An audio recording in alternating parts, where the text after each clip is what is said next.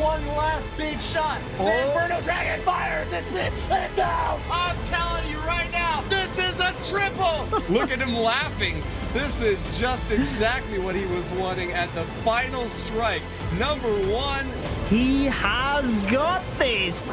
Unless that Dark Elixir storage is like one shot for the Warden. No, it is! What? What in the world? Look at this celebration. I love it. Ground skellies aren't distracting it. There we go.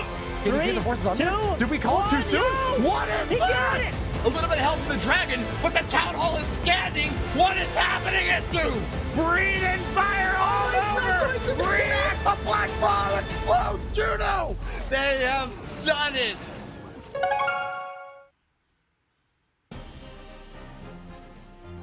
Howdy, y'all, and welcome to the 2021 Clash of Clans World Championship Finals. I'm your host, Woody, and we're here in Los Angeles, California to crown the greatest clan in the world. All year, the best top Clash teams have been warring to earn a golden ticket and the right to compete in this weekend's event. 6 teams advanced through our monthly qualifiers where they faced off against thousands of competitors in our in-game clan war leagues.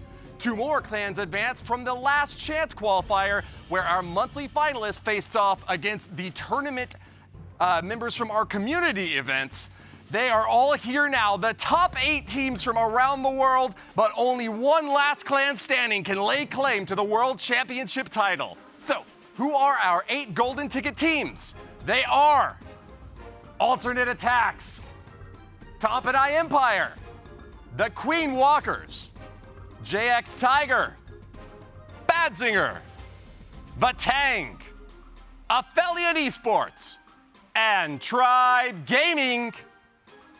This is it, the war to end all wars. The best teams will be battling it out for a huge prize and this trophy. But before we can get into the action, let's take a look at this weekend's format. Please take it away, Lady B and Itsu. Thank you so much, Woody. It is incredible to be here live for the 3rd Clash of Clans World Championship in this amazing studio, and of course joined by none other than Itsu Gaming. How are you doing today, Itsu? I'm doing incredible. I mean, we have one entire weekend packed with Clash of Clans action. What could be better? And those teams are preparing the entire year for this moment. And they're not only fighting for this trophy over there, no, they're fighting for a lot of prize money, Lady B. Oh, yes, they are. We're talking about a $1 million prize pool on the line here, and they're all fighting for their lion's share. No team will walk away empty-handed, but 3rd place will walk away with $100,000, 2nd place with $150,000, and we've got 1st place getting the cool $250,000 prize, Itsu. But how are they actually going to earn this? Well, they have to fight through the bracket. This sounds maybe a little bit easy, but it is not really, because we have a huge bracket filled up with amazing teams, as Woody said. So it's not going to be an easy road to this huge prize money. So let's take a deeper look at this bracket I was talking about, and let's see how this is structured. Because we have overall the double elimination bracket, but we're starting off at the upper bracket, where we can see already all of those 8 teams fit into the bracket with all of those matchups. Oh, yes. And you know what, Itsu? We're starting off probably with the most epic matchup to come, and that is ATN.aTTaX versus Tribe Gaming. This is a rivalry in the making, and of course, we've got the incredible meme war to go hand in hand. But what has been your favorite, well, which will be your favorite war to watch today? I mean, first off, the background story in this first match is kind of crazy. It's a lot of background story, and I think it will be a really hard match for both sides. But I would like to take a look at the Queen Walkers versus Vatang match, because I think it's going to be a really cool matchup between like a fan favorite and obviously a huge underdog if you compare that by the votes, by the YouTube videos. So I think this is really important to note as well. Yeah, and speaking of fan favorites, you at home will have the opportunity to vote for your teams, your favorite team to win these wars. So get in those hashtags. The next war coming up after ATN.aTTaX and Tribe Gaming is going to be Badzinger versus JX Tiger. So hashtag bad for Badzinger, hashtag JX Tiger for their win. And of course, we actually have the war kicking off now. So why don't we head over to the caster desk where Carbon and Judo are waiting. Thank you, Lady B. What an incredible match we have to kick this one off. I am Judo Sloth, joined by Carbon Thin. We have Tribe Gaming. Back in 2019, they won the very first golden ticket ever, facing off against current world champions, ATN.aTTaX. This will be intense. This will be intense indeed. We have the #1 seed ATN.aTTaX taking on the #8 seed Tribe Gaming here with the captain Eve Maxi, Nebrex, Exorcist, Kronos, and Eve Check. There are so many storylines, like Itsu talked about earlier, between these two teams. Both teams here are coming from the German community, coming to represent, and it's just been a wild road for Tribe Gaming to get to this point. They've been competing in the qualifiers. They've been going through the community tournaments, in the last chance qualifiers, and they finally got that last spot here to make it the World Finals, Judo. They have been grinding all season. A good mix of experienced players, new creative players coming into this, so maybe that will work in their favor. But obviously, ATN.aTTaX with that solid lineup. They have made one replacement since they qualified in the very first one of this season. We have Team Captain Boom, Ast, Yo-Yo23 and Vale, who won the World Championships last year, but Mask replaces Lenade. Anybody watching community tournaments knows how good this player is, Carbon. Everyone does, and indeed Mask is an amazing replacement to come in here for the World Finals for the defending champions, and that's what a lot of people know. ATN.aTTaX won first place last year, and again, to the storylines, Judo, both these teams know each other so well that the 5 players from 2019 have all here. They're going to be in the first match. We have Boom, Vale, which is on ATN.aTTaX. We have Eve, Maxi, and Eve Check over on Tribe Gaming. And then, well, you know, we got Itsu over here, part of the casting team. So it's incredible. They know each other so well in these percentages. But there's a little backstory to these percentages because of the meta that was in place when both these teams qualified. Yeah, so the averages you can see are pretty similar, but like you said, 6 months apart in when they qualified. So the meta plays a huge role in these averages. Tribe Gaming, though, they have gained every single type of ticket there was. The wildcard ticket, getting the silver ticket, upgrading to the golden ticket. They have had to grind all year, like I said, so maybe that will work in their favor. ATN.aTTaX, they got the first one. They've been able to chill since then. Absolutely. They've been able to take it easy, but, you know, they're not going to. They have been grinding over these last several months, knowing that the pressure is going to be on them, and especially Boom, the team captain. He knows this. He's talked about it before, how the pressure is mounting, and they are going to be having to stick up to that pressure, because if they don't, they feel like they're going to let it down and just insane stuff. And to be kicking off the first war here in the World Finals is just getting crazier by the moment. It certainly is. We can see the players warming up, getting ready for that first attack, which we are very shortly going to be seeing. Tribe Gaming will be attacking first, so there's a lot of pressure. Not just the first attack of a war, but the first attack of the World Championship Finals. Now, my mind, Carbon, is casted back to the first qualifier of 2020. This was the matchup. Tribe Gaming and Alternate. Tribe Gaming won that matchup, but ATN.aTTaX were knocked down, came through the lower bracket to win that golden ticket back in 2020.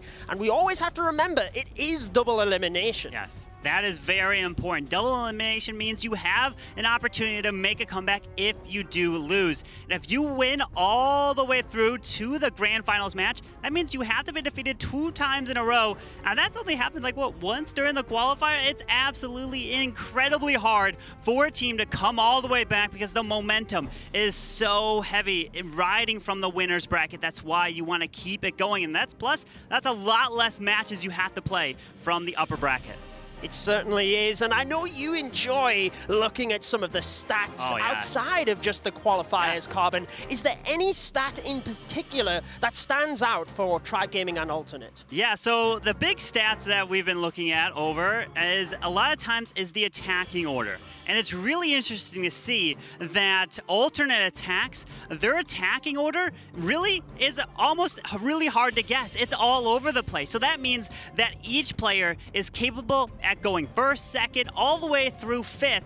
But teams like Queen Walkers, they stick to a certain attacking order. And fun fact, Utah 14, he's attacked only 5th every single time. So you know, you can predict exactly when players go in. So ATN.aTTaX can come in at any moment. And we are seeing now Eve Check with the very first attack for Tribe Gaming. Yes, Eve Check trying to kick things off. And he is looking to start it off.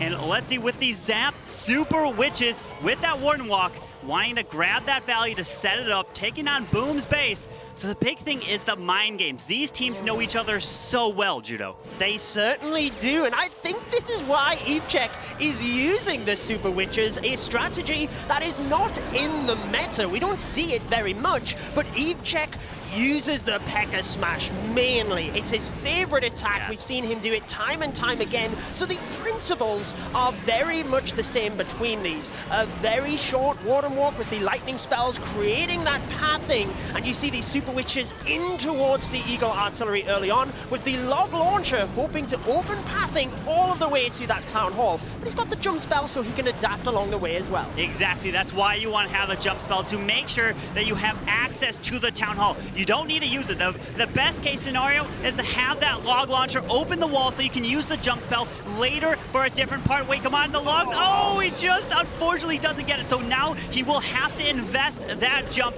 to get to the Town Hall as he pushes his way through. There it is indeed, because he wanted those logs. Maybe one more would have just been able to do it, but we have to keep our eye on time. The Clan Castle is now just getting lured out here, Judo. It certainly is. The Lava Hound is the method of choice, which will slow him down a little bit, Yes. but not going to be a threat for these Super Witches. Now, notice the Royal Champion Yes. yet to be deployed here, Carbon. I wonder if he's just waiting and might deploy to the left-hand side alongside these Super Witches to swipe in, or just wait and see where they go to try and clean up. Either way, he was very careful with that jump spell to make sure they went direct to that Town Hall. 100%. Look, he still has the warded ability. It just pops it right now as these big boys get to the Town Hall, and down it goes with a perfectly placed rage spell to speed that up. Now, the Royal Champion is making her way over to the right side, trying to get through this multi-target Inferno, but the big thing is he does have a freeze and invisibility spell, which he could use for his Royal Champion.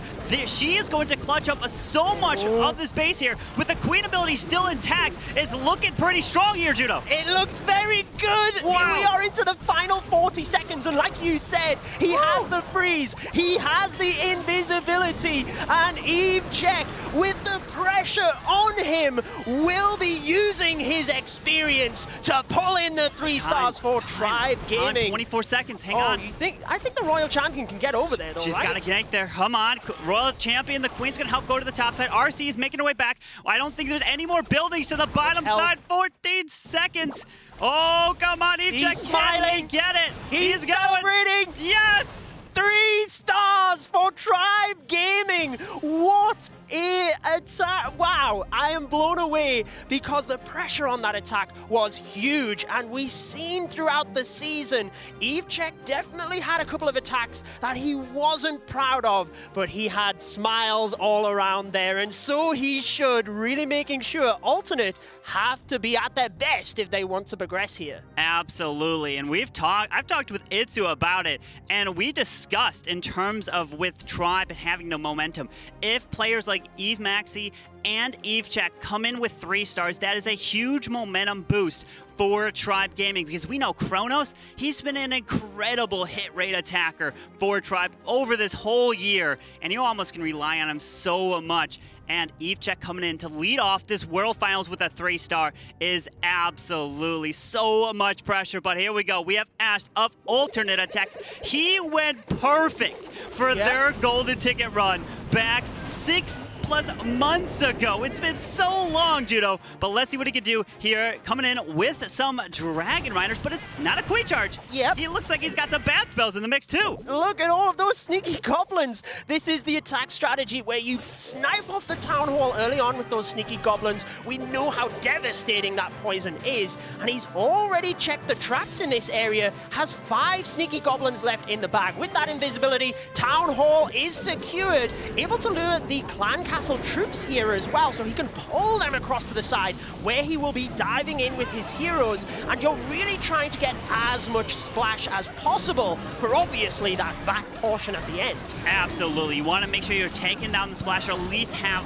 some type of plan for the Wizard Towers, the Scatters, and those multi-target Infernos. Especially that Royal Champion can provide a huge distraction. But remember, you have to make sure that you take out that Tornado Trap or wherever it may be in a base, because that will shred through your bats and can absolutely destroy him. But so far, it's looking good with the Town Hall secure. The King's going over to the enemy Queen, and the Poison spell was actually used to slow her down so he can continue this push through. His heroes pops a beautiful warded ability, not only to protect all his troops, but protects the Barbarians from the King. He's got access to the multi-target Inferno by the Clan Castle, with the Dragon Riders moving in from the north. That is the other multi-target Inferno down. And notice he still has the Royal Champion here as well, Carbon, but starts the back Mats on the right-hand side does not want to have time being an issue here. Yeah, you absolutely have to make sure you're getting these free spells down nice and oh my goodness, that was close. That scatter shot hits so fast. There's another freeze, continuing to freeze this whole area while the Royal Champion helps make her way towards that Wizard. He keeps this area frozen down, and the Bats perfectly timed take down the Wizard Tower, and this Royal Champion is going to help with just over a minute left. The Bats are moving through. We've got ourselves an answer from ATN.aTTaX. What a beautiful attack from Ass, and he's keeping his streak alive here in a World Championship pressure. Unbelievable. Not just an answer, this is devastation! And look at the celebration, the ATN.aTTaX dance. They are on top form. Ast not letting that pressure of the opening 3-star get to him, and they are having fun as well, which at the end of the day, Carbon, that is what it's all about. Absolutely. They both got the 3-star, so it's now all tied up again. The next player for Tribe will have the pressure again. They're going to be trying to come in with 3-star after 3-star, because if you're taking on a team like Alternate Judo, you're going to have to be putting up 14-star wars to probably even have a chance to be taking them down. And we're looking at the Dragon Rider Bats. That got so much value with the Bats, and it's all about the freezes. If you are just 1 millisecond late with a free spell and a scatter shot, your Bats will get picked off because it hits so quick, and you're just not able to react in time if you're not ready for it. Well, he had plans for absolutely everything.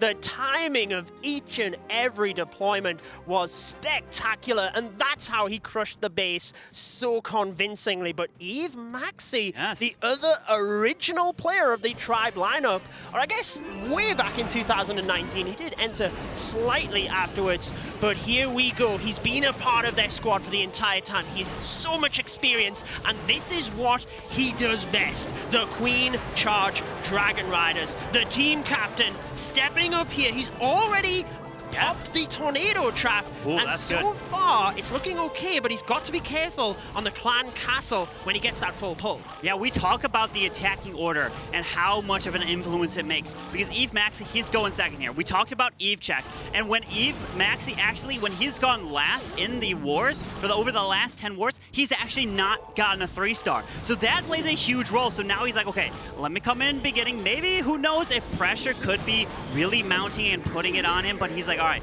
he's coming in with a Queen Charge, a Dragon Rider coming in to help snipe this town. Oh, wait, there's the healers in, yes, oh, the healers are in range, so he is going to be forced with that invisibility spell to protect his healers of the Queen as he continues this charge in. And out comes some rocket loons, and he freezes just in time. Whew, that could have been scary. Yeah, very nice, those rocket balloons. Oh. Wow, did you see all of the air traps that the Coco Loon was able to pull? That is a nice bonus there for Eve Maxi. Now remember, Eve Maxi, he's not a full-time player. He works full-time as a lawyer, so you can certainly get to this level if you put the time and commitment in. But so far, his Queen still alive with the ability as well. Carbon King charging in towards the Eagle, trying to just make sure the Dragons, or the Dragon Riders, are pushed up through the center of the base. Yeah, the Dragon Riders making the way over to the multi. We do have another middle multi standing right with a sweeper as well, but the Queen can't reach it. But the Warden's ability just goes off. Beautiful there. But the Royal Champion continues against a beautiful value on over the far left side. Now rages his Queen up. She can actually help make her way to the enemy Queen, which is going to get so much value, including an air defense, all the way up there.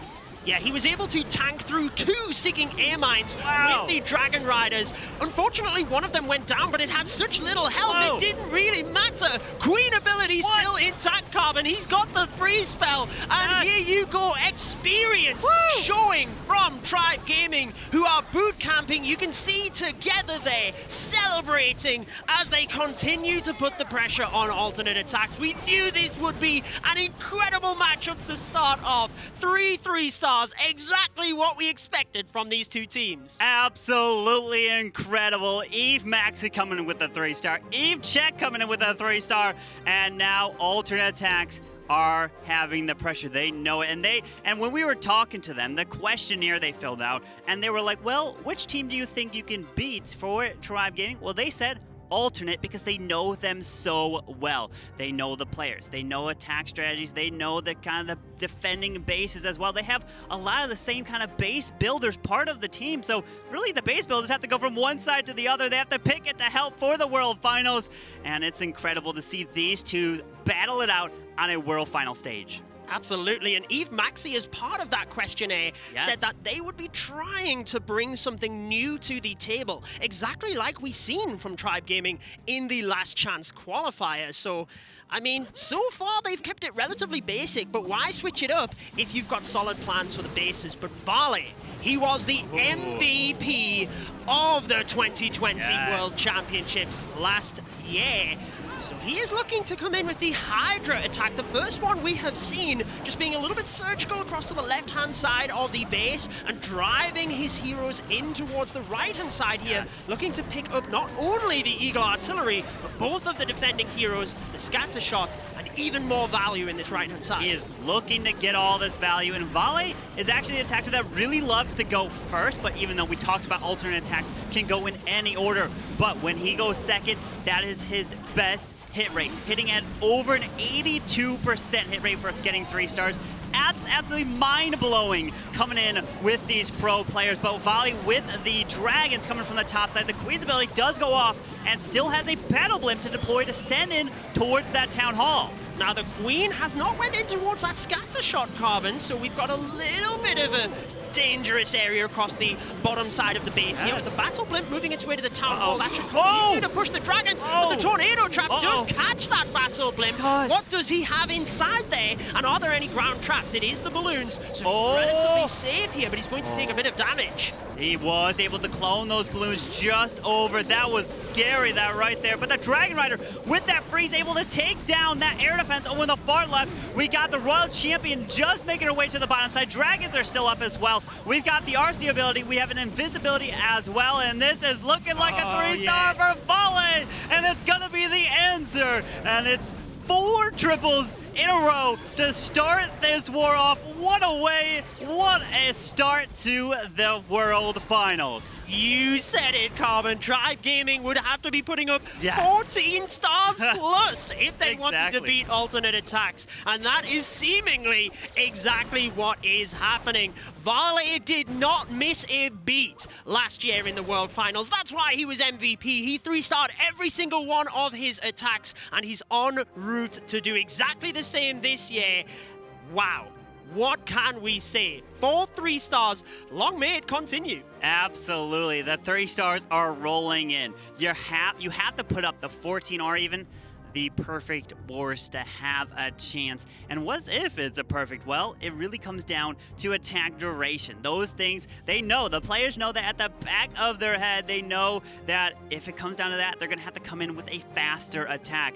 And we've heard from Boom before that alternate attacks aren't really known for faster attacks. They really have the Queen charges down. They really have attacks that can take their time. But if it starts getting later in the war, they're gonna have to start thinking of attacks like maybe Mass Inferno Dragons, something that's quicker to potentially make that average attack duration a little bit faster. But now we have Kronos. I would say one of the best players on Tribe Gaming, but maybe it's just his hit rate is making him the best with all the 3 stars that he pulls in, bringing a Valkyrie in the mix with a Queen Charge Dragon Rider. And that Queen is pretty low on health, but she'll get healed up here, no problem here, with the air defense over to the right side with that Town Hall. Let's see if this Queen makes her way to the right. She should go over there.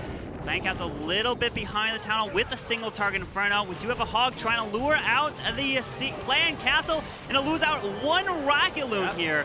Let's see if the Queen can continue and easily take this down. It looks like she does. Doesn't have to freeze it or anything because it is only the 1 rocket balloon, and he did not lure the super minions. Now we know how flexible Kronos is. Does like to start his attacks with either a Queen Charge or a Suihiro method, but in the 6th qualifier, he had a 100% hit rate. Wow. Obviously that was the qualifier where Tribe Gaming unfortunately lost to Vatang in the finals, and obviously went through the Last Chance qualifier. here. But we have the Queen onto the Town Hall now. Still has to be careful of the Clan Castle because the Queen will step in towards the Giga Poison here, Carbon, as he has to deal with it. Yeah, that can be a problem. Notice the Grand Warden is right there. The Warden is a tank on defense. Absolutely hits you so fast. And look at that. The balloon pulls the sinking air mine over there, protects the Queen's healers as they would approach. Rages the Queen up and force the Queen ability. I talked about the Grand Warden, and unfortunately pushing the Queen's ability off right there. We have the Dragon Riders now coming in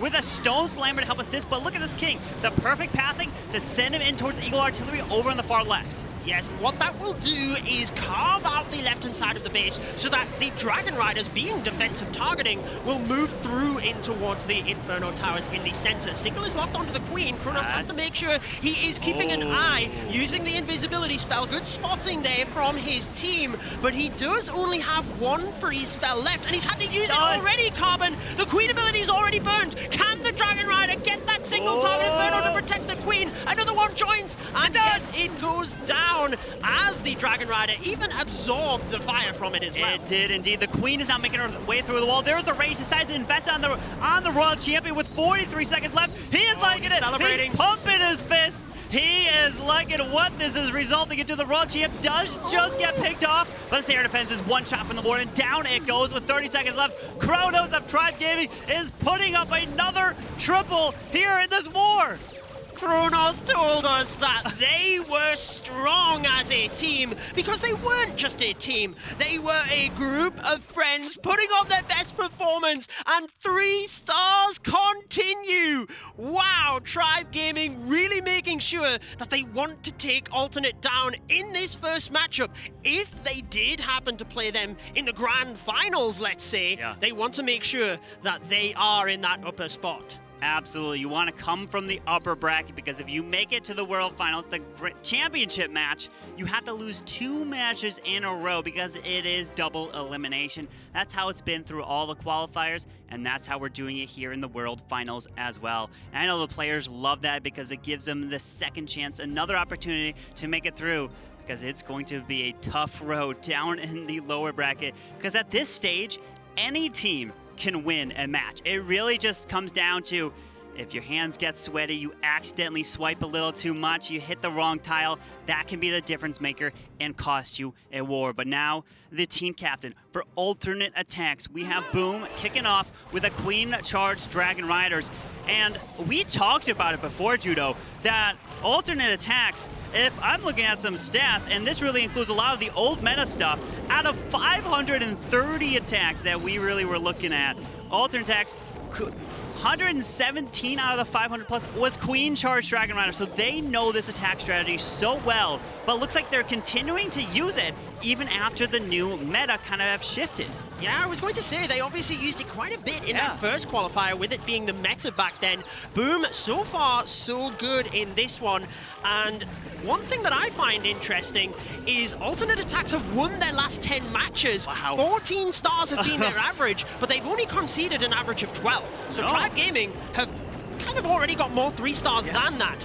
Boom is so far charging his Queen successfully on this right-hand side. Hasn't quite lured out all of those Clan Castle troops, but he can get rid of the archers so he can just get to the main ones. And look at that Dragon Rider, Carbon. That Dragon Rider going solo to go for that Wizard Tower, and now going for the multi-target Inferno. What a valuable Dragon Rider. Yes, it's getting hit by the Archer Tower and the Eagle, so it might not just be able to take it down, but that was a really nice value to take it down. Now the Queen, she can charge her way to the Town Hall, so he's relying on the Queen to do that, and we don't see any issue with her going through there, but there is a single target Inferno, so we have to keep our eye over there. But the Warden's ability goes off, pushing his way through, because if you don't start these Dragon Riders in time, you are at risk of running into a time fail.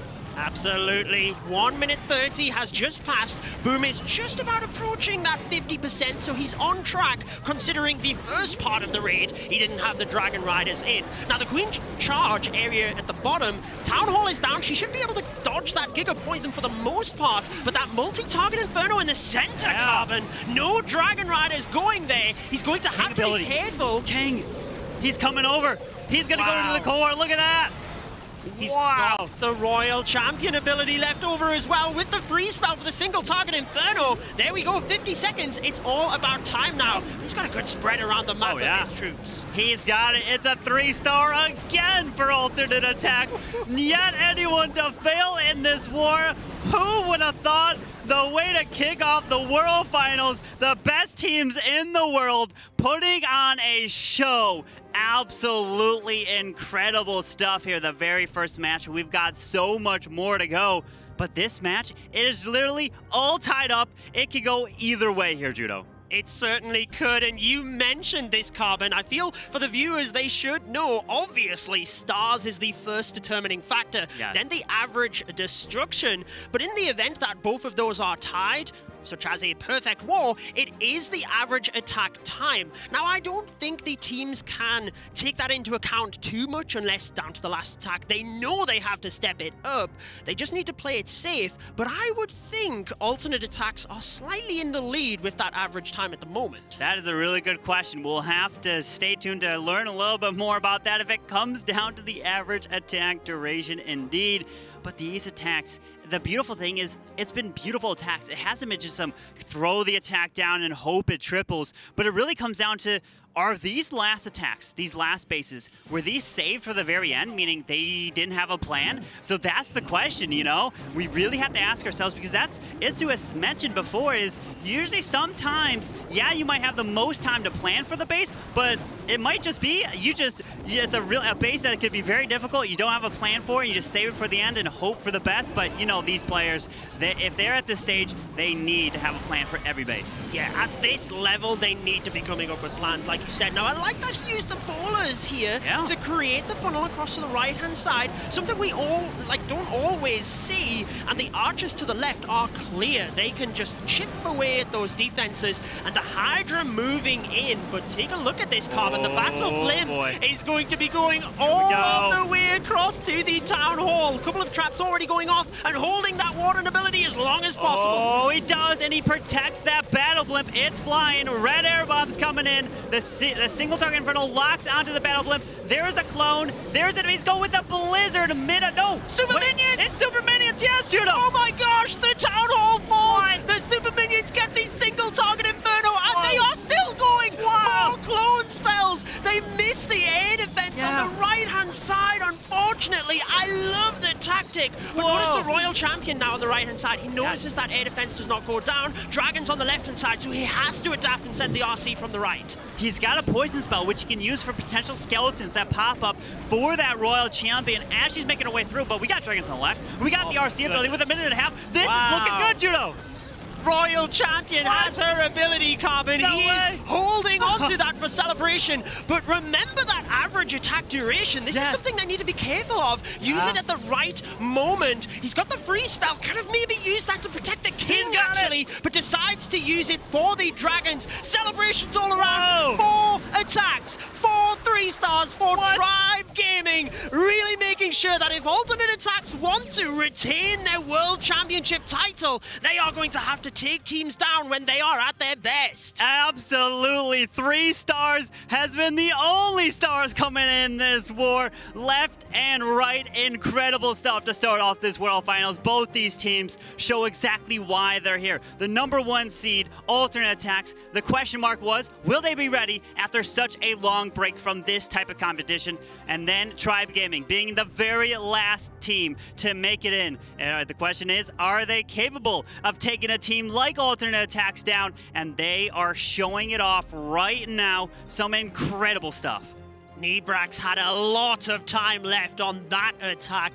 Really might help to catch Tribe up. But hey, they only have 1 attack remaining. Alternate attacks have 2, and you'd always rather have the stars on the board at this stage. Now, Tribe Gaming, they've got Exosist waiting in the wings as well. I mean, wow. They are really putting on a performance. You can tell they have trained, put everything into this matchup. But this is the man we talked about. The new player onto the roster. He has been fantastic across community tournaments, but can he do it when it really matters in the Worlds? The story, Judo, here is it's been all 3 stars. Now, you are the new player on this team. Granted, he's been playing with them for so long, but at a stage like this, you are considered the new player. the pressure now falls on your shoulders. Can you step up and take this base down and triple Eve Maxi? You do? It's only going to be tied still. To think that you put up 4 3-stars and it's only going to be tied going to the final set of attacks is absolutely just mind-blowing.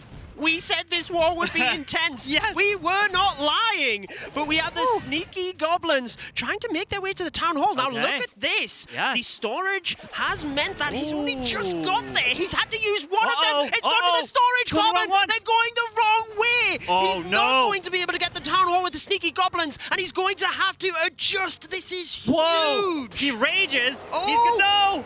Oh no, he's got One, he's and then got he'll one use the invisibility. He rages. Is it enough? He's got 2 sneaky goblins, but notice the Oh my time. He's only got goodness. 2 minutes left. He's going in. He drops the invis. The sneaky goblins are working on the town hall. Can they take it down in? Yes, they take the town hall down. But time is the question mark now. It certainly is.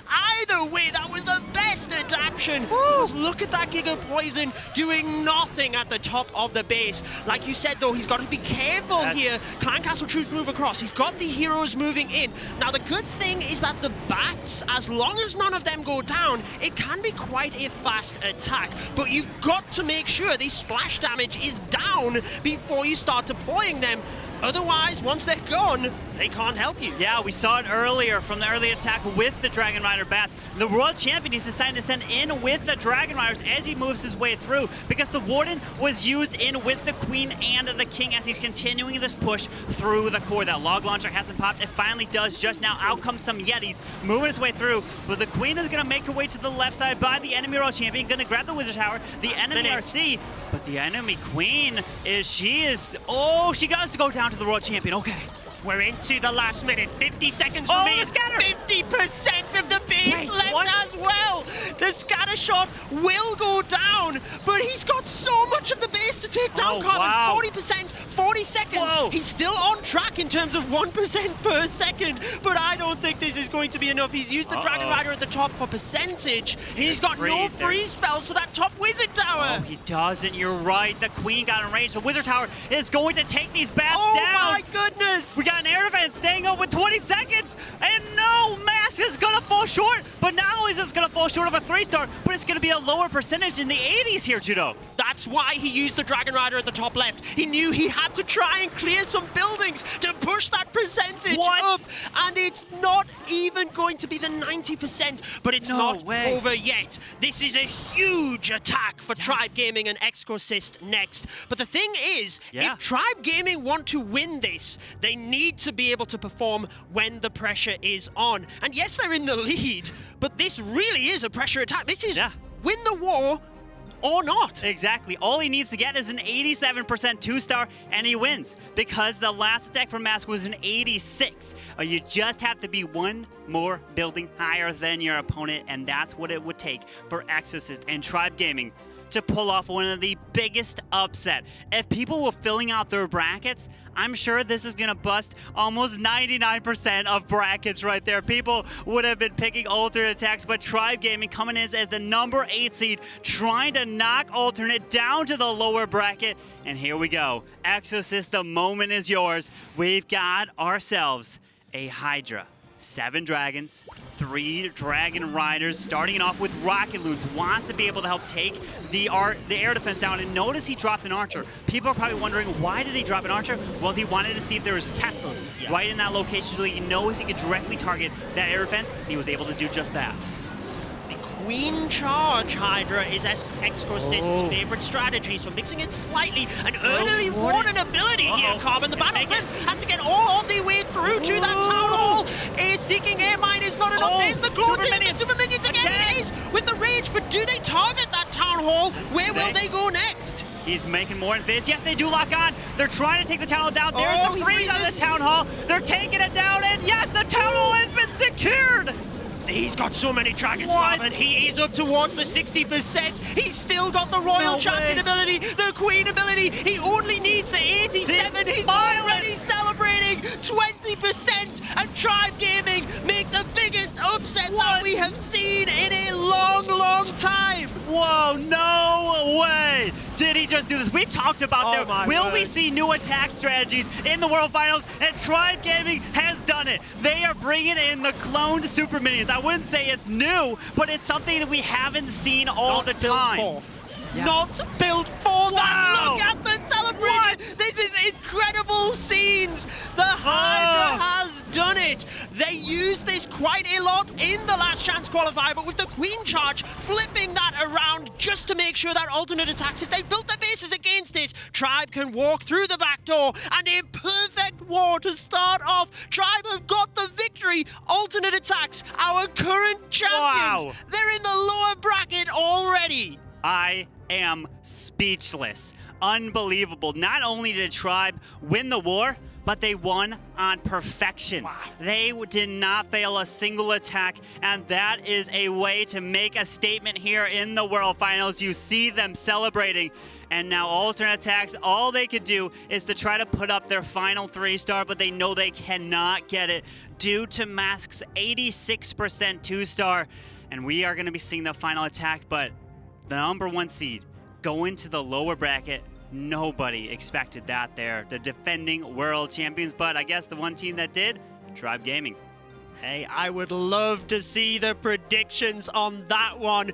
But either way, like I said, this is actually what happened in the first qualifier back in 2020, where Tribe took that victory. So alternate attacks, I mean, they're the current champions. We know how good they are. They're not out of this yet. No. So Yo-Yo will be looking to put up a 3-star to get the 14-star average. My God. I mean, look at the stats. Yes. And you lose.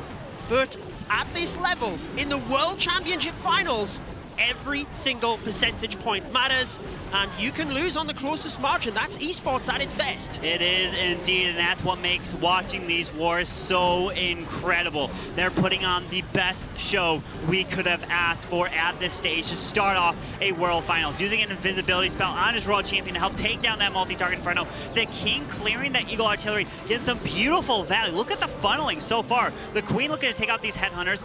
Does not able to do that, but the poison spell and the Headhunter finally goes down to some of those archers, it looks like.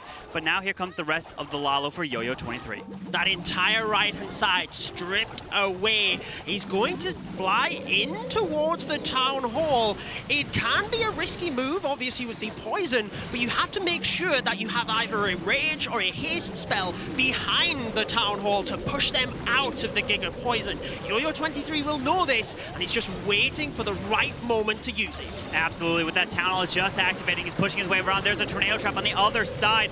He's making his way through with a Stone Slammer onto the Wizard Tower and is pushing his way through. The Warden, unfortunately, going to be stepping into the Town Hall Poison. He's trying to heal his way over into the middle multi-target Inferno, and these balloons are pathing the Royal round, and this is looking like a 3-star. He's got Swag, Poison, 2 Haste, a Breeze. Yo-Yo is incredible. One of the best Lalo attackers in the world, showing what he can do here. This is a ground expo, so that won't do anything to his balloons. It has a Dragon Rider and an Inferno Dragon as well. That is coming out of that Stone Slammer as he moves his way around, Judo. Well, I do need to correct you on one thing, Carbon. Oh. Lalo 23. He will be known as that once again because he has crushed this base. Another 3-star, and to think, out of 10 attacks, one of them did 3-star. It is the difference maker. But Tribe Gaming are victorious with a perfect war.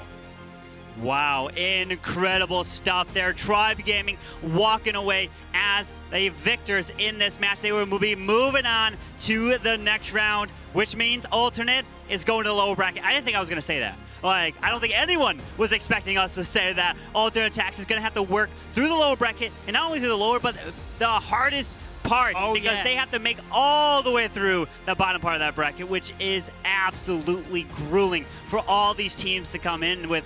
But, Judo, we have another amazing match coming up next. Yes, we need to find out who will be facing alternate attacks later today, because this next one is exactly the same. Winner moves forward in the upper bracket to face Tribe Gaming, and the loser will indeed face alternate attacks later today. I can't wait to see how they respond to such a upset. Yeah, I cannot wait either. These teams are ready to go, and we're jumping straight into the next war. We're not waiting around, because I know all the viewers at home are there to watch these amazing wars coming in after another. So Tribe advancing to the next round. Alternate, you can tell they were completely shocked. So the storyline of that first war, Judo, was really Mask. He was the new player coming in, and he's the only one in the whole war that 10 3-star. But here is the next one. And we're seeing Badzinger coming in.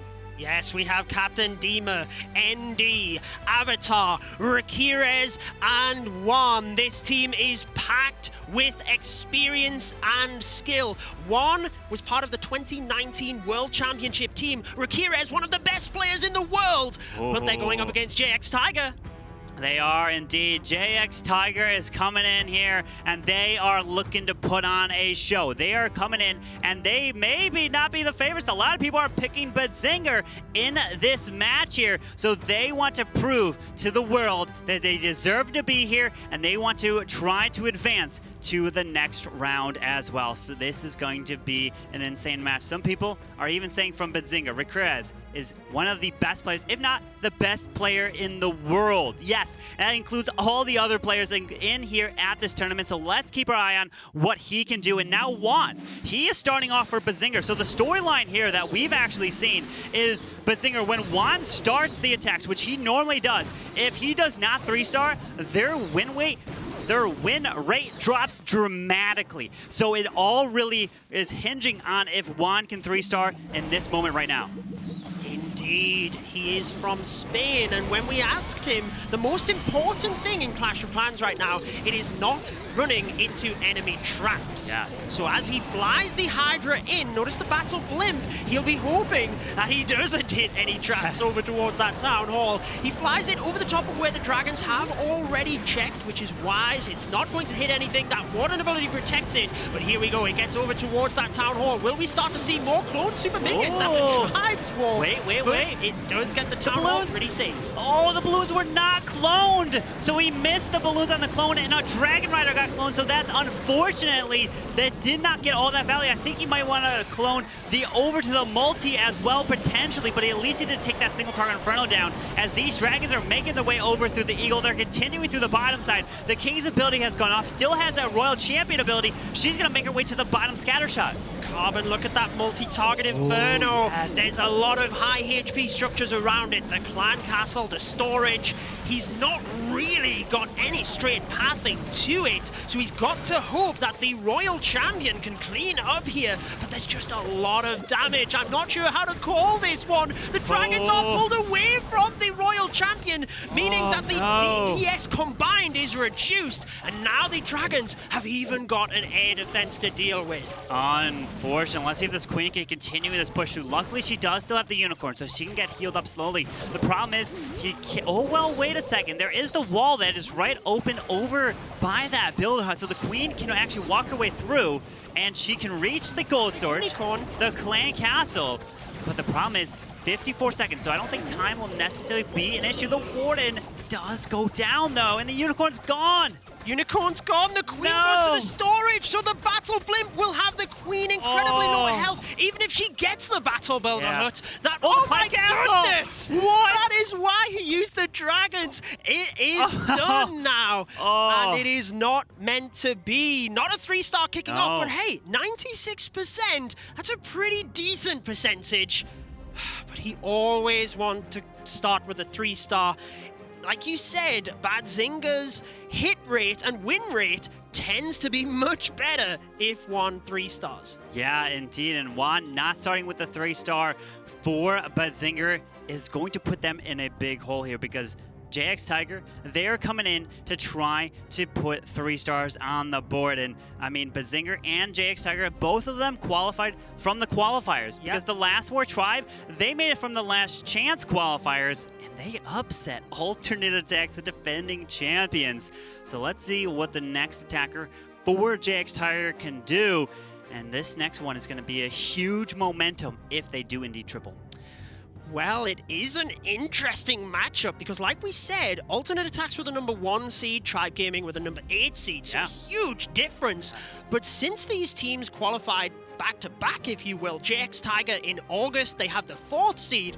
Badzinger in September is the 5th seed, so they're right next to each other in the bracket, pretty evenly matched. And I've got to say, in terms of my predictions, this one was pretty difficult, but we have the P.E.K.K.A. Smash. This is what we normally see one attack with. JX are very proficient with this strategy, though. They used it a lot in their qualifier. And you mentioned they used it a lot. They have a 76% hit rate using the P.E.K.K.A. Smash with these Super Wizards and these P.E.K.K.A.s here. So let's see if they can continue to do it. And we've got Vic coming in for JX, and he's looking to be putting up a 3-star, and he's actually one of the attackers that loves to go first. Out of all the attacks, he has used just around a 70% hit rate, 3-starring basis when he's attacking first. So let's see if he can continue this and bring in a triple to start off this war for them.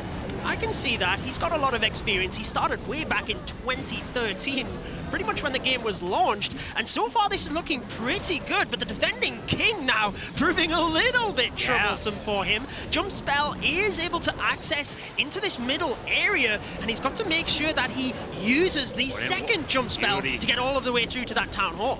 That was a beautiful warden there. He needed to pop it to protect these Super Wizards. The big thing you want to protect, though, is your P.E.K.K.A.s. You want those healers to transfer off your Queen and protect the P.E.K.K.A.s as you make your way through. There's a freeze out of the single to keep your P.E.K.K.A.s still alive, because you need them as tanks as you make your way to the Town Hall. Notice he used the Siege Barracks, which means you get extra troops that are coming out of it, but it's risky. You have to be ending on a Town Hall. He's doing just that. Bunch of red air bombs, but this is looking pretty good here. It certainly does. He's still got the Royal Champion ability as well for that back end of the base, and it sometimes looks a little bit risky coming in from the opposite side of the Town Hall, but the way that JX are able to just etch out the base to make sure the P.E.K.K.A. beeline through the base is very impressive, and he's still got his Hog Riders from the Siege Barracks running around the outside of the base, now joining the Royal Champion. This is all but confirmed. A 3-star for JX and an early lead after the first attack. Absolutely, the 3-star coming in for JX, and what a performance. They put up the first triple in this war, which is going to give them the momentum. Like I just mentioned, Vic loves to be attacking first for JX, and he comes in with a 3-star. So now Badzinger are in a deficit. They're going to have to pull this together. And in terms of the percentage-wise as well, that's going to be playing a role. We always mention it. For those viewers that are just tuning back into Clash of Clans, you're noticing the World Finals is on, and you're like, well, what if it's all tied up, right? It's stars, percentage, and then the average attack duration that plays a role in these wars for these top competitors. What are they trying to do? Well, they're trying to win this trophy over these 3 days of competition. It's $1 million prize pool, and $700,000 is being given away this weekend here. Absolutely. Now, I did want to mention one thing about these teams, Carbon. Interestingly, JX, when they won their qualifier, they won right of the way through the upper bracket. Badzinger were that team you were talking about earlier on in the live stream, where they were actually knocked down to the lower bracket. Maybe they performed better under pressure, but Avatar, we're distracted here. Skelly Donut kicking us off, using the skeleton spells inside the rage and the invisibility. You've got to be ever so perfect with your placement to not turn that Clan Castle invisible. He's done it, and also gets the multi-target Inferno. People don't understand how hard this attack to do. I actually did a recent Clan War League attack, and I had Skellies, I had an invisibility spell, but I forgot my rage spell, so I was not able to take out a Clan Castle just like this. So, you know, this attack is so hard to do. One tile off, and that fails to get the value you want. So incredible stuff, especially with this pressure. But now he's continuing with his heroes into the scatter shot. There is the freeze, taking out the enemy queen. The scatter shot goes down, and the Royal Champion, look at her. She's going to make her way over to this eagle, and she's going to actually get a ton of value down there. She certainly is. The pathing for her is incredible. Using the wall breaker, not sure where he was planning that one to go, actually, but he's got to turn the Barbarian King invisible so that the Queen can get onto the defenses behind and just make sure that any damage next to that Town Hall is reduced. That was absolutely incredible, making the King invisible so the Queen ignores him and goes behind the wall to get extra damage that would be hitting his Lalo. But here we go. I'm going to expect a tornado trap just around this Town Hall. That's usually a part of the meta nowadays for the base building. But here we go with the Lava Hound coming to the left. The Lava Pups, oh, they do activate this Town Hall here, so he decides to send in a Stone Slammer. But where's his Warden? He's over on the far left with an early Warden ability there. The thing he can do here is basically just let the troops inside that Stone Slammer go. They are susceptible to the poison. He's not even bothered. Keeping an eye on that bottom Lalo, but he's losing a lot of force here towards this multi, and he's still got to go back to a Wizard Tower at the top, Carbon, so he's got to be careful with that, trying to save onto one balloon for it. But he's got to get through the multi first. Missed a few Teslas there, so that's unnecessary damage that might play a big role, pushing into these final buildings to the top side. We do have one more balloon, so look at this. He should drop this balloon when these balloons make their way over to the Wizard Tower to provide that distraction. A lot of players don't end up doing that, and then all the other balloons get targeted, but I don't think they have enough health. Oh, the Owl is tanking, but these balloons are going to get picked off in the sticky air mine, and a tornado trap as well. Just to rub salt in the wounds for Avatar and Badzinger. This is not the start they wanted, obviously. No. It is so close. It's going to be a 98%, can you believe? And I don't know about your stats, Carbon, but Avatar, I think, is one of the highest hitters for Badzinger. So it's just a little bit unfortunate that he's fell short when they are already trailing in this war.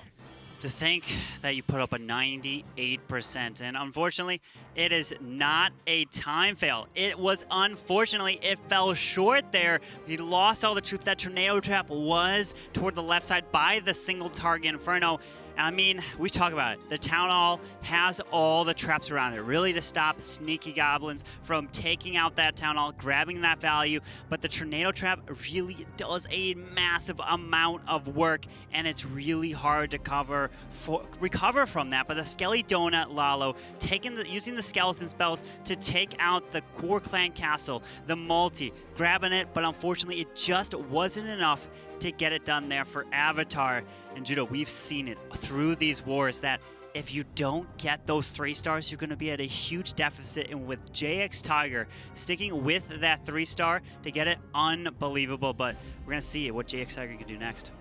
Yeah, I mean, if JX Tiger 3-star here, they are 2 stars in the lead. And we've seen how critical that is. In the first matchup with Tribe Gaming and Alternate, just 1 star and 14 percentage points being the difference maker. But the Super Witches being used again here, which is what we've seen from Tribe Gaming successfully in their first attack. Using the lightning spells to get the Inferno Towers, also creating pathing for the Grand Warden as he's walking on the left-hand side, and just making sure that time is not an issue either. Wanted to start that Warden walk before using the lightning. Yeah, we have Eve check with Tribe Gaming that he came in with the Super Witches, so let's see if Ren can do that here for JX Tiger, because we know that Super Witches are strong, but they take a lot of time and can risk the time fails. That's the biggest issue that we have to think about when he's moving in here. With those Super Witches coming in towards this Eagle Artillery to the bottom, we do have a defending King, so that's something we have to keep our eye on. But notice the log launcher down here. Where is he going to deploy this to get access to the core of the base? There it is, coming at the very bottom. The King is going to make his way off to the right, and he should path his way in towards the scatter shot, and he's going to try to get that value as the log launcher opens the core toward the multi, but the clan castle has yet to be lured out, Judo. He is going to have to make sure he deals with that beautiful placement on the log launcher just to make sure that he opens up the scatter shot compartment as well, take that down, and hopefully redirect these super witches into the middle. He's still got the jump spell that, as we talked about in the attack from ePcheck, you can use as a little bit of a fail-safe if the log launcher does not open up access. And as you see, he does actually open up the access. He doesn't really need that jump spell either way because he can pretty much get to most of the areas. Probably will make sure to open up access to the left-hand side of the base once everything moves to that town hall. So he's got one wall piece open from that log launcher. Let's see if he utilizes that. Queen steps in towards the town hall, waiting to see the best value. There's the rage into the middle with, just under a minute left. So this is the key. Frees up the town hall. The Royal Champion makes her way through, and there aren't any skeletons here. So skeletons are usually one of the biggest things that you are so annoying for your Royal Champions as she makes her way across the base because it slows her down tremendously, Judo.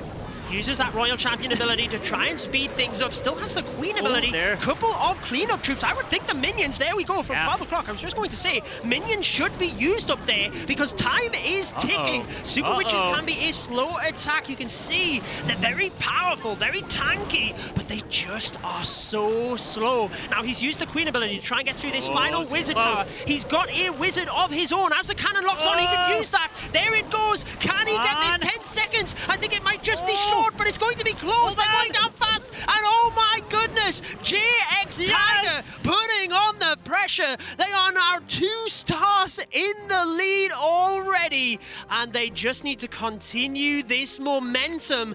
They watched Tribe Gaming, or well, they couldn't, but you get the idea. They are taking the charge, just like Tribe Gaming did with the perfect streak so far. Oh man, now let's take a look at the voting for the next war. So we need your help for the Tompanai Empire and Aphelion eSports. You guys will be able to predict if you use #TE for Tompanai Empire and #AE for Aphelion eSports. Use that in the chat right now, and we will take all that, put it together, and we will see who you believe will win the next war. So we need your help to that, right, Judo? Yeah, I mean, that's a difficult war to predict. Tompanai Empire, number 2 seed. They basically have been on fire since the esports scene started, but Aphelion eSports really put on a good display in that last chance qualifier. So get your predictions in. Back to this matchup though. Badzinger still have 3 attacks, so they could still catch up on stars here, Carbon, but obviously against a team like JX Tiger, that's a difficult one to do. So they've just got to start now to give themselves the best opportunity. Do you notice this base? We've got ourselves our first dream base, ladies and gentlemen. Here we go. So let's see what this blimp can do. So can Joan of JX Tiger really stump their opponent, Badzinger, with this ring? Let's see if he can get this value. So was able to take it down. So did use the super wizards, right? Was able to use just the Yetis to take that out. Yeah, he has been able to create pathing here alongside making sure he's got that value. We've seen these ring bases from Aphelion eSports, who were just talking about against MCES in the last chance qualifier. They worked incredible, but so far against ND, he has so much experience, it doesn't look like this is phasing him. Yeah, it doesn't indeed. So now with that freeze, trying to use this balloon to take out this Tesla, wants to grab that value. Ooh, another Tesla does just pump right there. Okay, super wall break, but the Queen's ability hasn't been used, and the Queen's ability just goes off. But he doesn't have a blimp. He doesn't have his heroes. Looks like they're pushing away. Maybe. Is he trying to get his heroes all the way into the town hall? Because he still has lightning spells to use here, Judo. I was just about to ask you, Carbon, do you think he's got the power here? Because the Queen ability's already used. Yes, he's got the Unicorn and a lot of tanking in front, but there's still a lot of damage in front of that town hall. So I'm not sure of the plan here. A lot of the time you do try and get the town hall and Lalo all of the way around the outside of the base, but is he trying to just get as much on the outside? It's very difficult to predict right now. Whoa, the King passes way in toward... No, King, what are you doing? You're supposed to go for the wall and the Queen. Distracted with the enemy heroes, and those skelly spells don't help. Now the Queen is on the town hall, but she's down. He didn't use any of the spells to protect her because there was obviously a lot of damage. Why are the lightning spells not being used? What is happening? I'm not sure where he's going to use them, Carbon. I know, Does he right? know he's got them? Where's Okay. the spotter? There they There are. it is, there it is. Multi-target Inferno Oh, does he's go waiting down. for the Tesla if they popped at the percentage. Yeah, but unfortunately the Teslas were on the other side, but the balloons Town Hall. are going to the Town Hall. Can they take it down? Oh, couple more my shots, couple goodness. more. Come on, Town. No! Oh, Wait, Lava Hound. Legend of the last lava pump. Yes, Let's yes. go. Come on, Lava Is Hound. it Come enough? on, Owl. Let's go. Remember, the Lava Hound does do a little bit of death damage once it pops. So this could be all the difference. The Lava Hound, the balloon. Come on, Lava goodness. Hound. Lava Hound, take it out. You can do it. The baby Come dragon, on. but the lava hound popped. It's not enough. way. The baby dragon Baby moves dragon. in 15 Come on. seconds. He's not got the 3-star, so Oh. Badzinger are so far behind, but he kept his cool, got the 2 stars, because even if this war is out of hand at the moment, you've got to be in practice, ready to adjust so that if it is important in later wars, you know what to do and you can replicate that type of attack. Yeah, this war is a complete shift from the first war that we saw. Really, ATTaX with a 3-star can take a huge lead right now. And let's see what they can do with the Zap Lalo. But the problem was the Town Hall. I don't know what the plan was. Did he forget a super wall breaker to try to get into there? I would say the biggest thing is he didn't have that queen ability. If he had the queen ability, she would have stepped in and secured the Town Hall. And that is why you want to do your absolute best, Judo, to keep that intact, because it makes the difference in any raid. It seemed like everything was going to plan at the start. Yeah. We talked about how effective those type of anti-2-star bases were for Aphelion in the last chance qualifier, and seemingly they are throwing a spanner in the works as well in this war. So will we see it from Aphelion next war? We will have to find out. ATTaX though, looking to put the pressure on big style here. This would put them 3 stars in the lead, and it would just relieve so much pressure for them so that they could start to enjoy, relax a little bit, and make sure they can prep for a very impressive Tribe Gaming. Absolutely, and now we have Chichen coming in for ATTaX using the Queen Charge Dragon Riders, taking into account of the previous meta.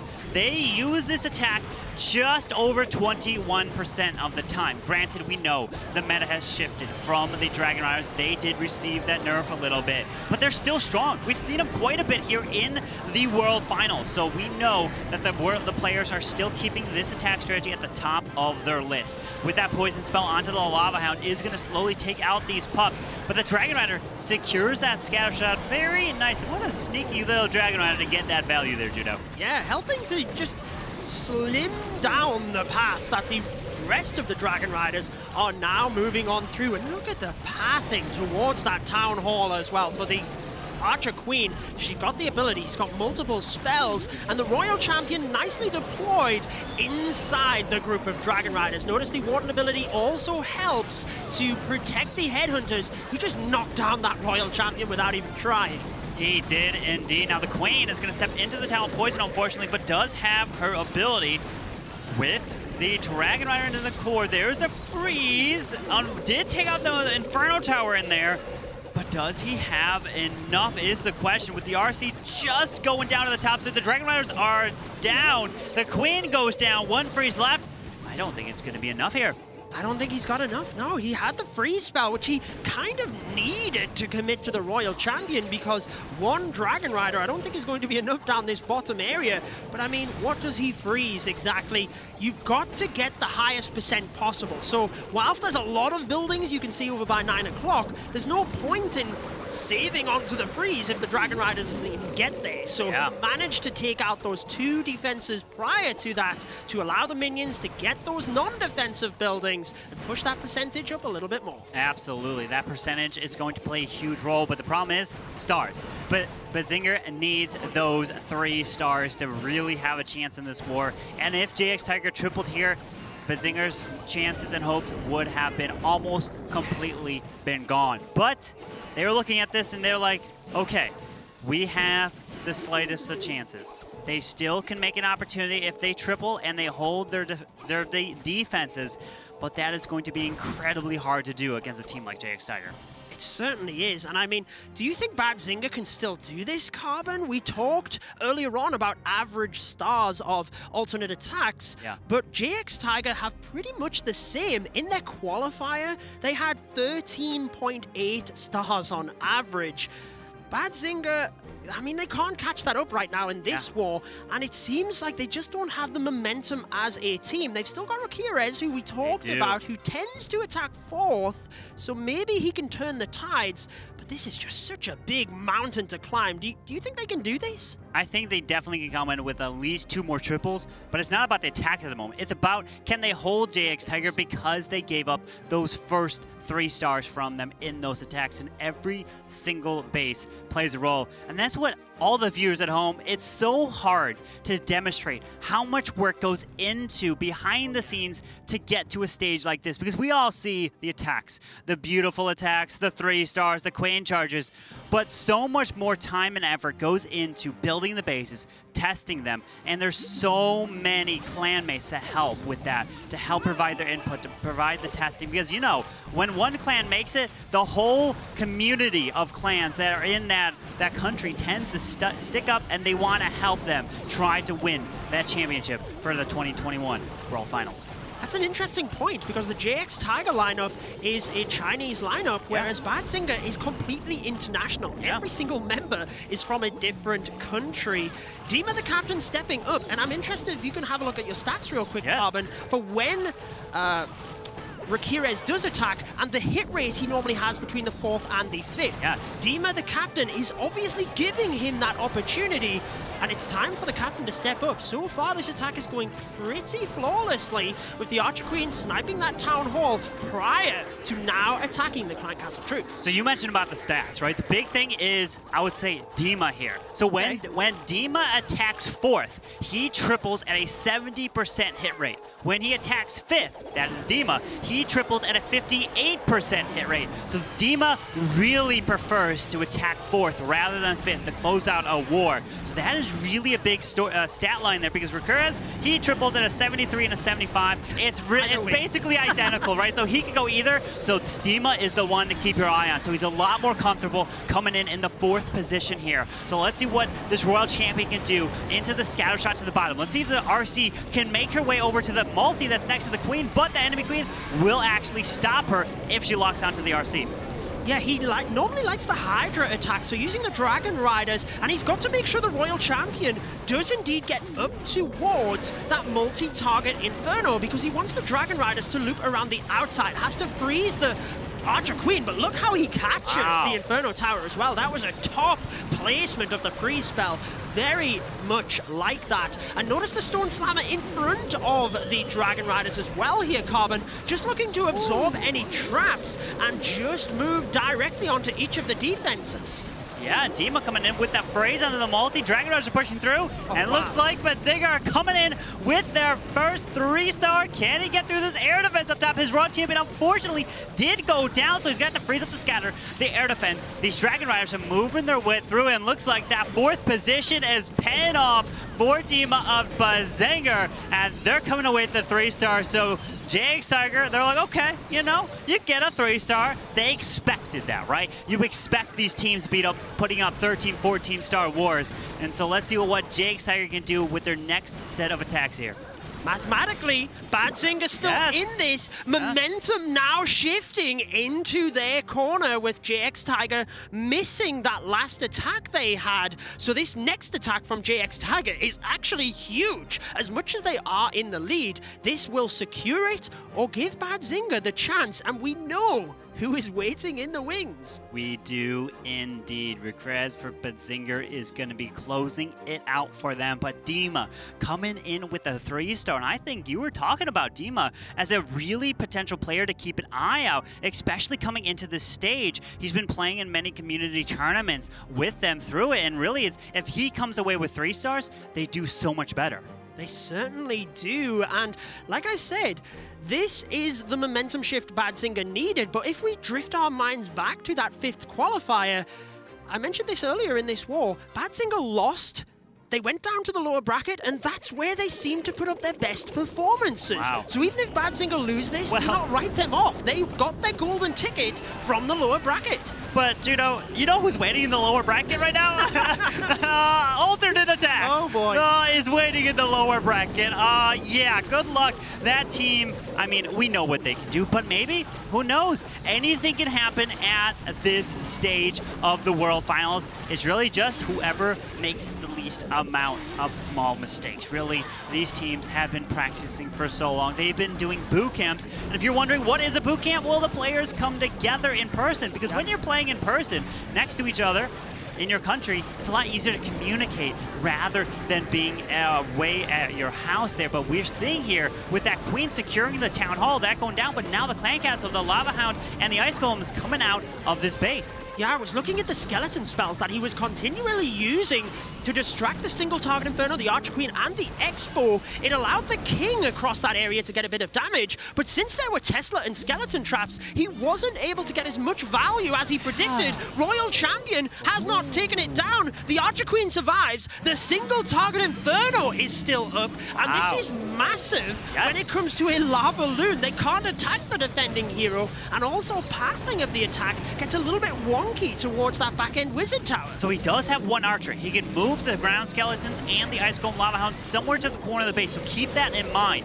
Especially if you have a wizard and a snake goblin with the rage. Oh, your ground skeletons will lure out the clan castle over to the left side. There's a freeze. Really wants to take out the enemy RC with the skeleton spells. The Stone Slammer still pushing his way through the core, but he's... The Warden! Judo, you're right. The Warden! Wait, he comes back out of nowhere. What? The spread of the lava loon was so wide that the Warden just didn't get up there with the balloons. He could finally use that Warden ability, protects the Headhunter as well, but it goes down. Archer Queen still survives. He's got 2 freeze spells, and it's going to be incredibly close, Carbon. But with 3 balloons, surely it's not enough to get through these final defenses. And this is the defense that Badzinger needed to keep themselves in it. Mathematically, they can still win if they get a 3-star and a big defense in the next one as well. Yeah, Joan, he loves to be attacking in the 4th position as well. Look at the hit rate, actually. When he attacks 4th, he triples just under 50% of the time. When he attacks 5th, he triples just about 18% of the time. That's huge, what he's doing. But we've got 18 seconds left. Oh, my goodness. I'm pointing to the average stats, 96.7 for JX Tiger. He's actually been able to rack a couple of extra percentage, but I think this is going to be pretty close on the average percentage. So Badzinger could finish with 12 stars. And if the percentage, the average percentage is this close right now, Badzinger get a 3-star in the next attack, that pulls it up. Because in order to tie on stars, they need a 3-star and they need the defense as well. Well, you got the captain. Requez coming in for Badzinger in the final 5th position. This is the most pressure. Everything is riding, especially in a moment like this. You're in the upper bracket, you lose, you go down, and you got alternate attacks waiting down there, which is going to be incredible. You have to fight through them in order to make it back. And there's so many wars down there. But let's see what Requez can do for Badzinger. He's coming out of Poland, looking to represent. He's one of the best players in the world. And he can do anything from queen charges to Lalos to P.E.K.K.A smashes. But let's see what he does. He's coming in with that Lalo attack, and he's going with the sneaky goblins. And yes, you pointed. If they triple, they will have the percentage advantage, which means a 3-star from them. They will have, then JX Tiger will probably have to triple as well. That is why you never give up. Exactly. Put everything into every attack. You can still make the comeback. Now, they've got to get the attack in. They've got to get the defense. I'm hyping this up, but it is on the cards. Rakirez now sending in those sneaky goblins towards the town hall to laze that invisibility just to make sure they have enough time, and down it goes. He's got that clan castle pull alongside that, and he can take those down. Meanwhile, the Giga Poison on defense, as deadly as it is doing nothing. Yeah, it really is doing nothing indeed. So this queen is slowly taking out this lava hound. The super minion is going to go down as well. Beautiful job. And then a poison spell on top of the queen. And this is what everyone needs to know at home. If you have a lava hound on your queen, what do? You drop your poison spell on your own queen, not the lava hound, because what happens is the lava pups, when they pop, surround the queen. And that is the perfect way to take it down. And it makes a huge difference that you don't realize. The small things is what makes you 3-star these attacks. But using a bunch of skellies to provide distraction against these point defenses, with the blimp coming into the scatter shot, looking to help take this area down with a rage, and then an assistance of the Royal Champion. Ramirez is incredible. He's got that jump spell to allow his heroes through with the Yeti Blimp. Still has the Ice Golem, but not a lot more to tank for the Queen. He's looking for that Royal Champion to go down. Now, he's still got that Queen ability. She can get a little bit further. I think he wants the Sweeper behind here as well, but the Central Wizard Tower would also be huge. What's going to happen with this Lalo, though? Just being patient on this Warden ability, but there it is. Yeah, with that Warden ability, also protects that Lava Hound there, so that Lava Hound can actually make its way over to the top air defense, but the Queen did unfortunately go down.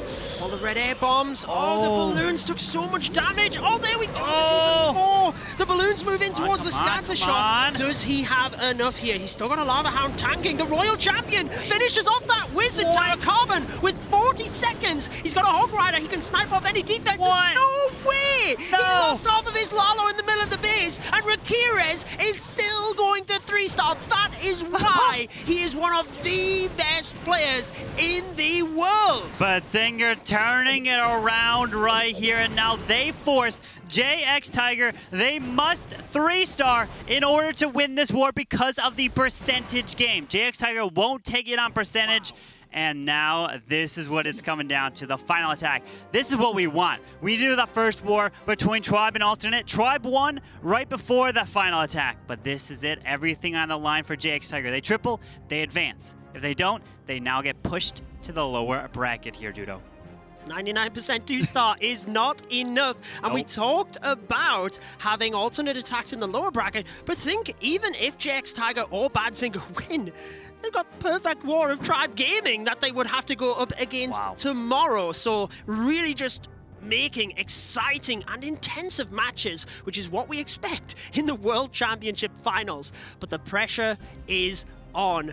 Everything, all or nothing, whilst they, they're still in it if they lose this. Like we mentioned, you've got to play more matches, and if you get to the grand final, you have to beat that team twice. You do indeed have to beat that team twice, and it's going to make it even harder to do. So here we go with Monk coming in, and we've got a Yeti off to the left side.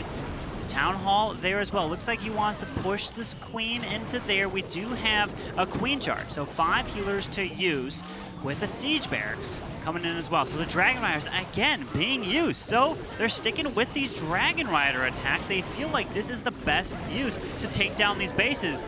Even after they did receive that little bit of a nerf there of how they really were attacking the defense. In terms of their damage, it wasn't. It's just they had to get closer to those defensive buildings.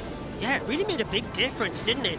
When we asked all of the players their favorite attacks, though, the Dragon Riders is what he says. Now, unfortunately, it loses a healer to the Seeking Airmine, hence why he now sends a Coco Loon, just to make sure there's not any more looming in that area in the current meta trying to bait your opponents. You see one trap, you've got to assume there is more. Now, we're already 1 minute into the attack here, Carbon. The Archer Queen has to take down this Lava Hound, and the Dragon Riders, it all depends on the pathing of the base. Sometimes they take quite some time, but if you can narrow that pathing, they can be pretty quick.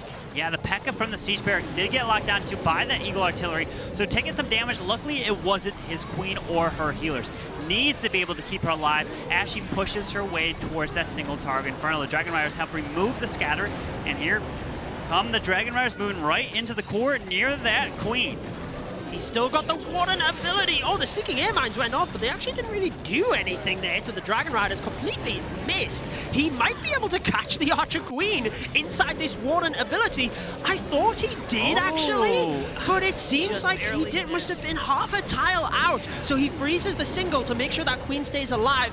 Closing in on the final minute here, Carbon, and still over 40% of the base left to go. Remember, he needs the 3-star to win this. 99% 2-star, it's not enough. Yes, you mentioned it, the 3-star, indeed, that Dragon Rider, which actually was protecting his queen, so didn't have to use her ability, but he's moving his way through. There's the freeze out of the enemy RC. Hang on, this is looking good with only 49 seconds left. Not too much time, but he's got the Dragon Riders, he's got the Royal Champ, he's got the Queen ability with an invisibility spell, and ATTaX with the pressure on. Look like they are going to be advancing here and pushing Badzinger to the lower bracket. They have to get across to that storage. The Queen should have pretty easy pathing, but there's plenty of minions. 20 seconds as everything closes up. It will be a nervous time right now for ATTaX. But as the percentage racks up, the time racks down, he has more than enough.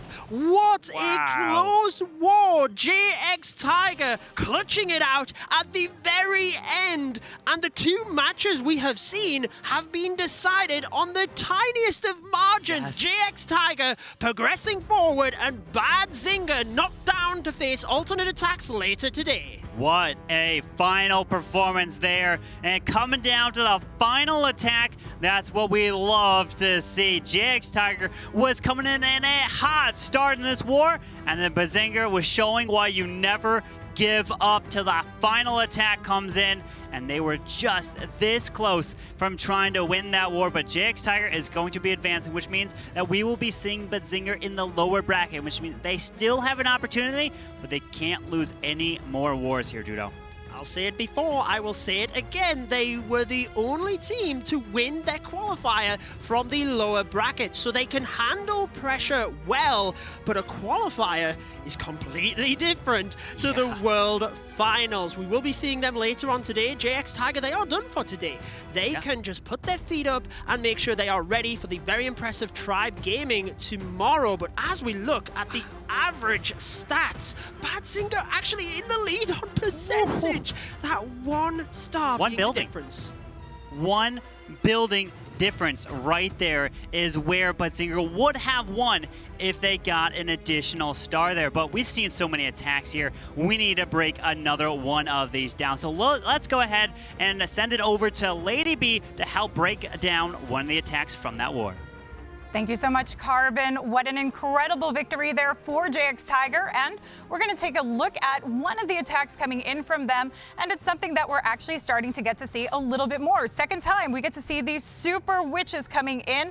And I want to highlight for Kyungren, if we take a look at the funnel. This is super important to many strategies, but most importantly, the witches. And we can see here, we have the lightning spell that knocks out a huge component of this by taking down the single targeting Inferno. That helps the Warden quite a bit. It speeds up the time for him, but it also takes on a pretty heavy hitting factor. And as this moves along, we can also see some additional funneling going on. This is a time saver here. While the Warden's patiently waiting, we use the baby dragon in this section here to start setting up a path, and we dropped a loon here.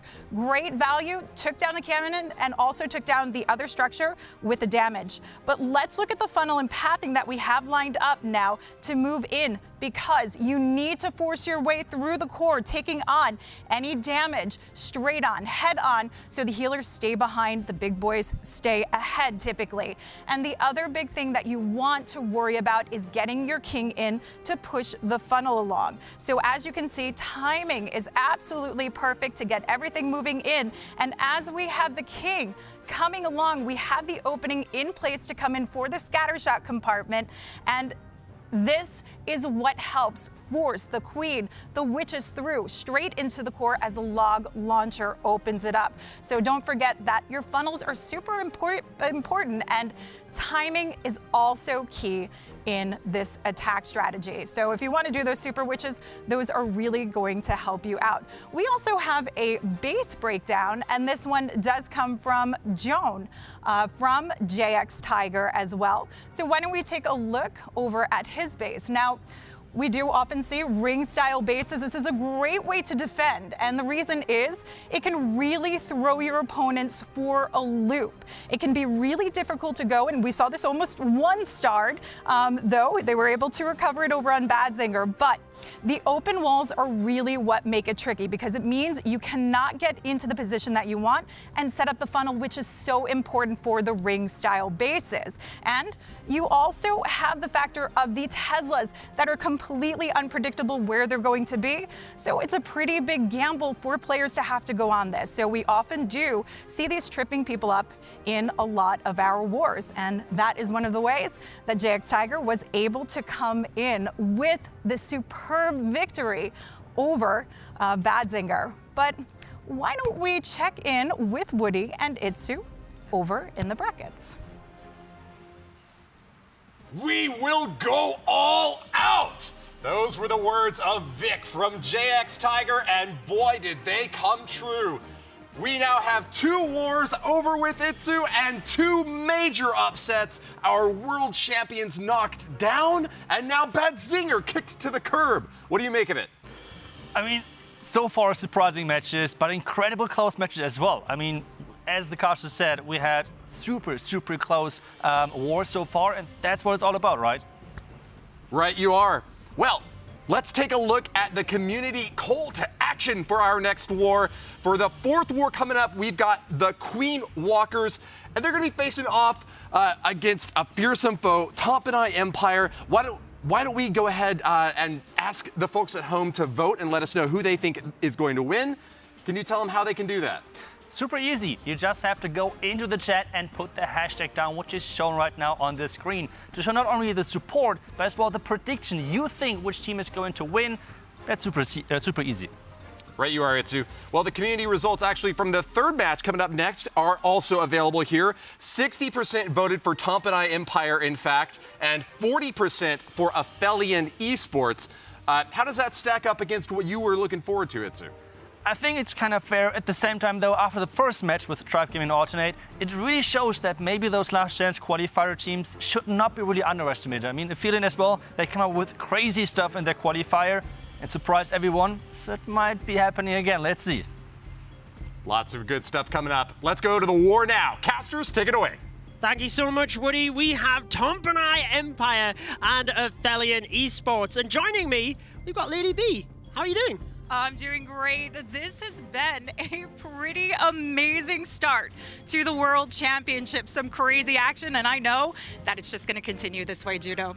It certainly is. Tompanai Empire flying under the radar a little bit in the community tournaments recently, but I feel they did this last year before the World Finals. Got that golden ticket pretty early on and then charged their way to a top 4 spot. They did get the 2nd golden ticket this season, so much like ATN.aTTaX, they've had a lot of time to chill out, prepare, but Aphelion eSports, much like Tribe Gaming, they only got their golden ticket in the last chance qualifier. Do you think we're going to see a repeat of that first match, or are Tompanai Empire just too good? You know, I think Aphelion could take them out. You know, anything is possible. We have seen it.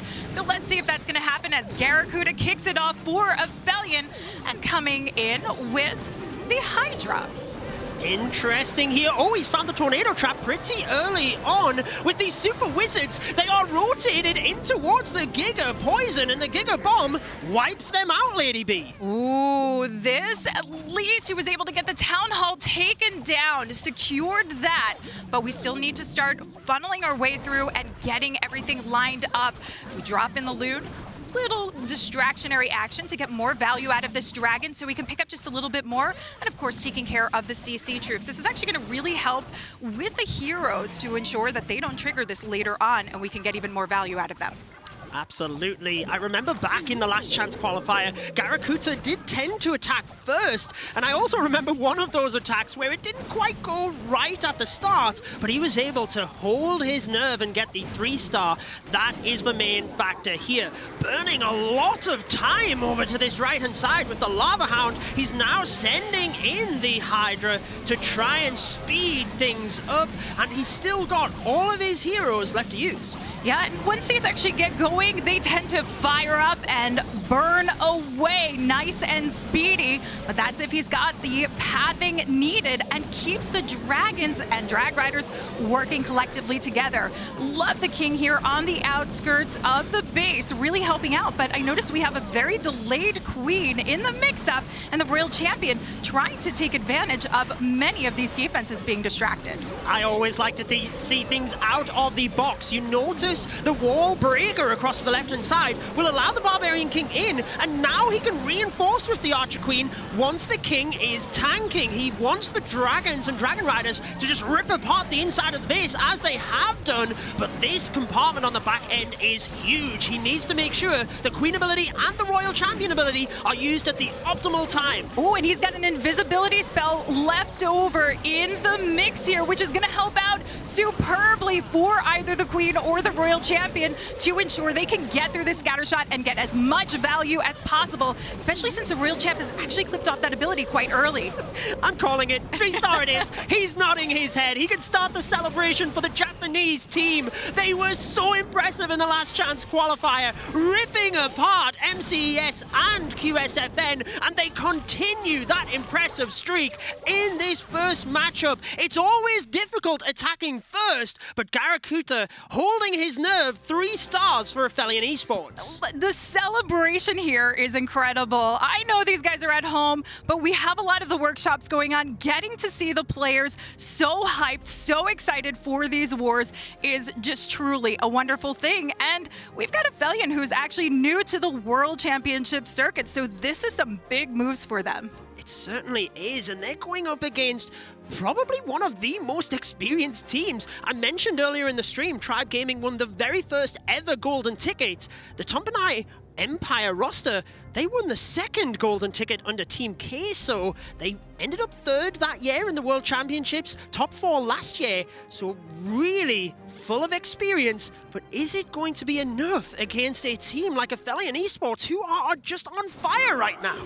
Yeah, it's tough to say because Aphelion came in with some impressive defenses that were surprising. I think notably their win over MCES. So Tompanai has to be wary about this. But we are kicking off with Machuo. This is actually interesting because Rigo Torres tends to be their first hitter in many wars. He does, so I wonder if Machuo just basically found something or one of the bases that he felt confident attacking straight away with. We know he's very proficient with the Queen Charge, tends to use Queen Charge Lalo, but obviously switching that to the Hydra here.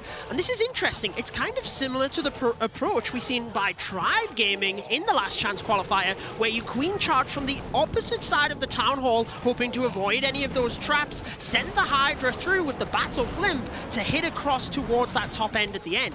Yeah, and I believe they were reserving a lot of their kings as well to get a ton more power out of it, though this is a very nice section working in conjunction with the Queen, so we can force her along deeper inside the base, and the King's taking on a very valuable option here by taking down the scatter shot and an air defense right there on the outskirts. Pathing is all set and ready to go as the Dragons work their way through with the Warden hanging on to this ability so he can clip that blimp in there.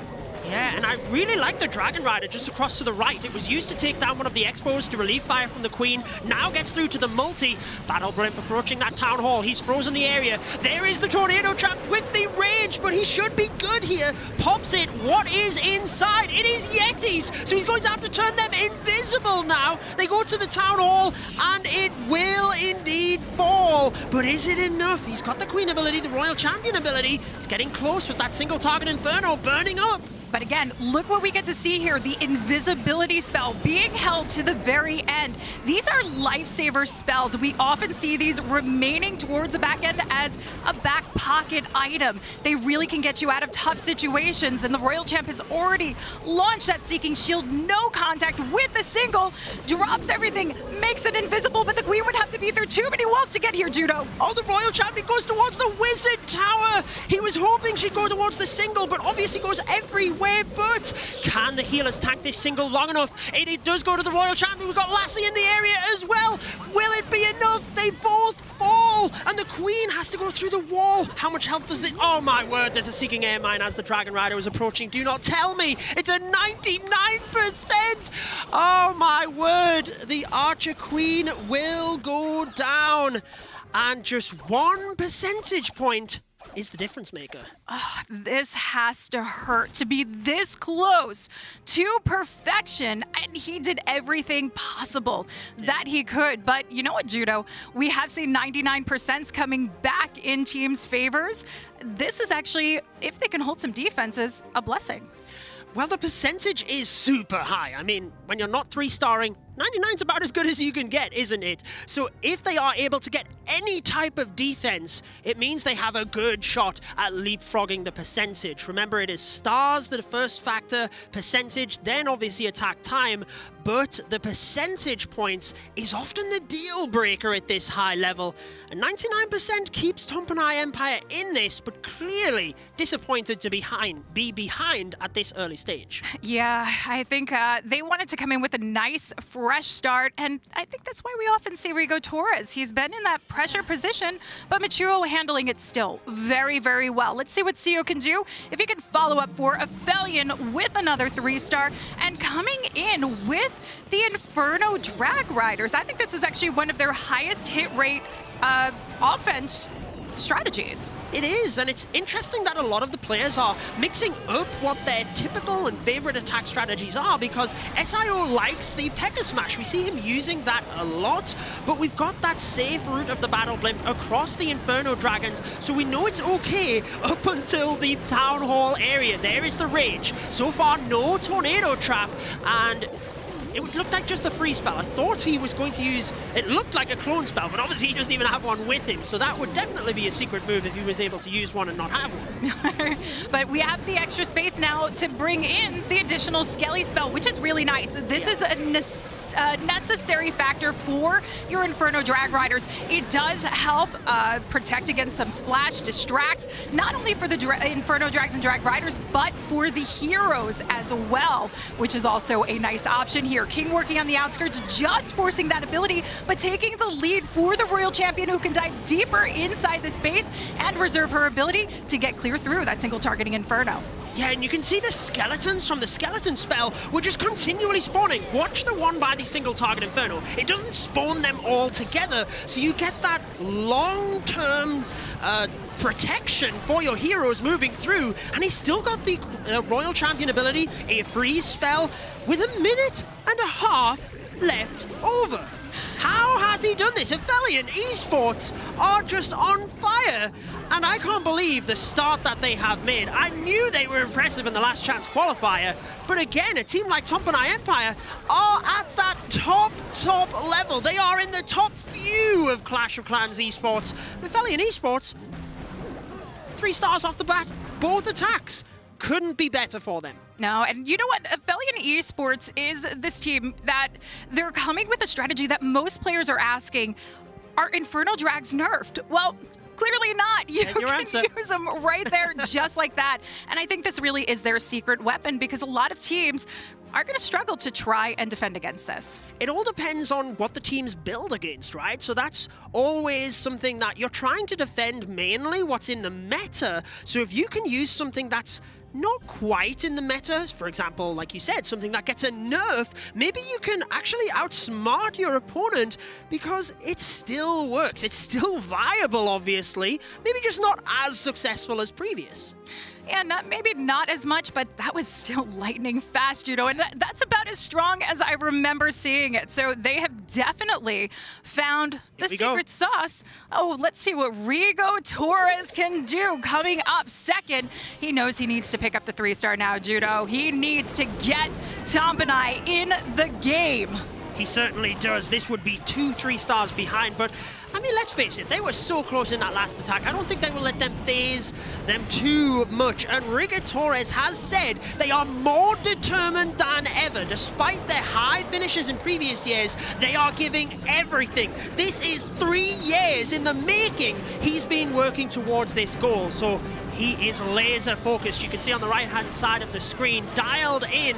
Archer Queen doing pretty good to mitigate the Tesla on that left-hand side, and he's got the pathing set up beautifully for her to walk in towards the multi and the Eagle. Yeah, that Royal Champion going to be a solid push here as well, clearing things out, but we've got the split on the Rocket Loons here. This could hurt, but the Queen stays unfocused, and the Royal Champion actually pulled the distraction temporarily. Yeah, had to turn them invisible to try and redirect the rocket balloons across. Raging the Archer Queen up now across this bottom area. Oh, finds a sinking air mine on the outside of the base. So sending another one in, but the healers should not go to that area. So she's pretty okay here. Oh, Eagle. Healers getting targeted. Oh, this is not good. They've taken on damage, and they're coming in range of the multi-targeting Inferno. This is where we could lose them out. But the Stone Slimer taking the lead.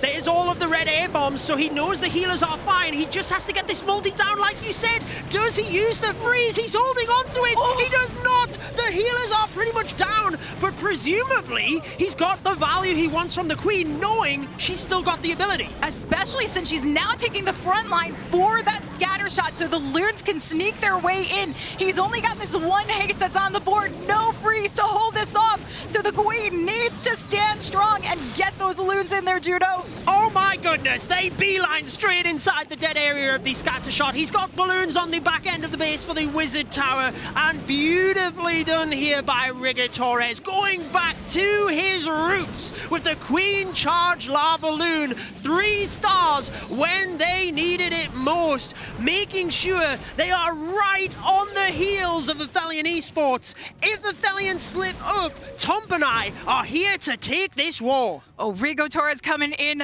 cool as a cucumber. Did you see that pose for him? That's exactly how he came in. He knew he was going to come in with a 3-star with that Queen Charge Lalo, which kind of brings him back to his roots. That's what we know him for. Yeah, he did that back in 2019, 2020. I remember in 2020, they wanted to diversify a little bit, not use the Queen Charge Lava Loon. Maybe now they're just flipping it back to that area since people are not quite sure what they will use. But they make sure they catch up any slip-up by Aphelion eSports and Tompanai Empire. 99%, that means they can catch percentage pretty easily. Absolutely. This is a good start now. Strong from Tompanai, but they need to see the defenses coming in, and I know that Tompanai can bring in defense. We've seen it. They just need one. Let's see what Shoya can do, though. He's trying to keep the dream alive for Aphelion and make that move that Tribe Gaming made earlier today. He's trying, and interestingly, Shoya said something that is kind of happening in these wars. He said he thinks they will do well and win this because they have the most momentum. And we kind of seen that from Tribe Gaming. We're seeing that early on here.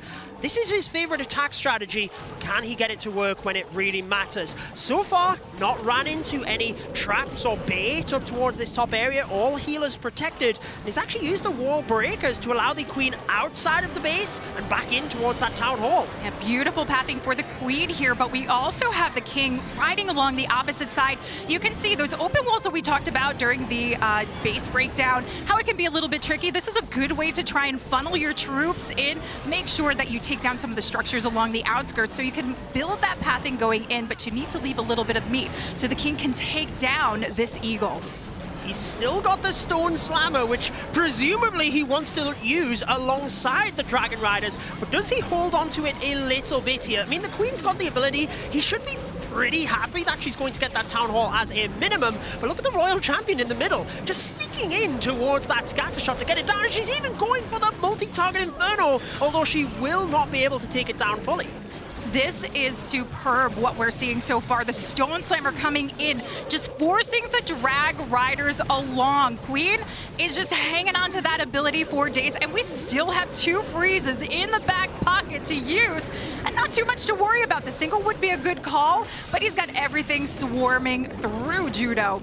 Uses the freeze early on to make sure he protects all of the Dragon Riders. Still has the Queen ability. Presumably, he's just going to use that to speed up the attack. There's the freeze spell to protect as much as possible. And they have their own dance, just like alternate attacks, celebrating in style. You can see they are in boot camp all together, giving themselves the best opportunity here.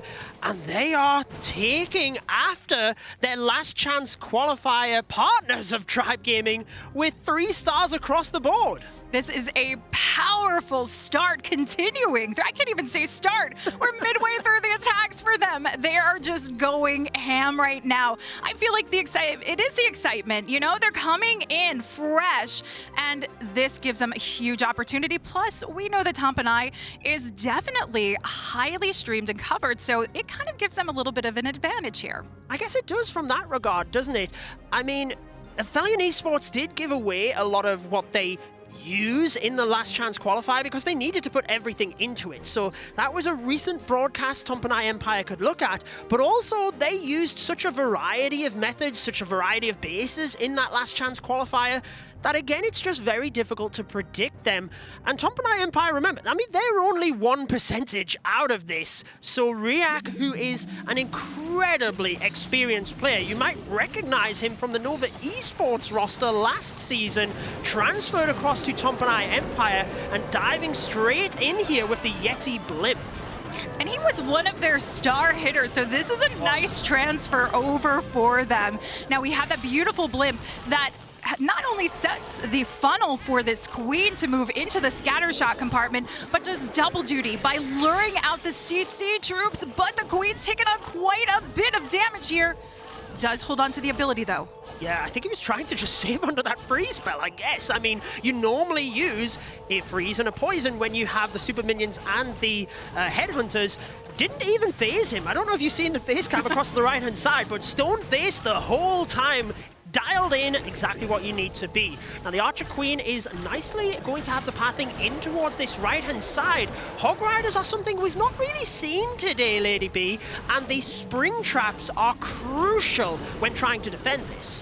They certainly are. Now the Queen will have to start making her way towards this town hall. So we have the jump that's going to help connect this, but I still notice this multi up inside the core of the base. So I'll be curious to see the pathing and placement of the jump, where she can connect it, because he can actually force her along into the multi compartment, but he actually chooses to go straight for the town hall here. Yeah, just wants to play it safe, I guess, towards that bottom area of the base. And like you said, the multi-target Inferno is interesting, though, because the Hog Riders would be very susceptible in that area. I wonder if he's even sending the Royal Champion. Yeah, looks like he's angling her to maybe help that direction, but I don't think she's going to get that area. So let's just find out. And I'm looking around for Teslas to see if we might have any cropping up also in the core there, which would just be added damage. I do like the use of the King here on the Eagle compartment, which is very nice. Queen making that connection to the town hall, swiftly taking it down, and still will be able to reserve this ability so she can safely work her way through. Early Warden ability due to all of the gaps around that area, now hitting the giant bombs, but no heal spells for the Hog Riders right now. I've only just realized that. We've got one of them in towards the multi-target Inferno. He's still got the Queen ability, so he's hoping he can get these defenses down with the Hog Riders so that that Queen ability can be used towards the multi, but the King is actually busted into that area. Oh, that King, I mean, we talk about 200 IQ move there. That King has the moves all day long, working his way through. 25 seconds left to go, and this one is knocked out of the park. Tompanai Empire picking up another 3-star, but they still remain one building behind Aphelion.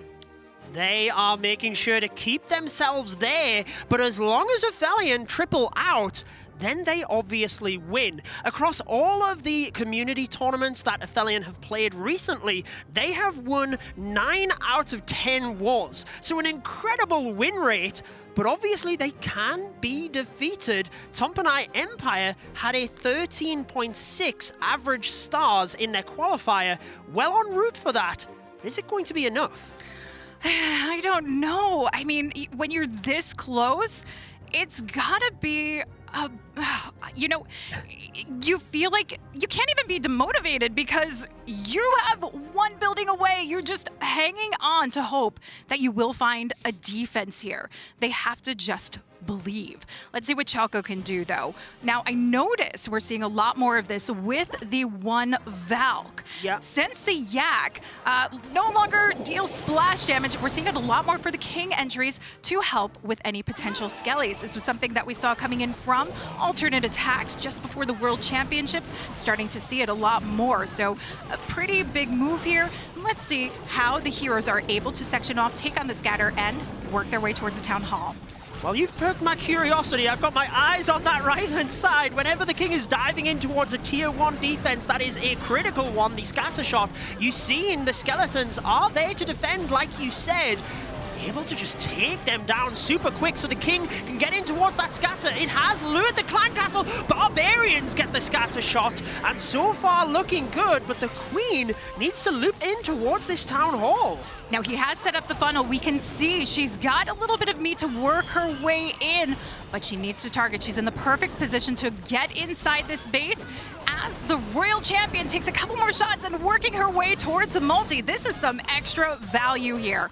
Yeah, just getting bonus damage onto that. He's already got everything he wanted from this side. Archer Queen gets the Town Hall nice and safe, sends in that minion. Why not just start cleaning up as you start the other phase of your attack? And notice the couple of balloons towards that multi-target Inferno. Obviously not enough to get it, but it's all to trap that area. Make sure that any Seeking Air Mines are popped, as you've seen, to protect the Dragon Riders. We've got a lot of balloons to come in for support. This is a little bit different from what I've actually seen. 14 loons in the mix to come in for the support, Judo, because we did not have a Queen charge. We had some added value. He did not bring as many Drag Riders and worked his way along the outskirts with the Stone Slammer coming in and providing the tank factor for that scatter shot. The Dragon Rider Lava Loon, new meta. You have seen it here first in the Clash of Clans World Championship Finals. Look at how many troops he has left over. Dragon Riders, balloons, rocket balloons, 50 seconds. The Barbarian King, whilst he's one of the best air defenses in the game, he can do nothing here. Aphelion eSports not giving Tompanai Empire any opportunity of responding after that 99% 2-star. Choya absolutely celebrating here, or Joko celebrating here. He is thrilled to carry Aphelion through with perfection so far. This is, I'm speechless, Judo. This is incredible. I mean, you can seed the teams all of you want. Our 7th and 8th seed in this tournament have not missed a 3-star yet. That is what happens when you have to work all season and just about get that golden ticket at the last moment. Aphelion eSports, one more 3-star, and they have knocked down the number 2 seed of Tompanai Empire. Oh, this would be a huge legacy for them, coming in for their very first World Championships and knocking down Tompanai Empire. You know, we have dark horse teams that we often talk about, and can you even say Aphelion is a dark horse knowing their performance? I don't think so. I mean, they won the last chance qualifier convincingly, didn't they? Continuing that momentum. But we've got Al Muallim. He was part of that original lineup back in 2019 as well. So he has bags of experience. He is a base builder for Tompanai Empire, and he practices up to 3 hours per day typically. So I'm sure he has upped that a lot moving into towards the finals. Interestingly though, I've not seen him use the Queen Charge Hog Riders very much. Tends to be one of those attackers that does like the Queen Charge Lala. Yes, and dragons as well. He is definitely an air guy, I would say, so we'll have to see how he handles the ground. Now, I always love the use of these Yeti blimps. We've seen some extra power with the update to them, and it's getting a lot more use now. Easy value to start funneling the queen into this multi-compartment and shaping up the path to the town hall so we can narrow out what the hogs will need. But we only have that one heal spell, so the warden ability will need to pick up some huge value, likely near where we have the scatter shot and the royal champion. Yeah, obviously hoping to get big value from the Archer Queen, committing a lot of spells. Notice he used the wall breaker a little bit earlier to open up the compartment on the right. That was so that the final super wall breaker did open up access to the town hall. Perfect timing on that freeze spell to allow the single to burn up just a little bit, but then freeze it and make sure to reset it. Queen takes it down. She's now on the town hall. Doesn't even need to use her ability here. Does not. Now we see that warden clipping the headhunters in because we come right towards the scatter shot, right towards the royal champion. We need the headhunters to take her down. The hogs secure it, and we have this heal we're reserving for the splash area over the wizard tower, leading the hogs in to ensure they are healed up. Because dead hogs won't do you any good, Juno. The placement was perfect timing as well, exactly as the Eagle artillery fire came down.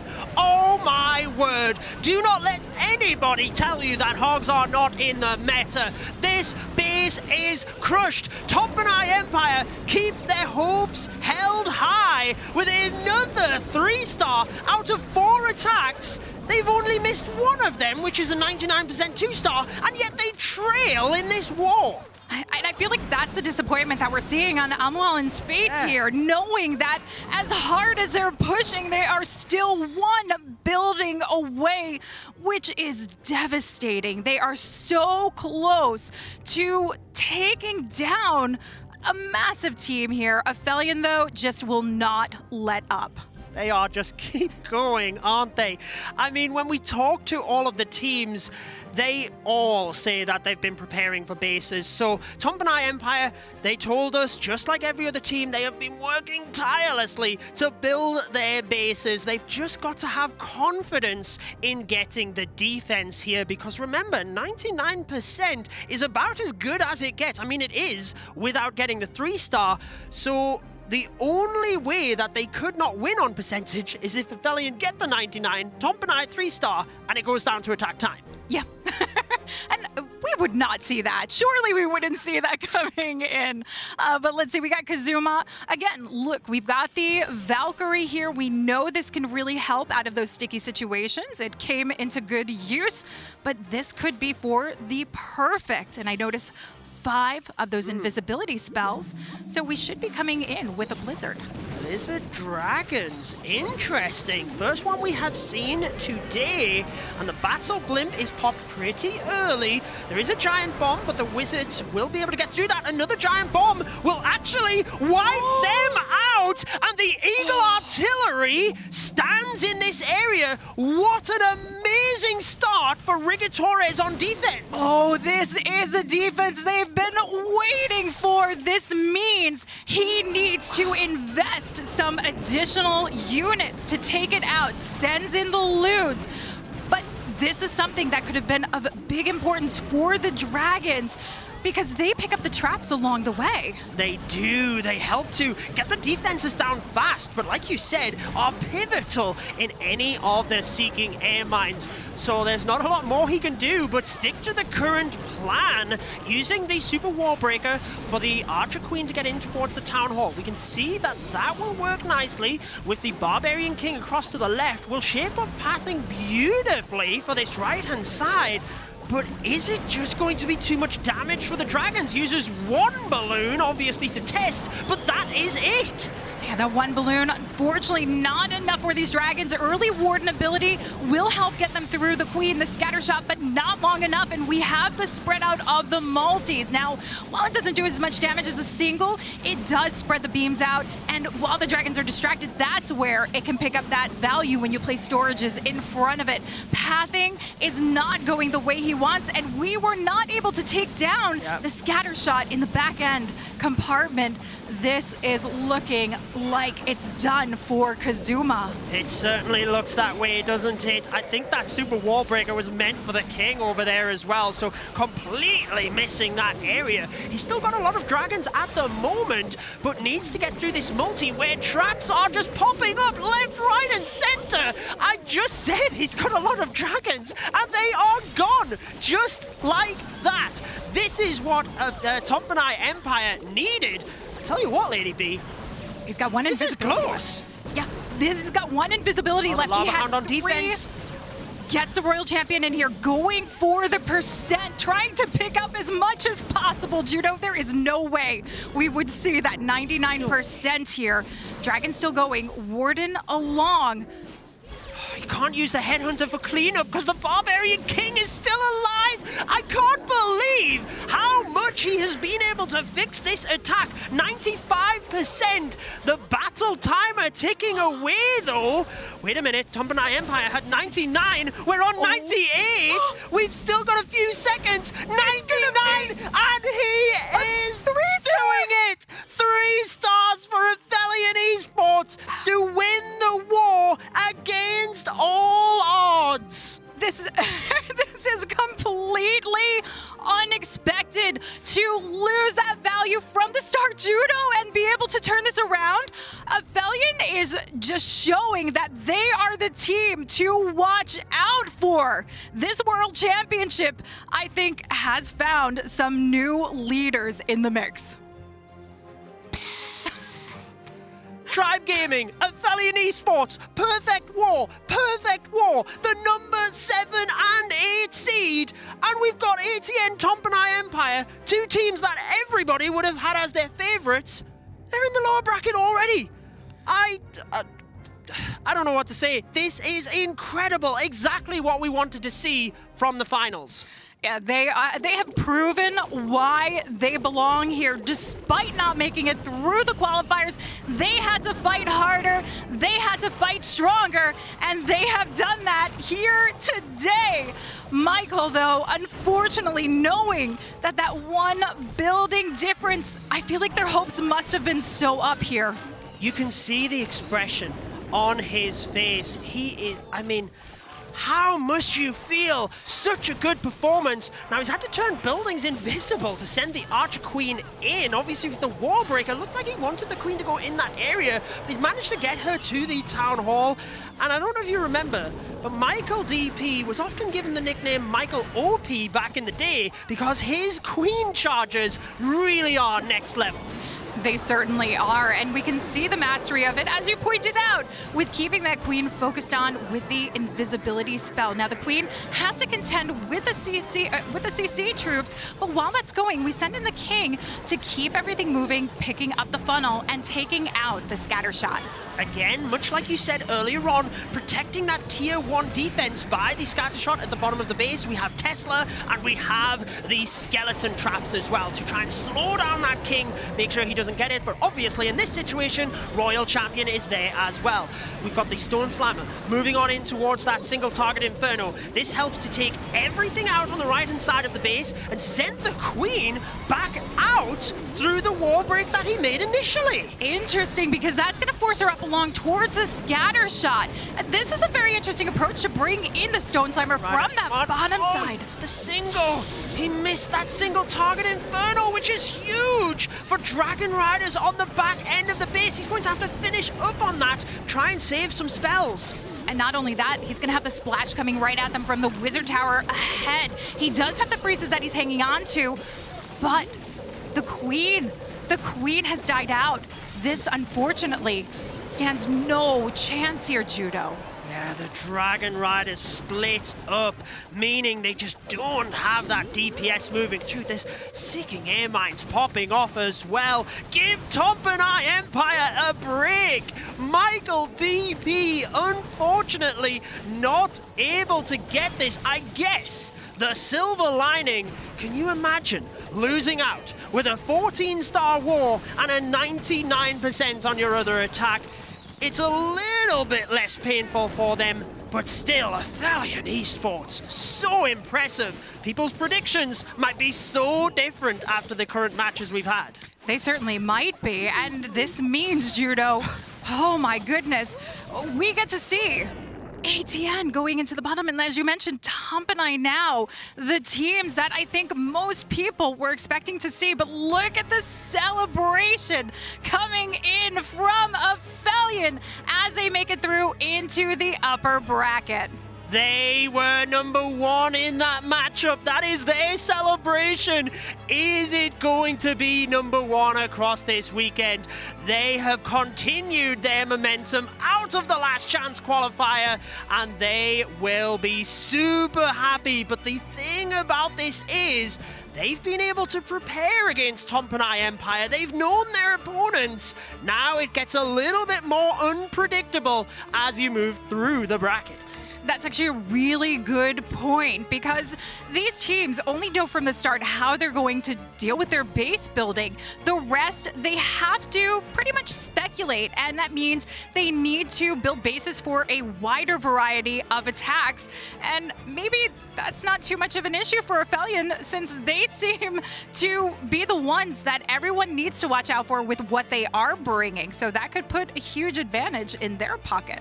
It certainly might. Is the World Championship winning dance going to transform from this to this? Aphelion eSports making sure that they're having fun with this as well. They might have just got that golden ticket right at the end, but if you're not having fun, it's going to be harder to grind the amount of hours that you need to put into this. And I have just been super impressed with them over the last couple of weeks. Who knows how far they can go?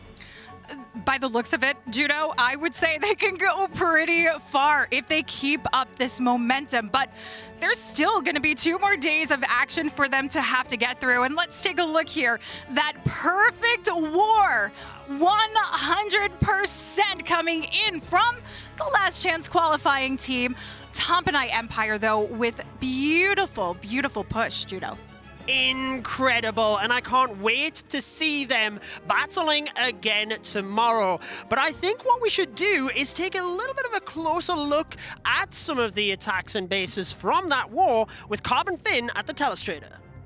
Thank you so much, Judo. What a war we had there. Another perfect war. So we're going to take a look at this base, which we kind of calling a new meta. So what they're doing here, I'm going to break this down initially when it's stopped, is using a lightning spell right onto the single target inferno. So let's go ahead and play it, and we will see how this develops. We have to keep our eye on these air defenses. So we have an air defense in the corner on the right. We have another one to the top side and to the left. And as he takes this value down, including with the queen gonna grab this bottom one, so he's gonna really kind of break this base down to compartments. So the queen, she's going to be responsible for pushing her way into the town hall. And then the king, he's going to be making his way into this scatter shot. So there's the dragon riders involved with the Lalo. So as we're going to fast forward through this section, we'll push this king in towards the enemy queen, help take that down, while the queen is able to help step in and make her way towards the town hall area, which is very important. Look at this double poison. Okay, let's go ahead and play it right here. Because of the double poison, able to help grab the super minions and the rocket loons in this section, it's fantastic value. So now what he could do is send the dragon riders for the multi-target inferno. So that's exactly what he wants to do. The dragon riders are supposed to go there. Look at that royal champion ability. It took out the top air defense. So as the warden is going to make his way in towards this side with the dragon riders, the Lalo can come over from the left. That is what's going to push its way over the Eagle artillery here. So we can fast forward and we can see it develop a little bit more. So here goes the dragon riders straight into here. And look, he does pull a little bit traps, but if we go and play it right here, with the Warden Eternal Tome, it gets all that value, and then the Stone Slammer is very important. Notice over on this side, right? This side over here, there is no air defense. So he uses the one Lava Hound to tank on that side while the balloons are going through, and then the Stone Slammer is gonna act as another Lava Hound as well. So that is how these balloons were able to push their way through, but that was an attacking side. Let's go ahead and take a look at the defending side from Garudica of Aphelion. They got the perfect war, and we're seeing here on this, we can see the trap, a bunch of giant bombs near the Eagle artillery on the bottom side, but again, the town hall is trapped. It has all of those traps there. It's what you typically want to do. And this was a base that was 99%. All it takes is the smallest thing to help defend. Yeah, we had another one that was in the 80s, but still, what a performance from Aphelion eSports. We're looking at the red air bombs, and then that single target Inferno was just in range to pick that queen off, and that is really all it takes to make a defense at this high level, especially if you're putting up these perfect wars, coming in with some insane attacks, some unbelievable stuff. I cannot believe Aphelion came from the lower bracket. Tribe Gaming came from the last chance qualifiers, both of them put up the perfect war. Incredible stuff. So now let's go ahead over to Woody and Judo to break this down even further. Thanks very much, Carbon Finn.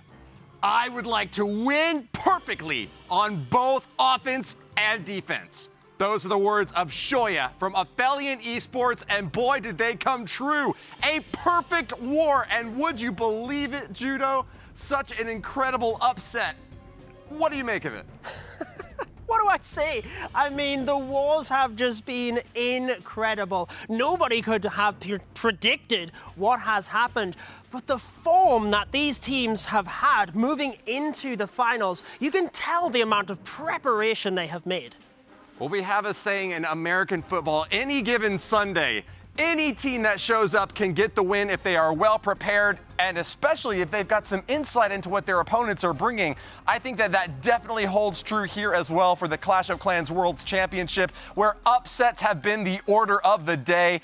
Let's go ahead and look at the 5th war happening today, though, because if we want to still try to predict for some reason, we will ask you first at home who you think is going to win the war. Judo, how can they vote?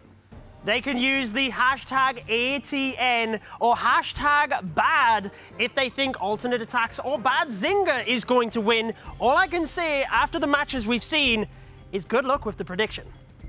Yeah, you're going to need it, because I certainly have needed it too. But with that out of the way, let's focus next on war number 4, which is coming up. We asked our casters which of these 2 next teams they thought would take the win. And hey, once again, it was unanimous. All 4 of our casters in the war between Queen Walkers and Vatang picked the side of the Queen Walkers. What do you make of that unanimity? I think the Queen Walkers is the obvious pick. Vatang were super impressive in that 6th qualifier. But how can you bet against the Queen Walkers? They're always so well prepared with bases, and we know they can attack with pretty much anything. And with Klaus, one of the Queen Walkers, being cited by many commentators as one of the best, if not the best, Clash of Clans player in the entire world, we can expect big offense and super strong defenses from them as well. But really, don't count out Vatang. This is a squad that has been in the Clash of Clans esports world for a very long time. They're going to have a great show for us. Let's get into it right now. Casters, take it away. Thank you, Woody. And yeah, I feel like after, well, those predictions so far, I don't know if it's good that we all predicted Queen Walkers, because so far most of those predictions went really quickly downhill. So yeah, let's hope that it's going to be better. Yeah, that's. I think we've got the caster curse going on, especially when we are unanimous in the voting. That it seems to be a big problem here. But as Woody said, it's anyone's war. Any given Sunday, you know, we can see anyone winning, and Aphelion proved that in the last matchup. Now, Vatang is a team that is definitely known for their strong defenses, so we're going to have to see if the offense can really match for them and push along against the Queen Walkers, seasoned veterans for the World Championships, as they're the Vice World Champions. But Vatang here, you know, we've seen some phenomenal stuff coming out of them, Itsu. Yeah, that's right, and they're already around for quite some time, right? I mean, they played over all of those years now in the Clash of Clans esports scene. And one thing which I feel really interesting about is like this different approach based on the regions where those teams are coming from. Like we have so far the setup from the Asian teams that they really like to stick to this attacking order. Like they really have the plan out set. Before the match even started, they have their plan, and none other Queen Walkers as well.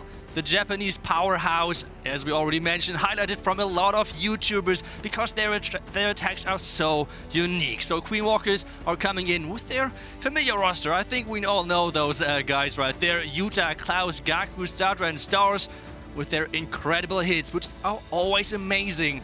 All of you guys, all of the viewers. Yeah, this is a war that you were most interested in seeing for today, and I know it's going to be a heated matchup, especially since what we've seen so far has been non-stop action and tons of surprises, cutting it down to the wire.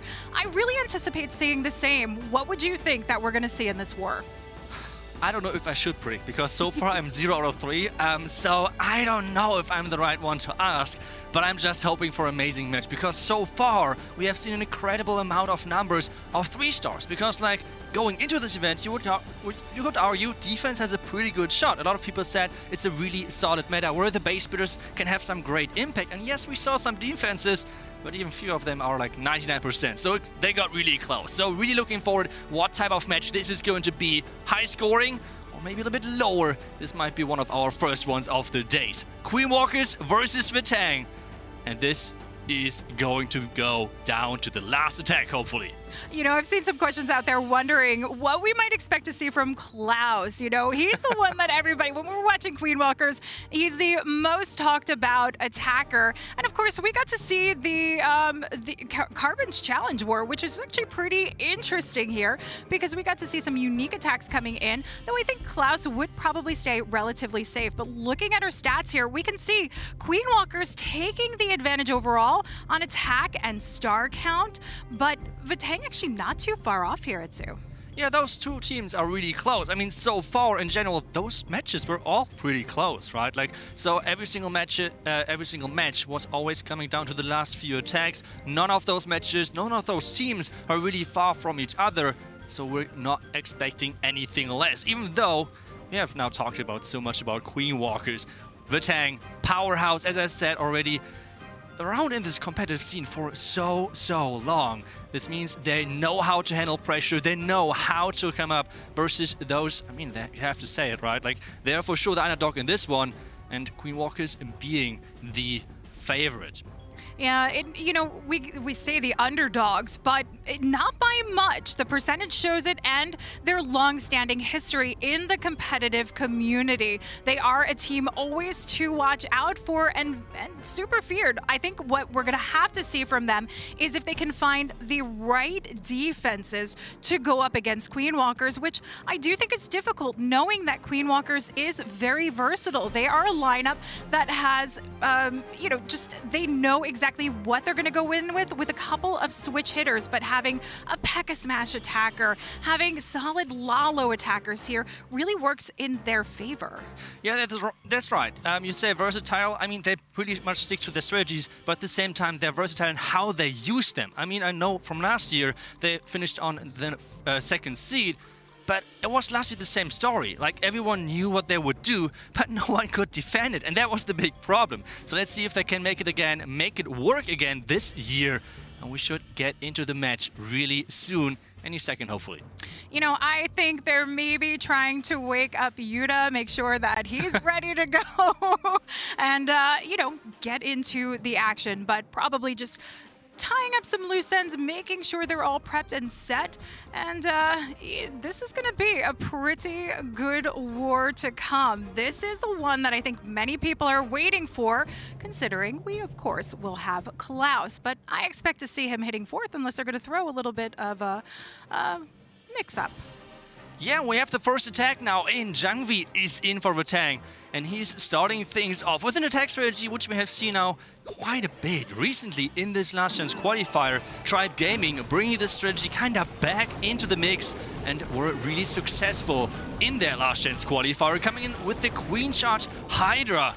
It's a bit different to the Queen Charge Dragon Riders, where you mix in some dragons, and this is actually the big difference, because you're not entering at the Town Hall. Instead, you have the Town Hall on the far back end, so it's sometimes a bit of a risky move. But what you want to get that Queen near the core and make sure that she's getting as much value as possible. And so far, this Queen Charge is looking really good because, I mean, so far there were no black mounts. Yeah, and we can see the radius of that multi-targeting Inferno. We do have to be very mindful for those healers because you want to keep that queen going. So this is the exact point where Zhangvi sets in the dragons to pick it up, spread out those beams, and force that queen along right there into the center, as you mentioned. King slightly delayed down to the bottom side of the base, and we do have a No, the queen! The queen died in her ability. She got shot at by the defending queen and the king, and a giant bomb came up. This is worst case, and now we have the blimp flying across the entire base. She has to, like, this blimp has to make it. There is no plan B. There is super minions inside. There is the, no, there's not the tornado trap. I watched the scene, there's the tornado trap. Blimp is getting pushed into the town hall, and this means this town hall should maybe fall, depending on what is inside that blimp. And there are the sneaky goblins working on the town hall, and the town hall's going down. Second star is secured. Oh, that sweeper actually doing some favors for Zhangvi, pushing the blimp right over to the town hall radius and keeping it safe and secured. But the problem is the formation has not worked. We need to see the dragons working their way through, and the blimp, yeah, probably picked up most of those traps in there, but we see a lot of thinning out. That royal champion, the last saving grace, but she needs to hang on to this ability and the freeze to get through the back end splash damage from the wizard tower and scatter shot. Yeah, but that king right now is tanking perfectly. Now it's depending on the defending royal champion. Can the defending royal champion go down? Yes, indeed. One more freeze. There we go. But the royal champion is not going for that scatter. And with this, it seems like this is the first defense in this matchup. Zhangvi losing his queen early. And there's two arch towers in the back end. I don't think that this Dragon Rider can somehow overcome this. Now it's all about collecting those percentages, because we saw already now a couple of times already today that those percentages not only can win wars, but as well putting a lot of pressure. I mean, this is the big event all of those teams are working towards in this year, so there's so much pressure on the line. All of those teams, all of those players want to perform on this stage and make sure that their team is getting as far as possible. And percentage will be in a reasonable range here for Zhangvi, as the Electro Owl has done a lot of work. We won't quite hit that 90% mark that he would have felt more comfortable with, but you know what? Considering that the Queen died out before getting the true value that was intended, this was a beautiful recovery, and we are seeing a lot of that today. These are the best of the best players, and when things go wrong, they certainly know how to handle it. That's right, they know for sure how to save those attacks. I mean, those teams are, and those players are here for a reason. They know how to handle the pressure. They know how to maybe take some risk like this blimp where we are freaking out. And like, I mean, I don't know if we would have done that, but yeah, Stone Face Cold going in there and making sure that this blimp is actually reaching the target, which is the town hall. But now we have the first attack now for the Queen Walkers coming in, and we all know their attack order, right? Like, they're in every video. We know it's going to be Stadra or Gaku coming in first, depending on their strategy, which they're coming in with. So let's see and wait what strategy is going to be, and it is Gaku with his Inferno Dragons, a couple of Rocket Dunes for some pathing purposes, and this base looks incredibly interesting with the two scatters and right those two defending air heroes close by with those Rocket Dunes. It's going really quickly into those air defense. And so we start from the northern side of the base here. Now, we do really need to start sectioning off this funnel. We do not want those Inferno Drags coming near the radius of the Town Hall, so we will sail the blimp through, trying to open up the path and clearing out those defenses to make a much more safe approach, and this has worked out nicely. Great timing on the blimp to get to the Town Hall, and it will force everything along the outlying L-shaped circle. That's right. Meanwhile, we have the Queen and the King pushing everything through the core, which is exactly what you want to have. Meanwhile, though, the Loons and those Dragon Riders behind the Town Hall are triggering a lot of red bombs. Those red bombs are crucial to trigger because your Inferno Dragons, well, they have not too many hit points, which sometimes could be a big problem, especially if you're facing two multi-Inferno Towers in the core. Skeleton Spell is getting used to tank for that Queen. Help that King at the bottom side. There's a lot of giant bombs and offensive and defensive skeleton traps. The Inferno Dragons at the top side are pushing and closing on the back end Queen, but the Scatter is now getting in range as well. And so Queen hanging on to this ability, still in great health with the Unicorn keeping her alive and well. This Royal Champ is going to be the savior here, though. Is she really needed much as the Inferno Drags just cruise their way through that scatter shot? Itsu, Gaku is off to a raring start here for Queen Walkers. And you know what? We are going to get to see some swag to boot. They are here. They are ready to go. That's right, Gaku is showing off. And actually, big shout out, by the way, to our stats master, who on Twitter always is posting all of those nice stats for us. And Gaku is actually the secret carry of Queen Walkers, having the highest hit rate. So, big shout out to you, Chase the Ace. Yeah, Gaku definitely a strong starting leader for the team here, and that really can make a difference. You know, when we talk about the positioning of the players, this does play into their strategy quite a bit, and I know, having spoken to Queen Walkers, it's something they don't actually want to fully reveal why they have this order, but I think at a basic component, we know it just works in their favor. Yeah, I mean, so far it has worked pretty well in their last matches, always having really good hit rates across the board, but as we already mentioned earlier, it's something like a regional thing. I mean, we have 4 European teams in this finals event and 4 Asian teams. And they're really different in the setup. We have, for the Asian teams, really structured attacking orders. On the European teams, they're all mixed up. Like, anyone can attack first. And now we have the next attack for Vatang coming in. It's going to be another air attack. So far, they're really liked. I mean, not only they're strong, but as well, they're kind of quickly planned, which then is giving more time to your teammates. Because remember, your planning time is around about 8 minutes for those proteins. So if you're at home and saying like, those attacks are not looking that good, well, they only have 8 minutes to plan, and that's pretty much it. So this means those strategies are giving you some time, and we're going in hard with those dragons. I really like this opener with the Zapway combination, the Rocket Loons, and the Drag Rider to clear out that Eagle compartment, setting up the pathing and taking on a huge component. No longer worrying about the Eagle firing away, and we can sail the blimp straight through this Warden ability to the Town Hall and keep these heroes nice and safe to work their way for some cleanup on the backside. That's right, the blimp is reaching its target, which is their Town Hall, and there's the clone. So many loons are getting cloned, and the back end of all of those expos are going down, and another important factor is all of those traps are getting triggered.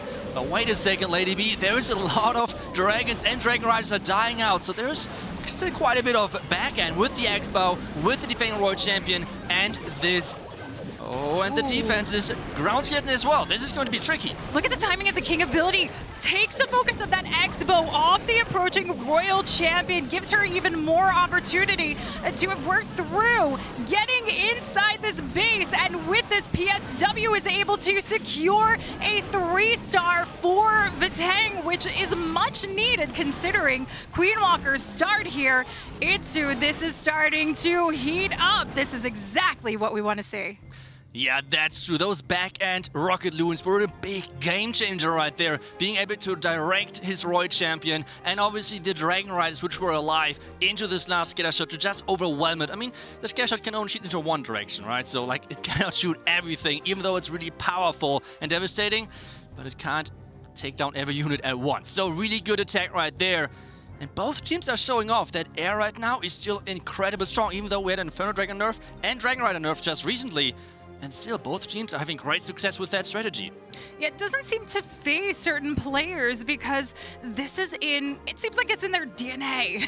It's lined up. They are using this non-stop, and that does speak to the way the teams go about their strategy. We talked about that particularly with Queen Walkers, knowing they have that versatility and they have certain attack strategies that they tend to lean towards. And speaking of, we've got Stadra, the resident ground hitter for Queen Walkers here coming in. I know you're happy. The Super Witches Itsu. Yeah, I mean, Super Witches are always great to see, and this is like his thing. Those smash type of attacks, P.E.K.K.A. smash, Super Bowlers are a thing right now as well in the meta, and he is going for those Super Witches. Apparently he saw some nice lightning value because this is what you're going for with this strategy. You really like to take down a huge part of the base and then create some sort of pathing, because take a look at that. He is going to enter this air defense at the top left, going to the scatter with the second wall break. He has 2 wall breaks with him, and then going to jump into the Mutterfern Tower, and this so far is looking really good pathing-wise. So let's see if everything is going to work, and he gets those wall breakers right to make sure those super witches are going exactly where they're supposed to be. And one thing we have to mention is the time, Lady B. 2 minutes and 15 seconds, and those super witches are getting started. Oh, this is nice and fast, and that's why I like the lightning spell combination. We're seeing that to help force easier pushes coming in with these smash style attacks. I love the pathing because we can see direct path for the splash coming in, head on, straight jump across, and eliminating that additional Inferno really helps out for these healers.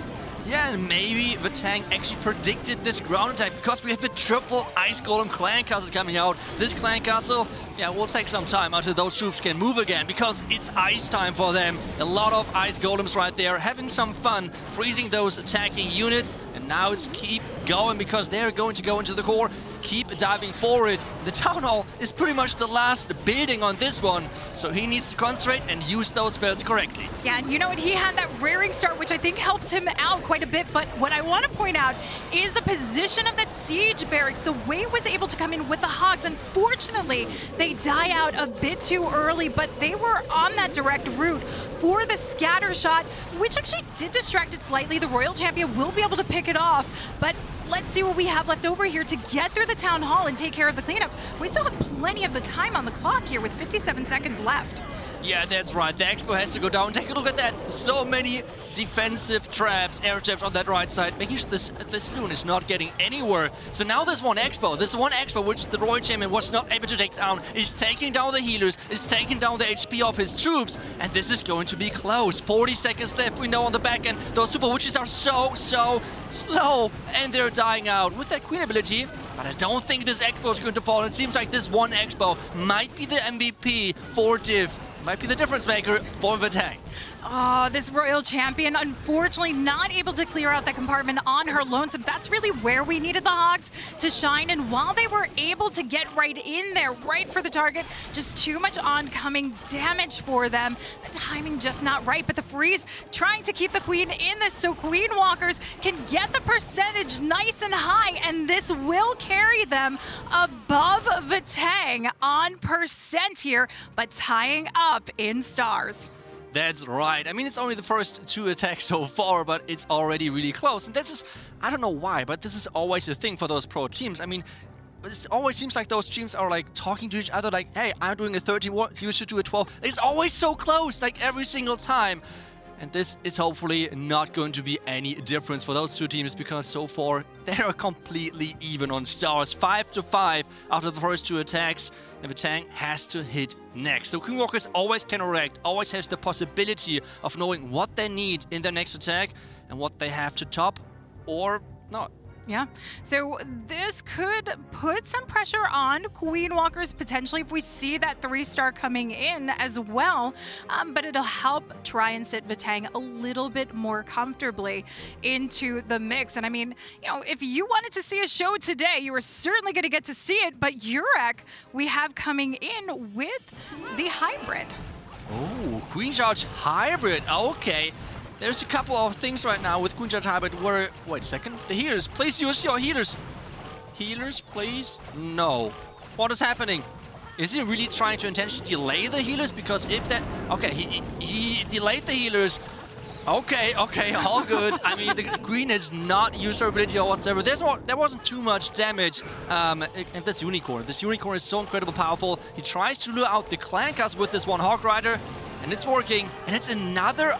I guess it's 3 Ice Golems, because 2 Ice Golems were already getting lured, and now it's all about getting this last Ice Golem out of this Clan Castle. Oh, that rage just coming down to get the Queen healed up, and now we know this is going to stall her quite a bit, but she's in a pretty safe spot with only the 1 Expo coming for her, so she just needs to work her way through. But with Hybrid, we can often see this time fail, so this could really mess things up for Urek.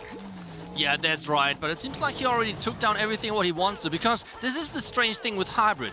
If you take down the Town Hall, if you can lure up the Clan Castle and take that out, obviously, as well, you're looking already good. Then you already got nearly everything what you have to get, creating that pathing, obviously, as well.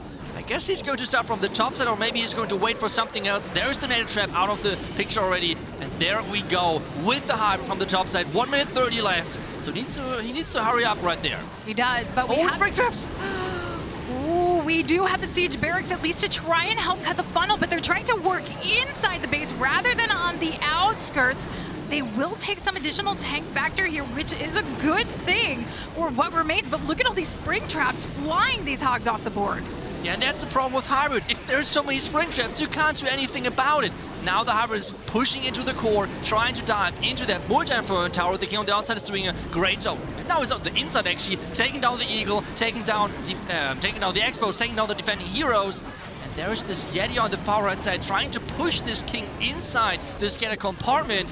The Queen is taking down some more buildings, and maybe this is still looking good because there's still quite a few of Miners and Hog Riders left alive. There are a lot left over here, but we still have the splash damage of the Wizard Tower that the Queen and the Royal Champion are focusing on. One more over to the 430 side of the base as the Royal Champion takes the lead to take it down. Urek able to turn this 1 to the 3-star, despite the Queen getting slightly hung up and the pathing being, I don't know, a little bit different here. That was pretty wide for a hybrid. Yeah, especially like being a wide entry for the Hybrid. In addition to that, having so many springs, ground skeleton traps, and giant bombs against you, he was managing this perfectly. This is like what we're talking about when we're talking about those players and the level of those players, that they can make 3-stars work even through bait sometimes.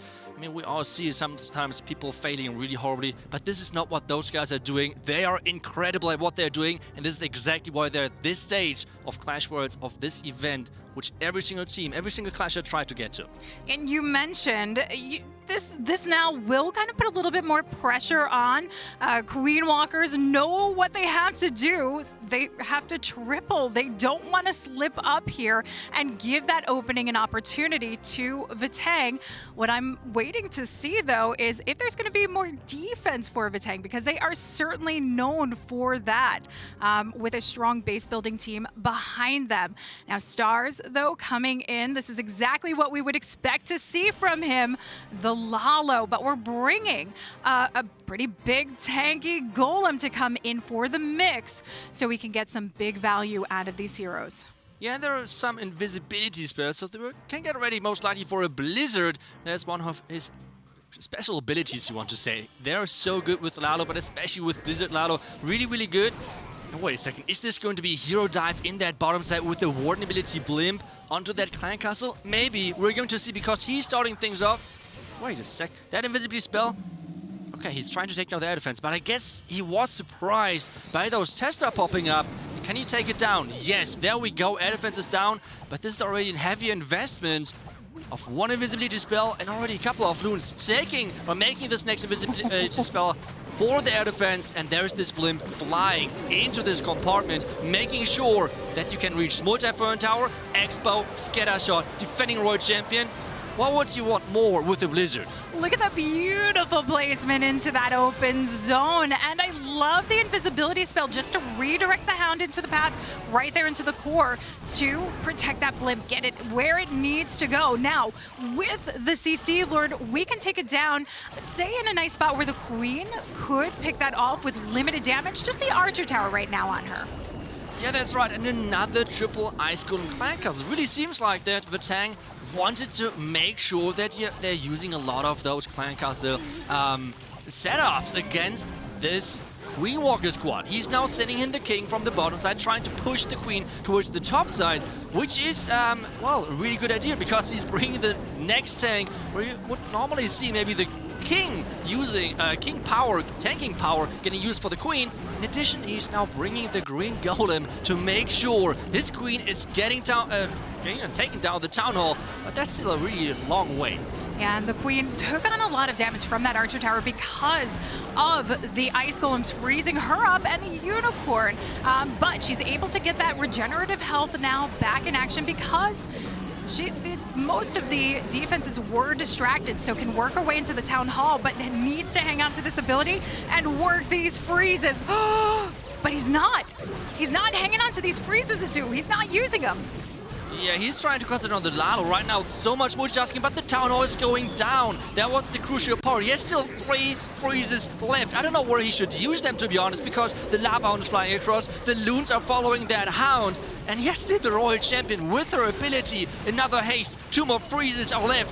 30 seconds though, so he needs to make sure that time is not an issue. A lot of those lava pops at the tops are already taken down by the arch towers and by the air defense. Next freeze is coming in, the first burst minion at the top side. Keep pushing through, using his spells. 20 more seconds, 2 Loons for cleanup are getting saved. Can he make this work? Baby Dragon is working, Owl is working, and this is going to be the next 3-star for Queen Walkers. Stars is showing off why he's just so good at the game. The Clan Cast being the last building, and this is going to be a 3-star. Absolutely stunning performance here from Stars, and that was not an easy one with a Queen who really suffered quite a bit. I gotta say, he played that really risky. I was a bit worried. I cannot believe he held on to those freezes, but they did come to his aid in the end there.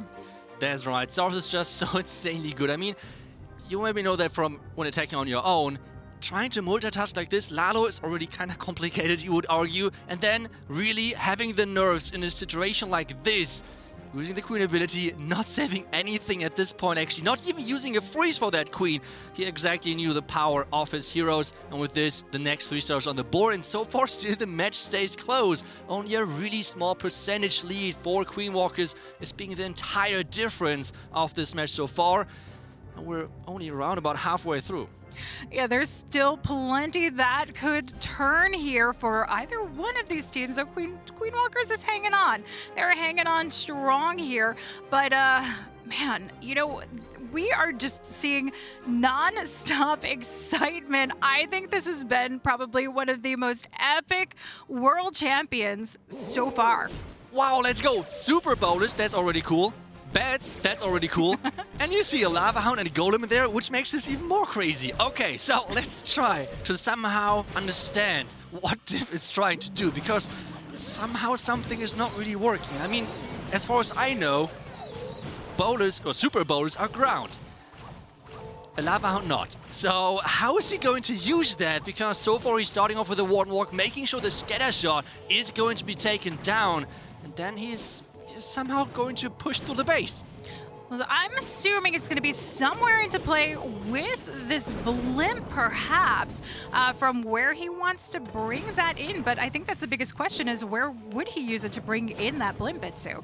Yeah, maybe for the Town Hall delayed, because right now, if you would use the blimp right now, this means that the Clan Cast would be lured, which would be a horrible scenario for his Warden, because you don't want to have a Warden Walk into a Lava Hound. This takes like, not only 1 attack, it takes like 3 or 4 attacks until this Hound is down. So you don't want to do that. Instead, he's now starting off with his Queen and already preparing the King push into this multi-inferno tower. There is the Golem again.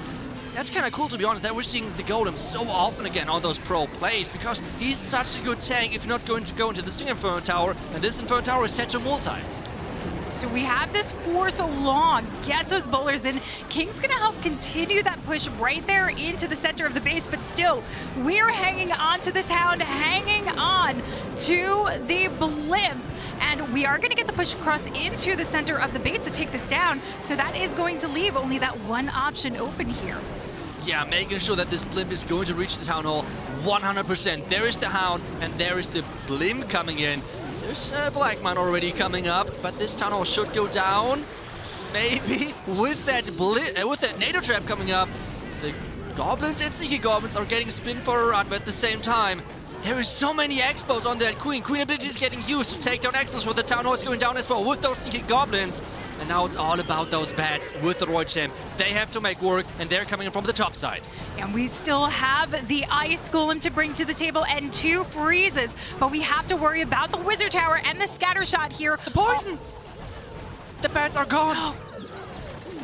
Oh, these bats are not going to be able to withstand it, so we have to rely on the Royal Champion to try and carry this one through, but the defending heroes are here in the back end. The Queen trying to pick off the Royal Champion, but the Ice Golem freezes up the radius, drops one of the freezes for the scatter shot to give her this fighting chance to try and pick this off, but the Skellies are hanging her up. Oh no, this was such a cool plan. Maybe he should have, like, I know it's multitasking a lot. And time is going to be the deciding factor at the end. But still, it was a really cool plan.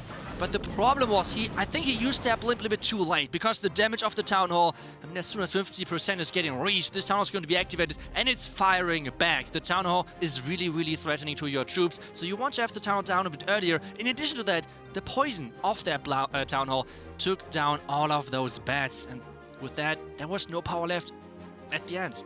Yeah, this is a tricky play here, unfortunately, but you do have to give him credit. And you know what? The one thing about this is we are in the double elimination. So this isn't over for them. If they don't get the win today, they will be able to have the opportunity to play again tomorrow. That's right. The second lower bracket match is going to be played tomorrow. But we have one more match later today after this one. But first, we have to have a winner on this one, because it is still incredibly close. Yeah, we have now a percentage and star lead for Queen Walkers, so they could now get a huge lead. And this one, and it's the man, the myth, the legend coming in himself with the Lalo attack. Now, I do see some Skelly spells here. I'm curious if we're going to see a Skelly donut potentially, but Klaus does a lot of different things, and we often see Skellies as well used to help protect heroes in the mix and provide a little additional tank factor. Yeah, just take a look at that. He actually used the regular wall breaker to test for spring traps on the bottom side to make sure that the Ice Golem is always like giving him this tanking power, and especially this freeze power as the Ice Golem is exploding, because there is just so much damage. The defending King, the Warden, everything is over there. The Warden is not getting frozen, but the King, which is giving his own King a great opportunity to take down a lot of the space. Rochim coming from the right side. Yes, some cleanup archers, classic Klaus move right there. And then he needs to Lalo the Town Hall, which is not an easy thing, because typically you see from a lot of players, they try to take down the Town Hall, because otherwise this Town Hall can be so deadly, especially with possible tornado traps. Yeah, the way he's actually approaching this is quite interesting, because he's come from the long side of the Town Hall, cutting that log launcher across, and no healers in the mix. This is very similar to what we see with that drag bat attack working from opposite sides, but the Queen is hung up here, not going to take the Town. Oh! Klaus missed the Queen ability, which means the defending Queen is staying alive, the defending Wizard Tower is staying alive, and there is a back and test up form. This could be really bad news. The 50% is reached, so the raid spell is making sure that this tower is going down. But at the same time, this defending Queen has to go down soon as well. The Lava Hound is flying across and maybe taking some traps. That Warden ability timing, though, nice. Clipping them through, trying to spare some of those loons past the defending AQ. Hasting them into the scatter shot as it's slightly distracted from the opposite side. Hasting them out, trying to run past that Queen. The Headhunter takes her down. But do we have enough to finish this one off? One extra loon here, Itsu, and we do have cleanup around. We have 3 freezes left. Why did we even doubt it? Like, what did we do? We should have already said this is a 3-star. This on us. We're sorry. But still, Klaus is getting that next 3-star with 4 swag spells like he usually does. So really good job to him. And this means Queen Walkers is pushing ahead further. Not only a huge percentage lead, but as well the first star lead, which we had so far in this match. And there is the swag. Nicely done on the Clan Castle. This is how you're supposed to do it. Yeah, not just those freezes. He had the invisibility spell there as well. And, you know, coming into the Town Hall with your Lalo is always potentially a very risky move. Unfortunately, he wasn't able to get the Queen down, the defending AQ, but he really played his cards right with the timing of that Warden ability, because he had the Headhunter into the mix. It's always a great backup to have, knowing that you might not get those heroes down. Yeah, really nicely done, making sure. He tried to make it more interesting with letting his Queen die on purpose. I know that he did that, but yeah, overall a really cool plan, because as we said, you try to get into the head of your opponent, right? Like trying to use strategies which you try typically not to defend. And most of the time you Queen charge the Town Hall, you should send your heroes for the Town Hall. So a lot of pro teams try to defend the Town Hall as good as possible. But when you're sending in your heroes on the other side, this means they can get so much value. We just saw it with the lockdown and everything, but now Vatang is coming in. Lance Loader is coming in with his famous Queen Charge Lalo. He always is using this strategy, and he's just so good at it typically. Yeah, so the Queen eSports will start her approach, but first we're going in with a blimp for the Town Hall, which means Queen can pick up some really good value in shaping up this base and not having to worry about that risk of going through the Poison Bomb, especially since we do have that single targeting Inferno right behind it. Yeah, that's right. And again, the triple Ice Golem Clan Cast, it really seems like this is something which Vatang prepared for this match. And I mean, so far it has had not too much impact if we're completely fair, but it's always wasting a lot of time. Just take a look at that. Not only freezing everything, but as well slowing down the attack speed of the Queen. And this means it's already 40 seconds gone, with only around about 10%, a bit more of 10% gone off the base. So he needs to now make sure that this Queen is going where she's supposed to go. But he has still all of those other heroes not even deployed yet. So, oh no! Ooh. Oh no, the Queen walking the wrong direction. The mini at the bottom side was not enough to funnel. And now Lensloda really has to somehow come up with a plan B, which for sure was not planned on this one. No, this means the scatter shots will not be secured going down. Neither will the Royal Champion here, and he's got those 3 Headhunters, but those were likely waiting for the defending AQ, which the Queen should hopefully make her pass through, but we also have the VK, who is going to work into that multi-compartment and help assist the Queen. Yeah, but he needs to be careful with Ode. This is so baited. This is so baited with that King. Double skeleton trap is coming up. The Tesla around this entry, around this corner entry to lure out the King again. And the King has not even got into the base. And this means it's going to be really hard for the King to take down this multi. And I don't know, not even coming close to that Queen. So really good base building so far from Queen Walkers. And this is looking really rough for Lensloda. Yeah, that compartment not going down really hurts this. The Queen gets the access into the multi-compartment to help push things through, narrow out the pathing for the Lalo. It has a lot to contend with on the back end with a multi, Wizard Tower, air defense, and all of those Teslas to finish off with. Yeah, I mean, Queen of the Core is now not too bad, to be honest. The Queen has to be used, and hopefully, Queen ability, use that Queen! Oh my goodness, this was so close. Ward ability, Mimo on the left side to make sure those dudes are pushing in. I mean, this should still work maybe. The backhand Mocha Fertile though, and the time, it's going to be close.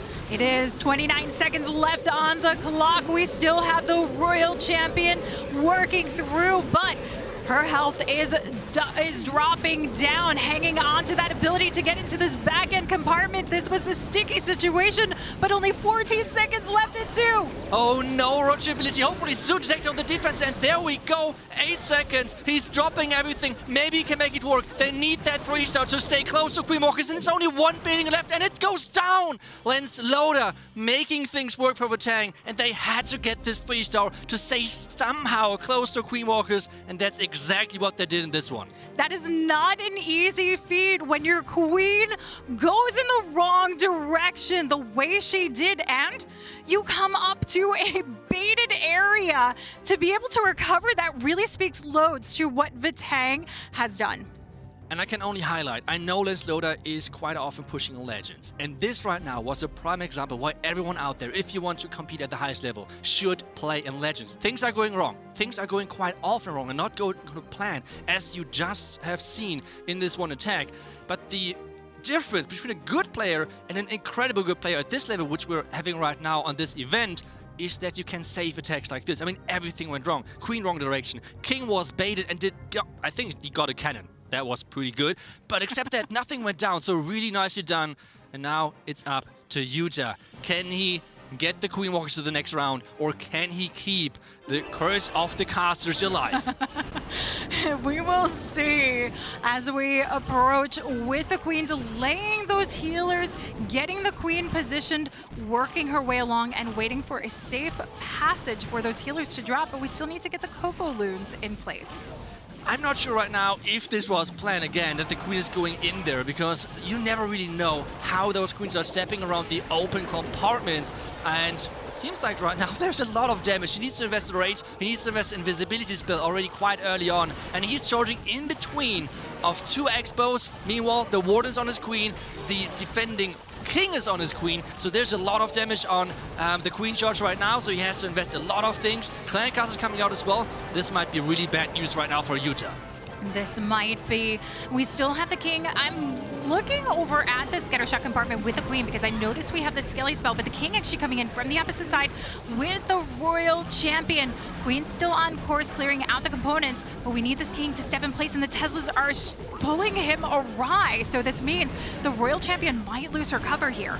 Oh no, Queen Walkers is relying on this attack to be at least a high percentage 2-star, 88% to win this match. And he needs to keep wall breaking. He has even one more wall break to get even further into the base, and there's another Hound coming out.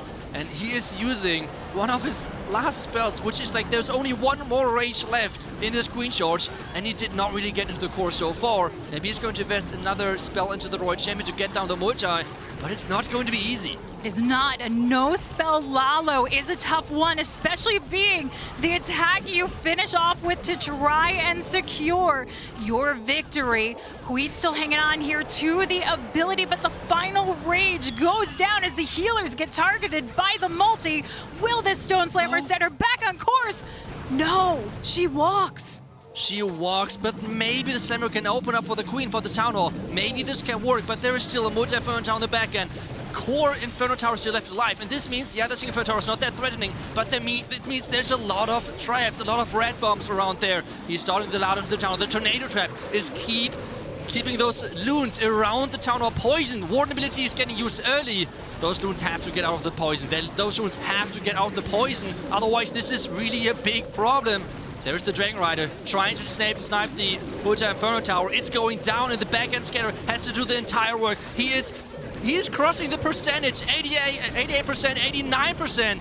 And this means Queen Walker's moving on, but can he still 3-star with this one? 17 seconds left with those loons coming in, the minions working together.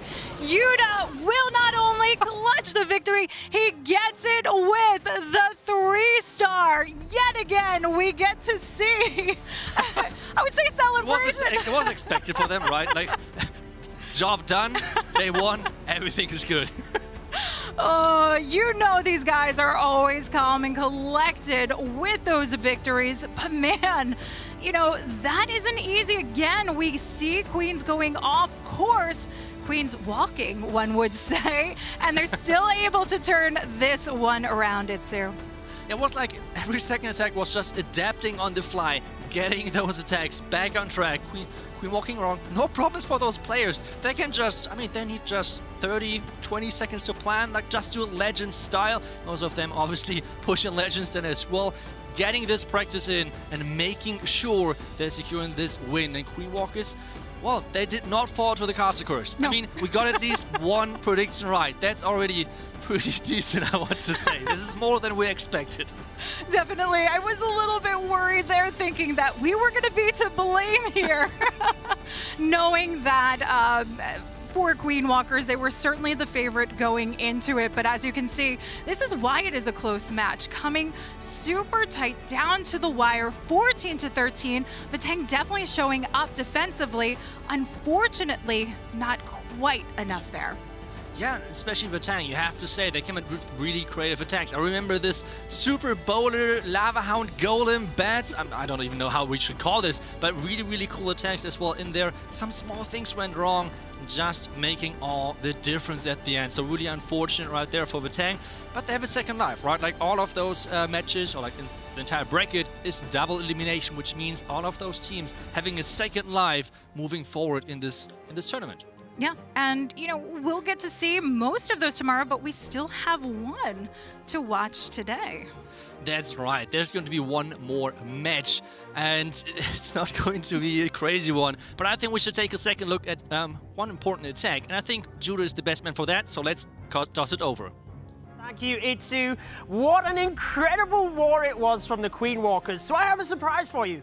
I'll actually break down 2 attacks for you. Firstly, I wanted to start with the one from Gaku. So if we start the replay, the Inferno Dragons is one of those attacks which did get a nerf in the previous update, but notice that he starts the pathing very early on. Up towards the north, he's going to use the heroes down towards the bottom of the base here as well, just making sure that that big pack of Inferno Dragons can move directly into the base here.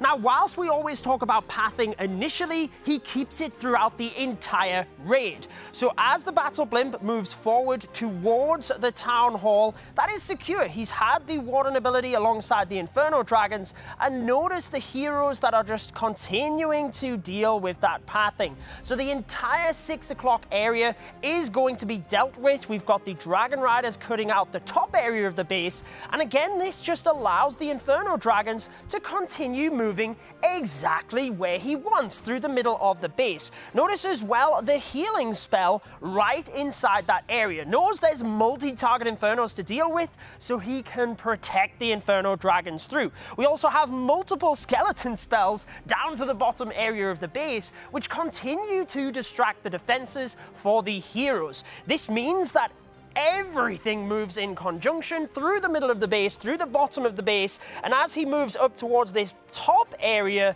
he's still got the hero abilities because he was able to just keep everything working in conjunction, protecting each other and the DPS from that.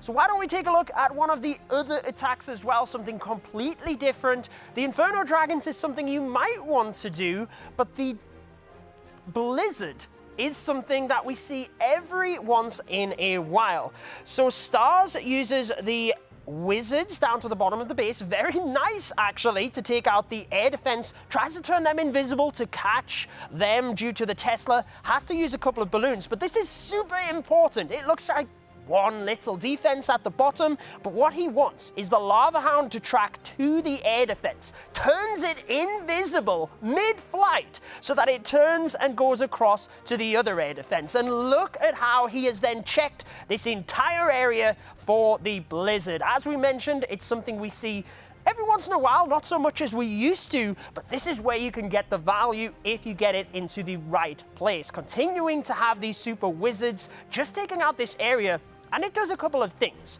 It lures out the Clan Castle troops, massive bonus to be able to pull them across and allow your heroes to take it out, but also he has created fantastic pathing. So the inside of the base is completely gutted, not only getting the value, he can send the Archer Queen up to the left. Meanwhile, he actually decides to send the King and the Royal Champion down to the right. A lot of the time you will keep your heroes together, but Stars got clever with this one. Had to be careful with his Archer Queen in towards the Town Hall though, and hence we have the Golem and even a Giant later on. So perfect prediction on how much tanking he would need to get through towards that Town Hall and allow everything else to just path on through down the bottom of the base. Meanwhile, the Lava Loon can then just deal with the right-hand side of the base and fly right on in after the Town Hall is down and after that 6 o'clock area is completely finished.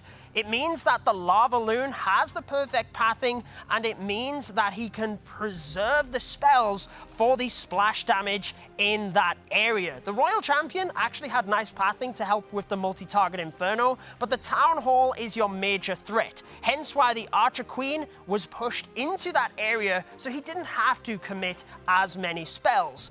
We have seen the Rage is needed for the troops to get outside of that Town Hall. So that was just 2 attacks from the Queen Walkers. Why don't we take a look at one of their defenses? This was the biggest defense that we've seen, and it all came down to the Archer Queen getting taken out in this area. You can see the amount of traps there in terms of the Seeking Air Mine. There's a lot of ground-based defenses, but the one thing I want to point out is the 2 heroes together, the King and Queen. Remember that whilst the automatic hero abilities is something that is very important, if you have something like an Archer Queen that can lock on and take her down whilst that ability is being used, then it is good night. And if that Queen had have stayed alive, you can see there's not much left on the base. Really unfortunate, but Queen Walkers were just too strong in this matchup,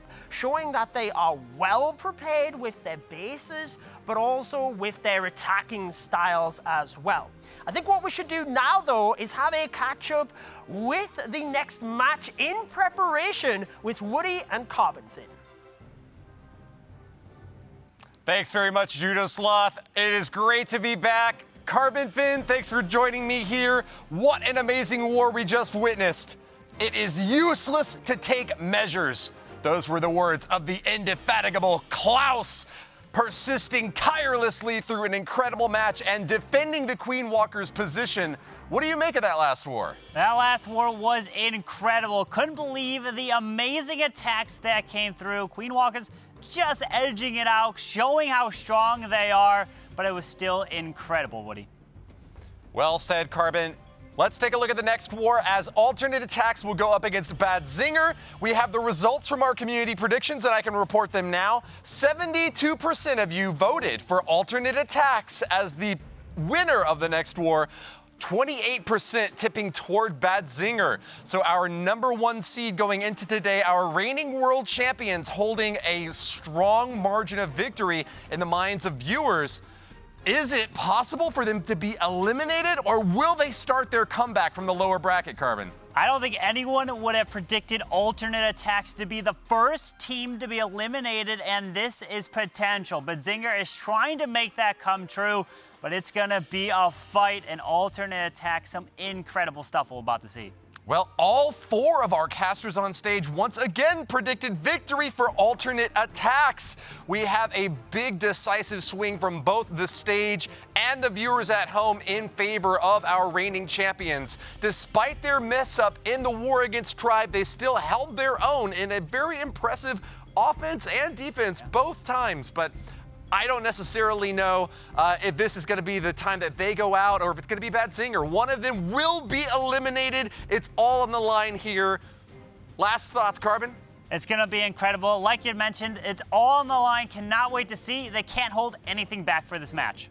All right. Well, that is going to be it. Let's send it off to our casters, Itsu and Lady B. Thank you, Woody. And yeah, it's a really one-sided match.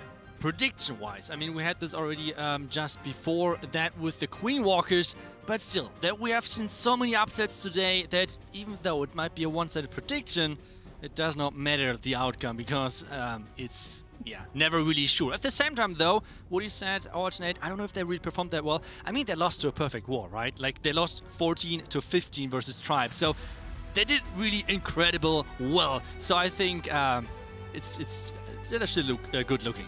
It is, and you know, these two teams have faced off quite a bit in the past, including through ESL, Mobile, but you know, their secret weapon here is Rakirez, and he's got to be the best Lalo attacker out there, and you and I talked about this earlier. You agree, he might just be the best player in the game right now, so having the secret weapon could work to their advantage, but the whole team needs to be able to come together for it. Yeah, I think I agree. Rakirez right now is incredible, but the question is, can he lead his team to success with his performance? We have seen a couple of players being kind of shaky on that Badzinger lineup, sadly, in the recently couple of weeks. So it's really depending on them, if they can deliver, if they can give Rakirez the possibility of then making sure that he's the strong finisher, which he is. And on the other side, we see the lineup of the world champions from 2020. Yeah, now equally coming into this one, Mask would have been the secret weapon for ATN, but this being his first World Championships, I feel like we saw the nerves in their first matchup earlier today against Tribe Gaming, unable to get that perfect war to tie up into the mix. But since they've already gone through a match, let's see if Mask can hone in those nerves and help support the rest of the team and lead them to victory. But those two players, Rakirez and Mask, going through ESL Mobile, actually were the MVP players, with both of them having about a 98% hit rate. That's pretty good. that's pretty good. But he was already saying on Twitter that he felt the pressure. I mean, he felt the pressure joining that team.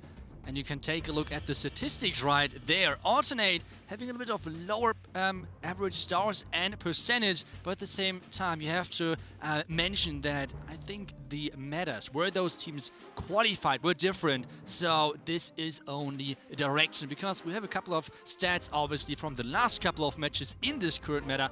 And I think Alten has not lost one match in the last 10 matches where they played in Community League. So they're looking strong coming into this match, but lost their first match. So their match, this tournament for them, for both teams, is on the line. If you lose, you're out. You're out of the most important event of the year for Clash of Clans eSports.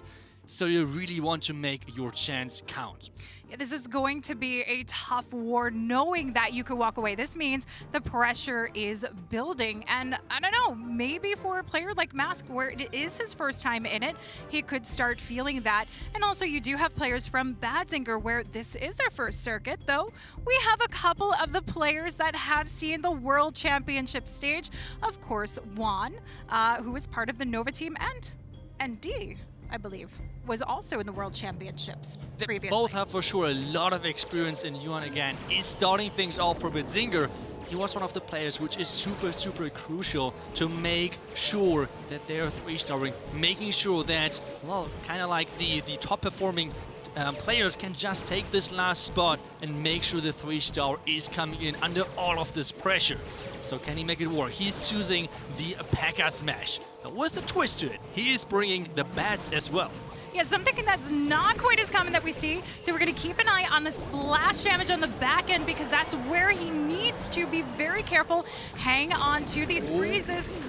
And hang on to the Ice Golem, but the Queen struggling to get her way through, taking on a lot of damage, does keep her under control. We just need to hang on to this ability.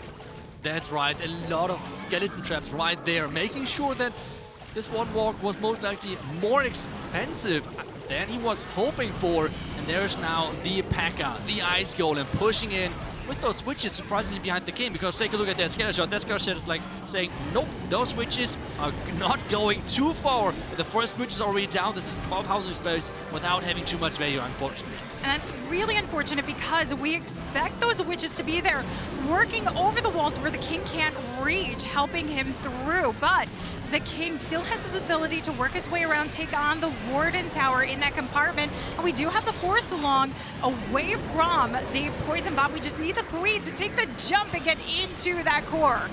Yeah, and all of those troops seem to kind of go into the core, but at the same time getting distracted by those storage at the top side. Now all of those red bombs on the core. This means healers are going down. Now everything is relying on those bats. Can those bats overpower the back end?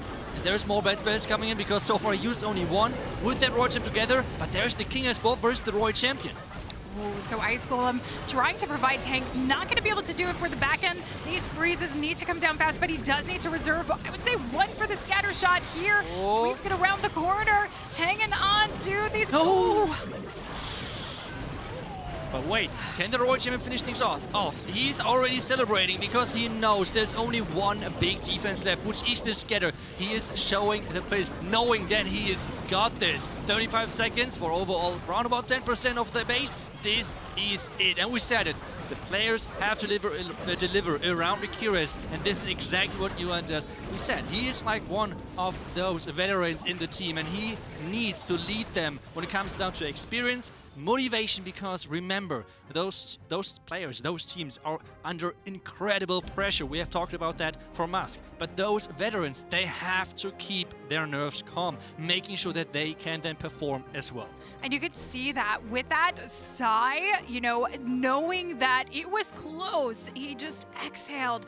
And you can feel the pressure building. Taking that first spot means you can lead your team to a nice start and advantage, or you can force them at a disadvantage. So Juan helping out Badzinger is now putting this pressure on, and it does. Like, this really matters, because it is elimination. You don't get it, you go home. That's right, and I think exactly that smile, I saw this on his face when he 3-starred. Really nicely done, leading his team into such an important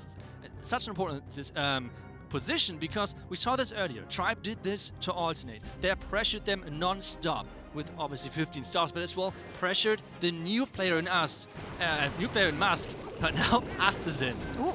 And Ast is coming in with the Drag Rider bats. I love this strategy. I love seeing it. We saw it popularized by a player named Soam, who did it a lot, quite a bit during the ESL Mobile in the North American division. So what we're doing is we're going to take down the Town Hall with those sneaky goblins. We do need to clear out the path, make sure that we have picked up any traps, taken down storages. We see them right there.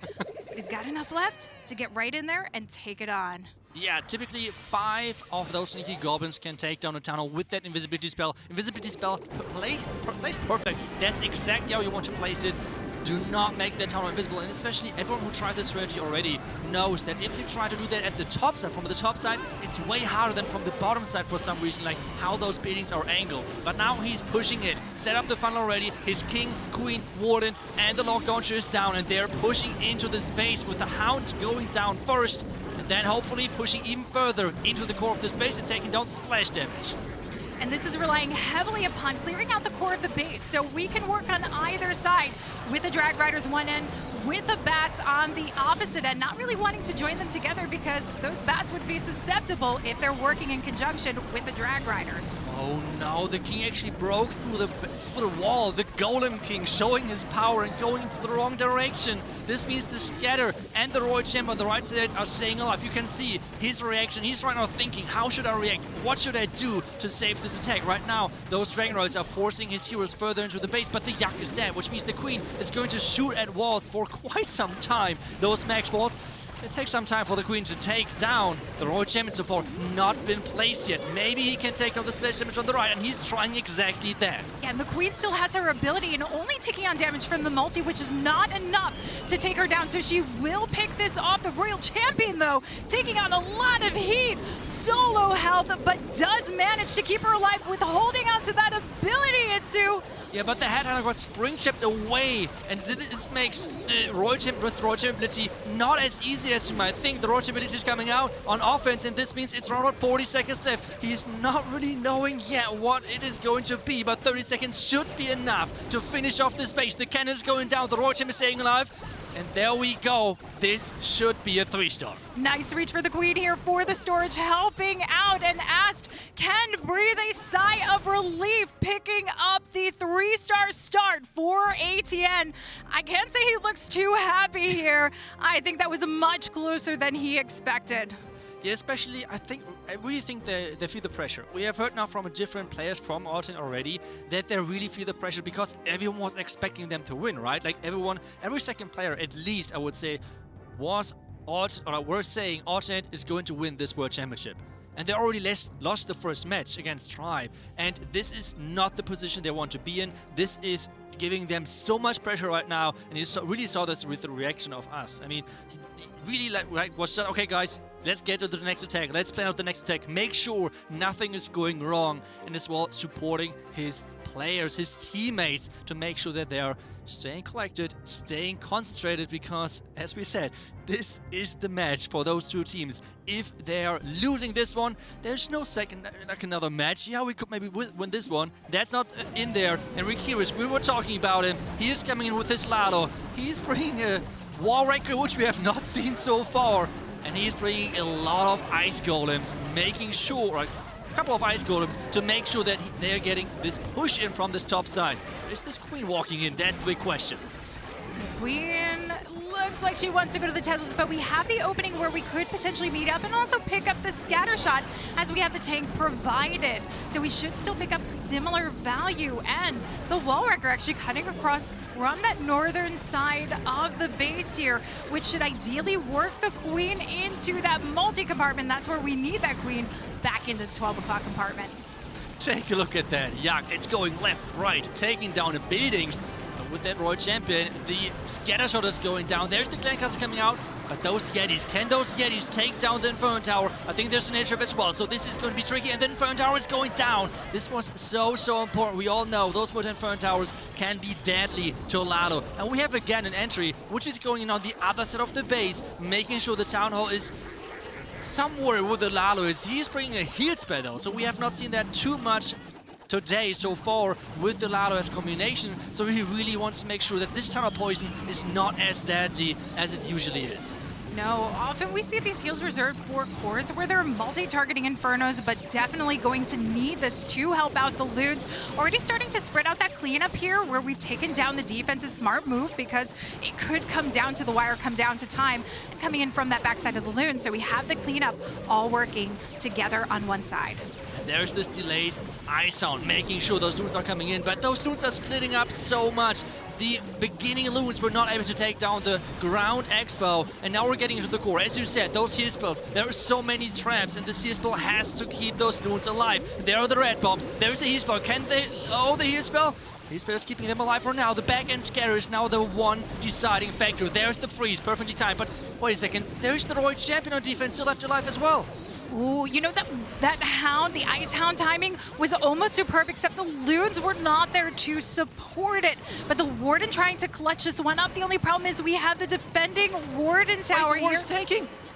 Can he maybe somehow take this down? The Warden is now helping, switching over to the other Warden. But no, the lava pups are going down. The Owl is not going to make it.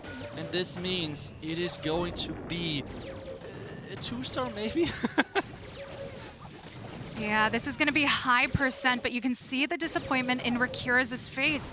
You know, he is the star hitter for Badzinger, and to come to a 96% is not what I think anybody was expecting to see from him, but he's given them a good leg to stand on percentage-wise. 96% 2-star, not a terrible position to be, and I feel like this is going to be a battle between him and Mask today as those top hitters for the team. Yeah, that's right. Rakira's unfortunately showing some nerves in this one. It did not go as planned. I just think, I mean, the hero part, I think the hero part took down everything he wanted to get. It was just like this those first group of Loons were not really getting the value he was trying to get, because we saw this Loon split around the tunnel, right? Like going to the left, going to the right, and typically, especially with a heal spell, you want to have them staying close together to make this spell work, to make sure that all of your Loons are getting healed up again, because it's just so much value, especially if you're committing 2 spell slots into the spell. And especially coming in towards that Wizard Tower that remained on the back end, having that for splash is always a good thing. And coming up. I think this is a good position for him, because Badzinger just failed, so the pressure is less. We all know how good Musk can be, so having less pressure is the exact same thing what he needed. So I think this for him right now might be the perfect spot, the perfect position to attack it. Yeah, knocking out those air sweepers just to help ease up the pathing for these dragons, or for the Hydra, I should say. And we've got a nice quick start with this shaped up. We, of course, will use that blimp to sail through into the Town Hall compartment, but we've got this nice narrow channel that already navigates the push, so we completely avoid any pass-through from those dragons into that poison bomb. That's right. The warning ability is getting used early, so hopefully there's no native trip to make sure this blimp is actually reaching the target, which is the tunnel. There's the Rage, making sure the tunnel is going down quickly.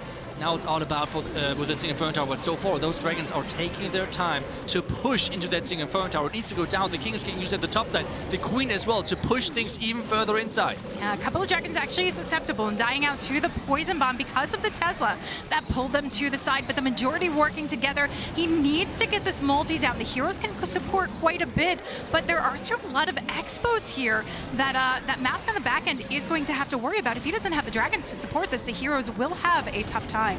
Yeah, like there is so much point defense on the back end. He has maybe sent the Royal. There's now the Lava Hound coming out as well. This is exactly what you want to not happen in this setup. You want to take down the Clan Castle building to make sure possible Ice Golems, Lava Hounds are not coming out there. And with having 3 Expos on the back end, this is not going to work. And Musk is really falling short today. So far, not with the 3-star. This would need a miracle to make sure that this is 3-star. I don't see this anywhere, even though he has quite a few spells left. But Lady B with the multi-inferno tower, 2 Expos and Scatter Shot alive, no way. No, and even he's hung on to these spells of rage to keep this royal champion forging her way along so we can extend the push of the freezes a little bit deeper through. But this is not going to get anywhere near that 96% that we saw coming in from Rakiras. Wait. I think we called this too soon. No. He is already clapping. Maybe the heroes were the difference maker in this one. I don't know how. No. But somehow he pushed through 40 seconds. The NATO trap is keeping the back end alive. Okay, now maybe he was celebrating too early and we were right at the end. But still, this is way closer than both of us expected. The queen is still going, no ability left. So this means time is going to be the difference anyways. So this is all about percentage. This is all about getting more percentage than Badzinger. And I'm not sure if they're going to make it close. 18 seconds as Queen has a lot of work to do. He needs to clear out this entire compartment here to actually pretty much get what he needs, and the Queen can't do it in 10 seconds. He will keep it close. The percentage, I will agree, is way higher than I expected to see. That was a good play with what spells he had left over, but the 95%, yeah, it's one building behind, and you can see this pressure really eating away at these two teams. Let me say, one building can be a huge difference. I know this. One building can be a huge difference, and it can get into your head, because if now Badzinger keep 3-starring, they're going to win whatever alternate is going to do. And this is a position which sometimes is really, really frustrating, because even though, yeah, the difference is not too big. I mean, I have to say that. But at the same time, it feels like, come on, one building, everything is going their way. Can't we have a little bit more luck? Like one building, it can really easy get to your head. And this is exactly what they now have to overcome. I mean, they are the veterans in this one. They won the last World Championship last year and tried to defend their title. And so far, they really need to step things up to make sure that they're staying in this match and in the tournament. Yeah, this is I think quite closer than you or I might have predicted, but certainly than what we saw the community predict. And there you go, Itsu. We've got more super bowlers coming from ND. Let's go. Yeah, Super Bowlers are so underrated. I remember when Super Bowlers were released, so many people said like, this is way too much housing space. This is way too much housing space. And I don't know if that's going to work. We now have the Blim coming in from the top side, making sure that this Eagle is taken down, and he's opening early. But this air defense is not going down, and this means the Dragon Rider, the Dragon Rider turn around and taking down the air defense. Taking down the Eagle as well here, starting off very nicely. And we have the Warden working as well to pick off the surrounding scatter shot area. We want to take down that flank damage. You'll often see this Warden who has a nice long range where we would need to wall break the Queen. You don't have to do that with a Warden because of his 7-tile radius to reach right over those walls. The only thing you have to worry about is the time factor, so you need to get this fast and then get working in and through. Yeah, that's true, and he's going with a really interesting angle, because I would have expected to come in from the top left, right? I mean, this would be the common thing, but he's now going completely different and going in from the left side. Are those troops are wait a second, he's using, this is completely different to what you're usually doing with this attack strategy, so let's see how that works. Warden ability to protect versus those rocket dunes. They're really, really deadly. The Queen is on the tunnel meanwhile, which is a really big sacrifice to make sure that the tunnel is going down, and the freeze is getting missed. But the Super Bowlers, they're not going to the core, at least not all of them. The next rage, the next jump is getting used to get further into the base. He has to use the freeze, taking down the Royal Champion. And with this, the defending king. Is it going to be a golem? No. The Golem KO defense, take a look at it's huge. There's such a size difference. This is some beautiful pathing we're seeing from ND. This was such a smart move. Look at the Queen hanging down there. Take a look at his reaction. He knows. He's got this in the bag. That Queen forcing that ability to help with the cleanup. But honestly, the bowlers, the Royal Champion, the Warden could get this done without the Queen. ND bringing Badzinger continuously through, hanging on, potentially still by one building. This is going to continue pressure applied to ATN, and I think it's going to build the frustration in them. Yeah, as I said, like, this one building might seem like not too much, but it's like even worse. Like, if it would be like 20%, is obviously not great either, but like it is still like mindset-wise not easy. But I just want to highlight this attack. This has to be one of the coolest attacks which we have seen so far today, because yes, the attack strategy might be something which we have already seen, but at the same time, this angle, like we both were super surprised. I really hope that we might see it later again in the breakdown, but just this specific entry, never ever did ATN expect this, and this was seen with the traps. No Black Mines really versus the healers, no Tesla farmer against the Warden Walk. The Blimp was not really defended at all because no one expected a Dragon Rider Loon Blimp from the other side of the base, just creating some funnel. So really, really smart move right there. And there's now the pressure on the line for Yo-Yo. And we know, sometimes we're calling him Lalo. Lalo 23 indeed. And again, we get to see the repeat of those valves to help out the king. But first, we're going to sail our way into that town hall. Oh, some tornado traps might throw things off course. But can we get those sneaky goblins in to take down the town hall? And while that goes on, drops in the Zapquake to keep this compartment cleaned up. It's always surprising me, like a troop, which you typically just use for farming, sneaky goblins, is actually one of the most powerful tools you have as a war attacker. So really, really good use right there from the sneaky goblins from Yo-Yo.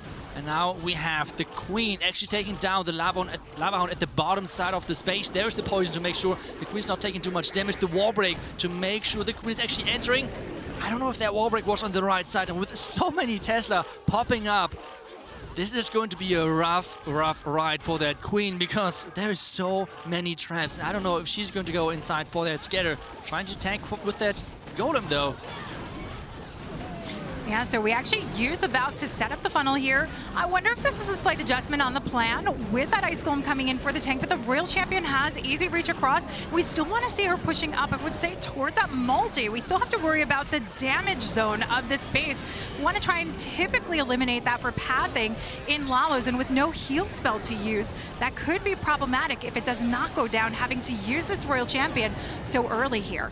That's right, the Royal Champion is getting pushed further into the space. The Queen has to use her ability. He took down already a huge part of the space, and especially the Cessa form, which made everything but harder.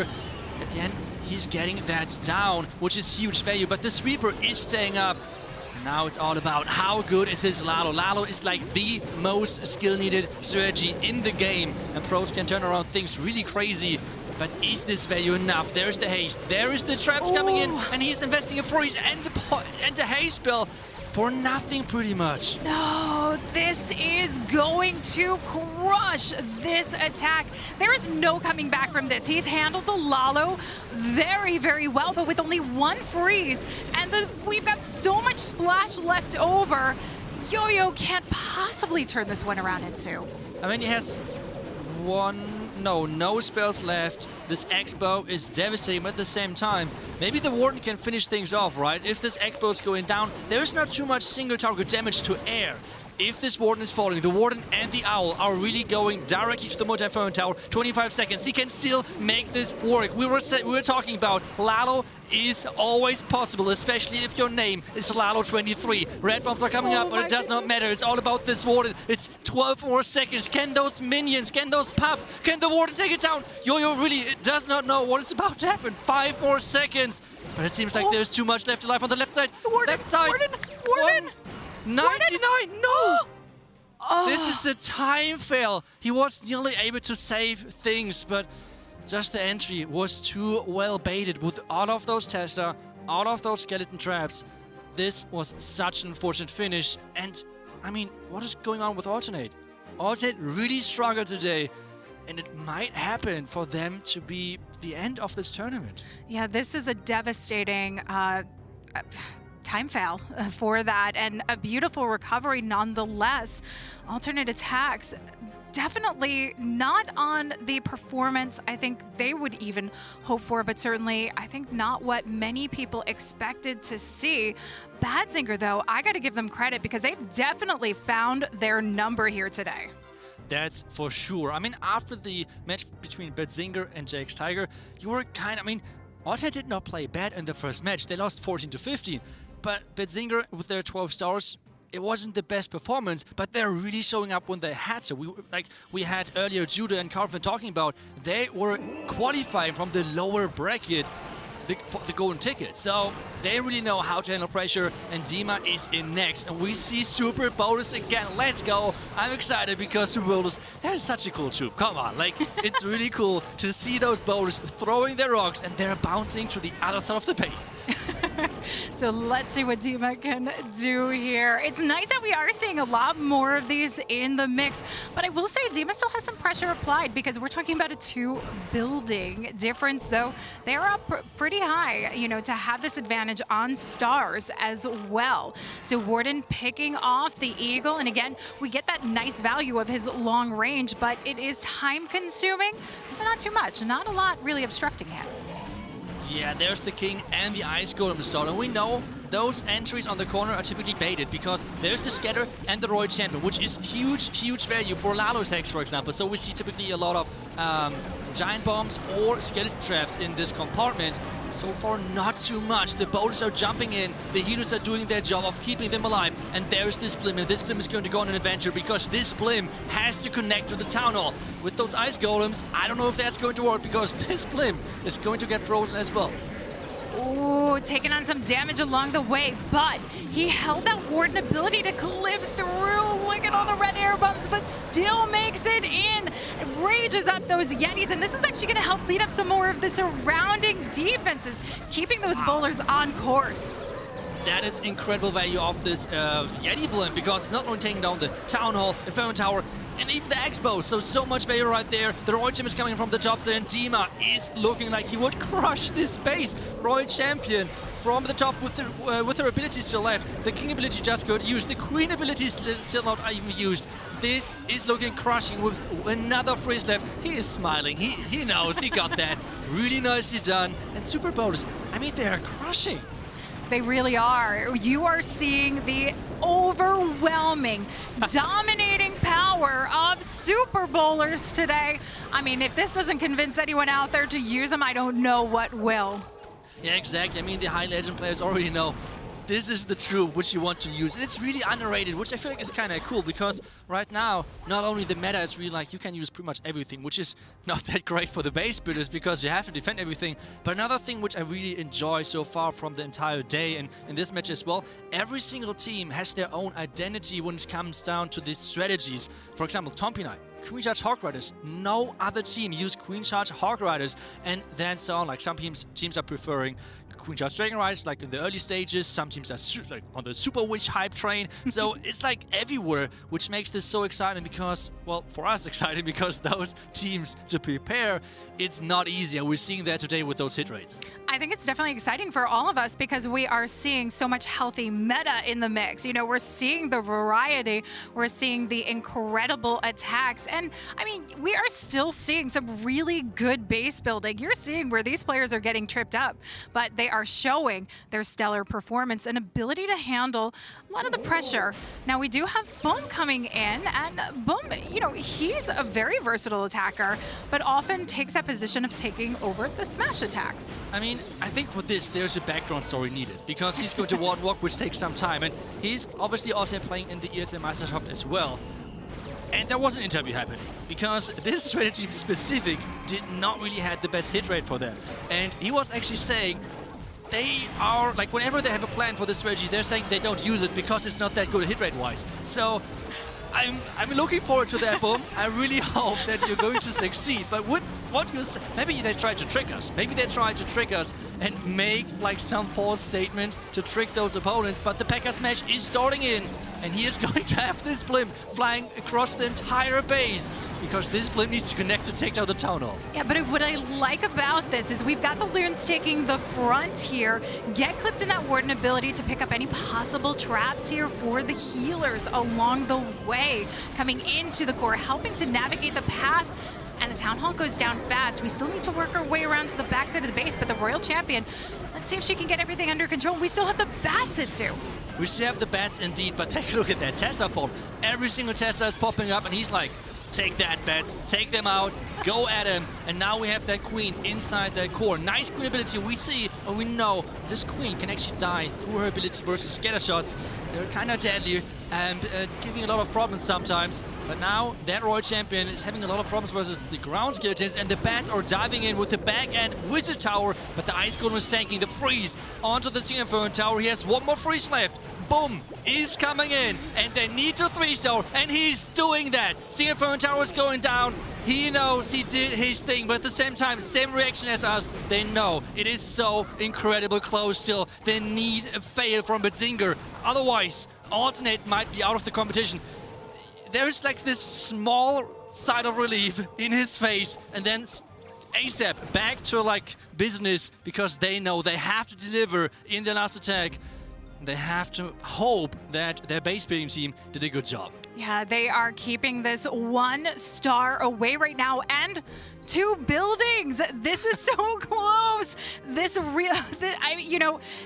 really all riding on this final attack coming in from Badzinger. But pressure-wise, you're a pro player. How does that feel, knowing that you would have to come in with a triple on the final attack? Not nice.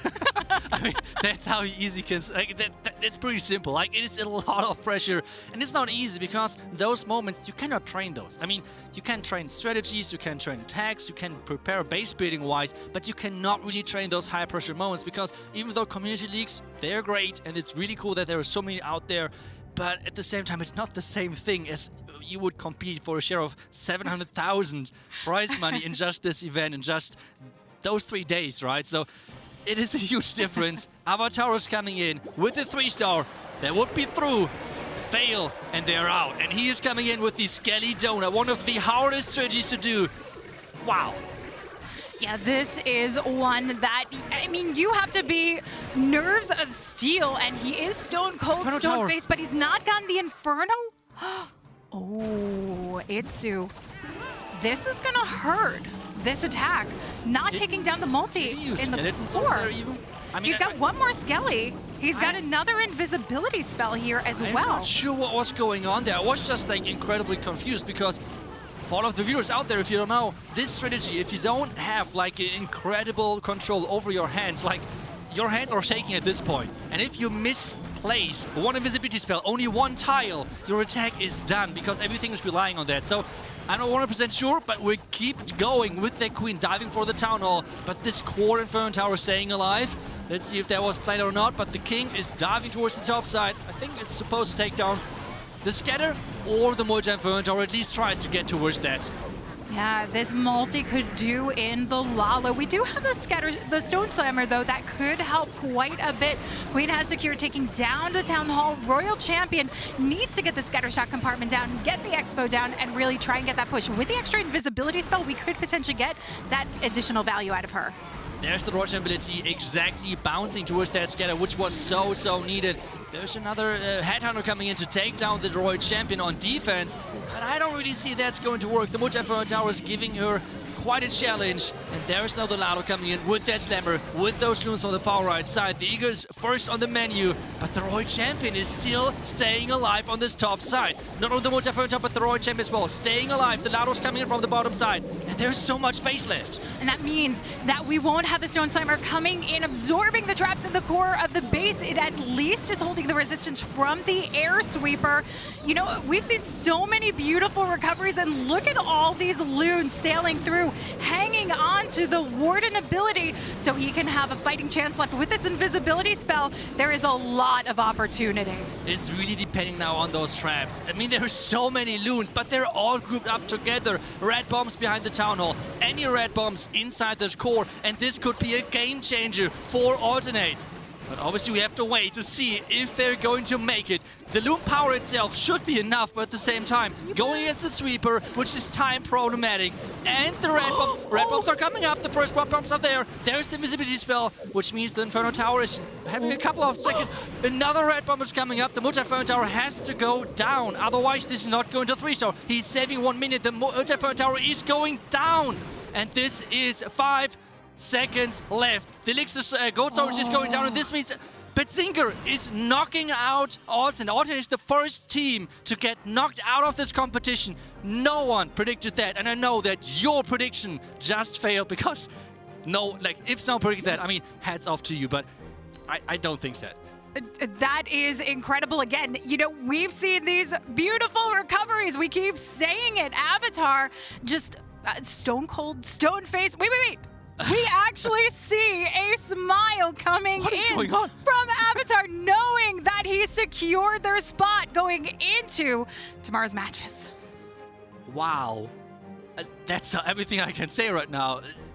First, Avatar smiling. Second, Alternate getting knocked out. But we still have one more attack, obviously, from Alternate. Let's see what they can show us. I mean, they can all go all out, do everything they want. I don't think they're going to change their plan because it was a little bit close on time. But still, they're going in. Vale, the MVP from the last World Championship, trying to show off again why he is still one of the best players with his team.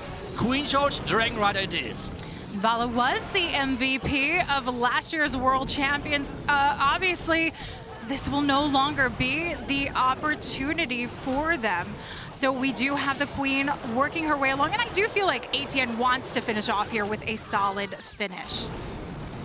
They won, but the Queen is having a lot of firepower on her, keeping her ability for now, going against the sweeper, and this is keep pushing her inside. There's the lock launcher. The lock launcher is supposed to push her towards the Town Hall to take that out, and the logs itself should be able to take down the Fern Tower at the same time, though. Let me take a look at that defense. That is dead. Yeah, you know, this is an attack strategy that I actually don't like seeing as the final attack, because more often than not, a Queen Charge log launcher, Lalo, can wind up in this situation. More times often, it happens because the healers get targeted by traps, which is why we often see healers coming out of that Stone Slammer, or the log launcher, but he brings in the Ice Golems to try and help out, but the Queen is walking into... It's not going to matter, but this... Things are really not looking good today for Alternate. It's really going down quickly. He has still the King, which he can still place to secure the second star, but at this point it's all about, like, he can just take it. He can just take the risk, right? Like, he can do whatever he wants at this point. The add-ons are coming in as well to make sure that he can combine them with that Warden ability to take down the back and Royal Champion. There's the Warden ability, perfect timing right now.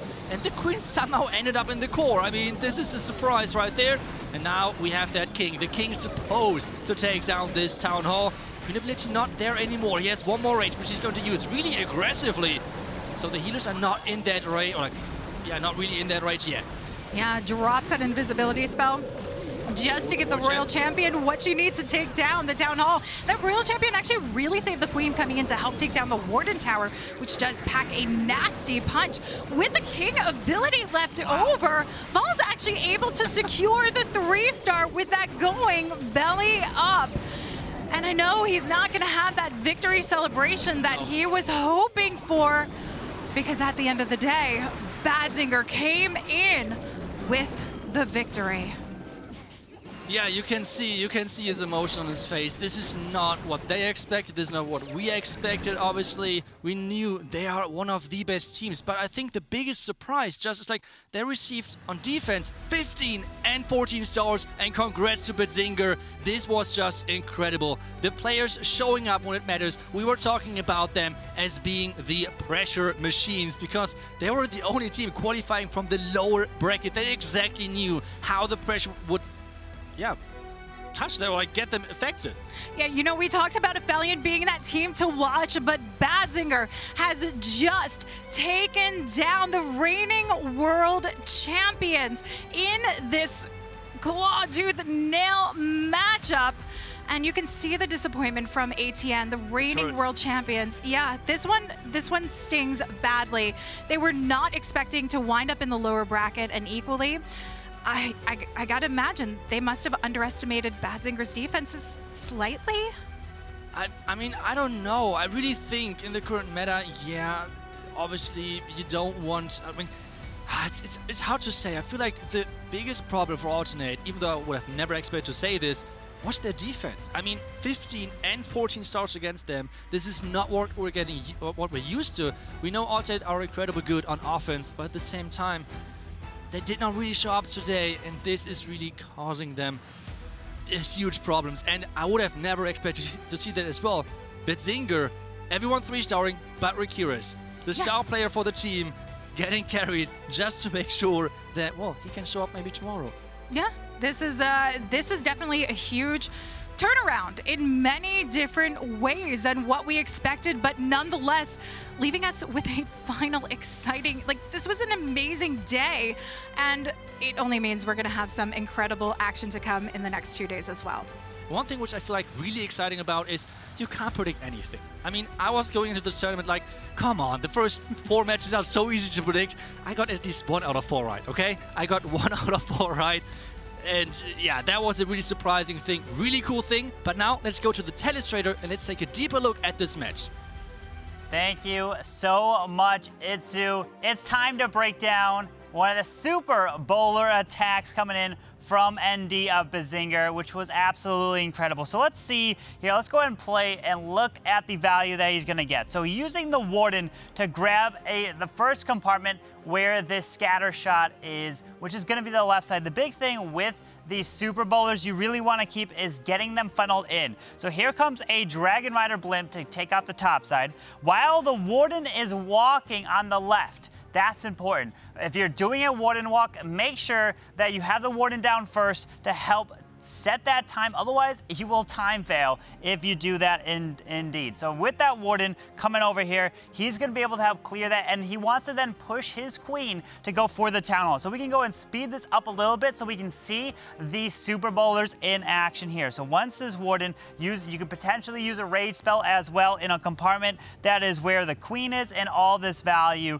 And here goes his, and then his queen will come down here and path her all the way to this Town Hall. If he's able to do that, you notice that scatter shot being down, then here we go with the super bowlers. And what he does not have to go to this top side because that battle blimp took it down. So we continue this pathing towards the back end of the base. If the queen is going to be responsible for down here, you can see the pathing of the red right through the middle for the super bowlers. What is the funnel? The left and the right side is set so these super bowlers go straight on in, and then you see the Royal Champion coming in to help grab some of the buildings over on the outside as the super bowlers wouldn't go reach for it. They take the jump spell and it gives them access to the backside, which would be back there, which was absolutely incredible. ND coming away with the 3-star for Badzinger, and they eliminated the defending world champions alternate attacks, which means we're going to be crowning a new champion in 2021 here. So as that attack finished, you can see it played out and the super bowlers were able to push their way through, and they were able to get another triple with the super bowlers, showing this strength as well.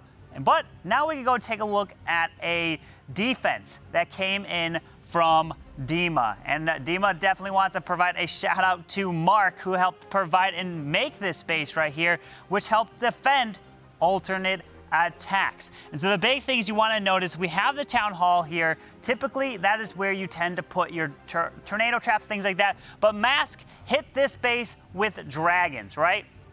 Dragons made their way through to the core, but you notice we have a gold storage and the clan castle right in the middle. And what happens when you send dragons? You really want to try to put storages like that into the middle of the base so it stalls them up and slows them down. So this would be a great place to put seeking air mines, things like this. There's a sweeper that is also pointing in that direction to help push the dragons away, which helped stop Mask from getting the 3-star, and again helped help Badzinger advance and eliminate alternate attacks. You can see right there that multi-target indeed did stay up right there. But we have time now. We're going to go ahead and take a look at some game-changing moments. Let's go ahead and invite Judo back here. What an incredible day so far. No one would have ever guessed what we just witnessed. Alternate attacks, the defending world champions, getting eliminated.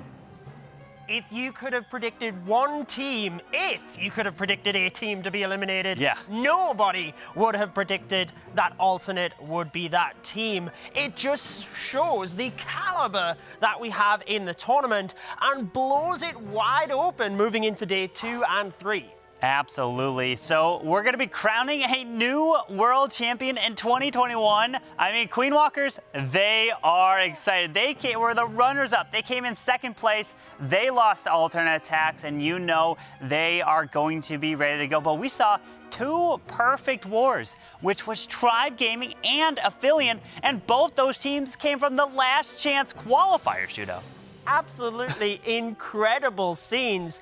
I think we should take a little bit of a look at the matches we will have tomorrow from the upper bracket. We do have one match from the lower bracket, but JX Tiger will be facing Tribe Gaming, which is a huge matchup given that Badzinger, who JX Tiger beat, did go on to beat ATN.aTTaX. And then, as you mentioned, Queen Walkers facing off against Aphelion eSports. The Asian teams will know each other very well, so that is going to be an interesting matchup. Absolutely. It's going to be the question, who's going to be favored in these matches? With the two teams getting the perfect wars, Tribe and Aphelion could meet each other in the next round as well, but there's so much competition, and today just proves that you cannot predict what's going to happen. All you have to do is make it to the World Finals, and you have a chance at winning the Grand Champion and being crowned World Champion of Clash of Clans, and just every single team has the opportunity to do it here. Absolutely. Even if you don't win one of the qualifiers, Yes. you can get in via the last chance qualifier, get yourself to this point. But I think we should go ahead and have a player interview over with Woody. One tribe, one mission, and one man at the top of the game. A noble revolutionary who sent the world champions to the chopping block, and they are now eliminated. eVMAXi, how are you feeling?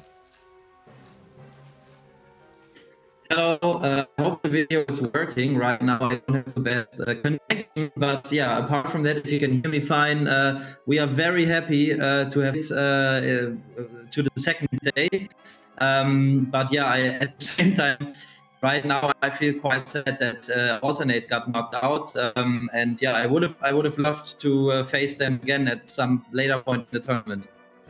Well, you scored an epic victory against them. Congratulations. Despite having qualified in the last chance qualifier and being one of the teams that had the least amount of time to prepare, you still brought an incredibly interesting attack strategy, putting super minions into your battle blimp. Where did you get that idea from? Well, it was a strategy that had been used earlier. Super minions were aim, but they hadn't been used for a long time, and it was actually Exquisite who came up with the idea to try it out again and see if it would still be viable. And yeah, we were very happy that he thought it was good and that we could use it 2 times today in a very successful manner. And yeah, just it's a crazy first day. Crazy for us to have scored the perfect war, to have won against the reigning world champions, and we're very happy about that, obviously, but still also crazy that that they got knocked out now. And yeah, I just I'm lacking words for that. Like I didn't see that coming, and yeah, it's quite sad. But I mean, for us, it's great that we have concluded the first day with a very strong victory, and we will try to put everything in for the next days, so we can go all the way and get to the finals. Well, as you mentioned, there have been a lot of ups and downs for your team in qualifying here. What do you expect to take place tomorrow? How will you prepare for the upper bracket? Well, I won't say too much about how we are going to prepare. I know that our opponents are watching, but we will definitely try to keep the offense level as high as today. We know that if we score a perfect war, there's a very slight chance only to lose, and that is on time if the other team scores a perfect war as well. So if we can keep that level, then we feel very confident. But at the same time, of course, we will take a look at our bases, see if we want to do some changes or not. We have prepared for all opponents that we could possibly face in this World Championship. Of course, the main preparation was for ATTaX, and we only could hold them back once, which shows how incredibly strong they are on offense. And I think they showed that. It was, I mean, their they had like only 3 fails in 10 attacks, and all of those were very close and still got knocked out. This just shows the competition here, and we can keep the level we showed today. We have a chance to win this competition for a bit long. Thank you, Eve Maxi. Good luck to you tomorrow. Until then, we're going to send it back to the main stage where we've got Judo Sloth and Carbon Finn to finish us off. Thank you, Woody. It is always fantastic to get the insights of the players. What did you make of that, Carbon? Interesting to hear a little bit about the cloned super minions. Absolutely. That was a question I was wondering. Why bringing the cloned super minions back? Well, we learned right there Exorcist was the driver force behind that. We saw it before, but we haven't really seen it as the meta. But they showed it off and really maybe surprised alternate attacks there, Judo. They certainly did, and I wonder what other tricks they will have up their sleeve, because Tribe always seem to bring some new attacks like that. We've seen some fantastic performances by all of the teams today, though.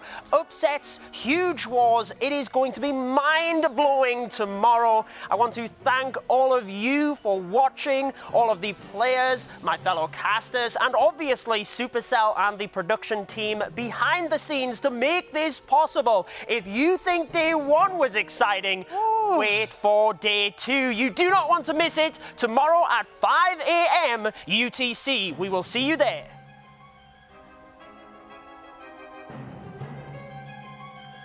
Oh, baby. You ready?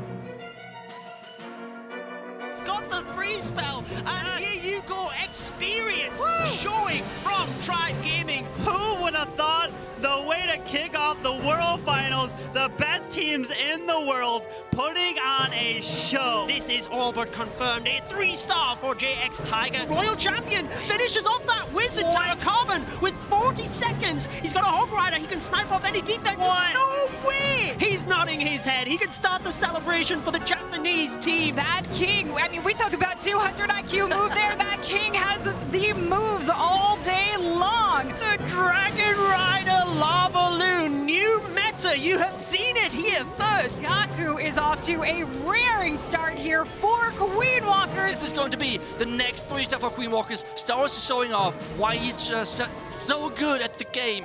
He's crossing the percentage, 88%, 89%. And this means Queen Walker's moving on. But can he steal 3-star with this one? This is 5 seconds left. The Elixir Gold Storage is going down, and this means Badzinger is knocking out Alton. Alton is the first team to get knocked out of this competition. No one.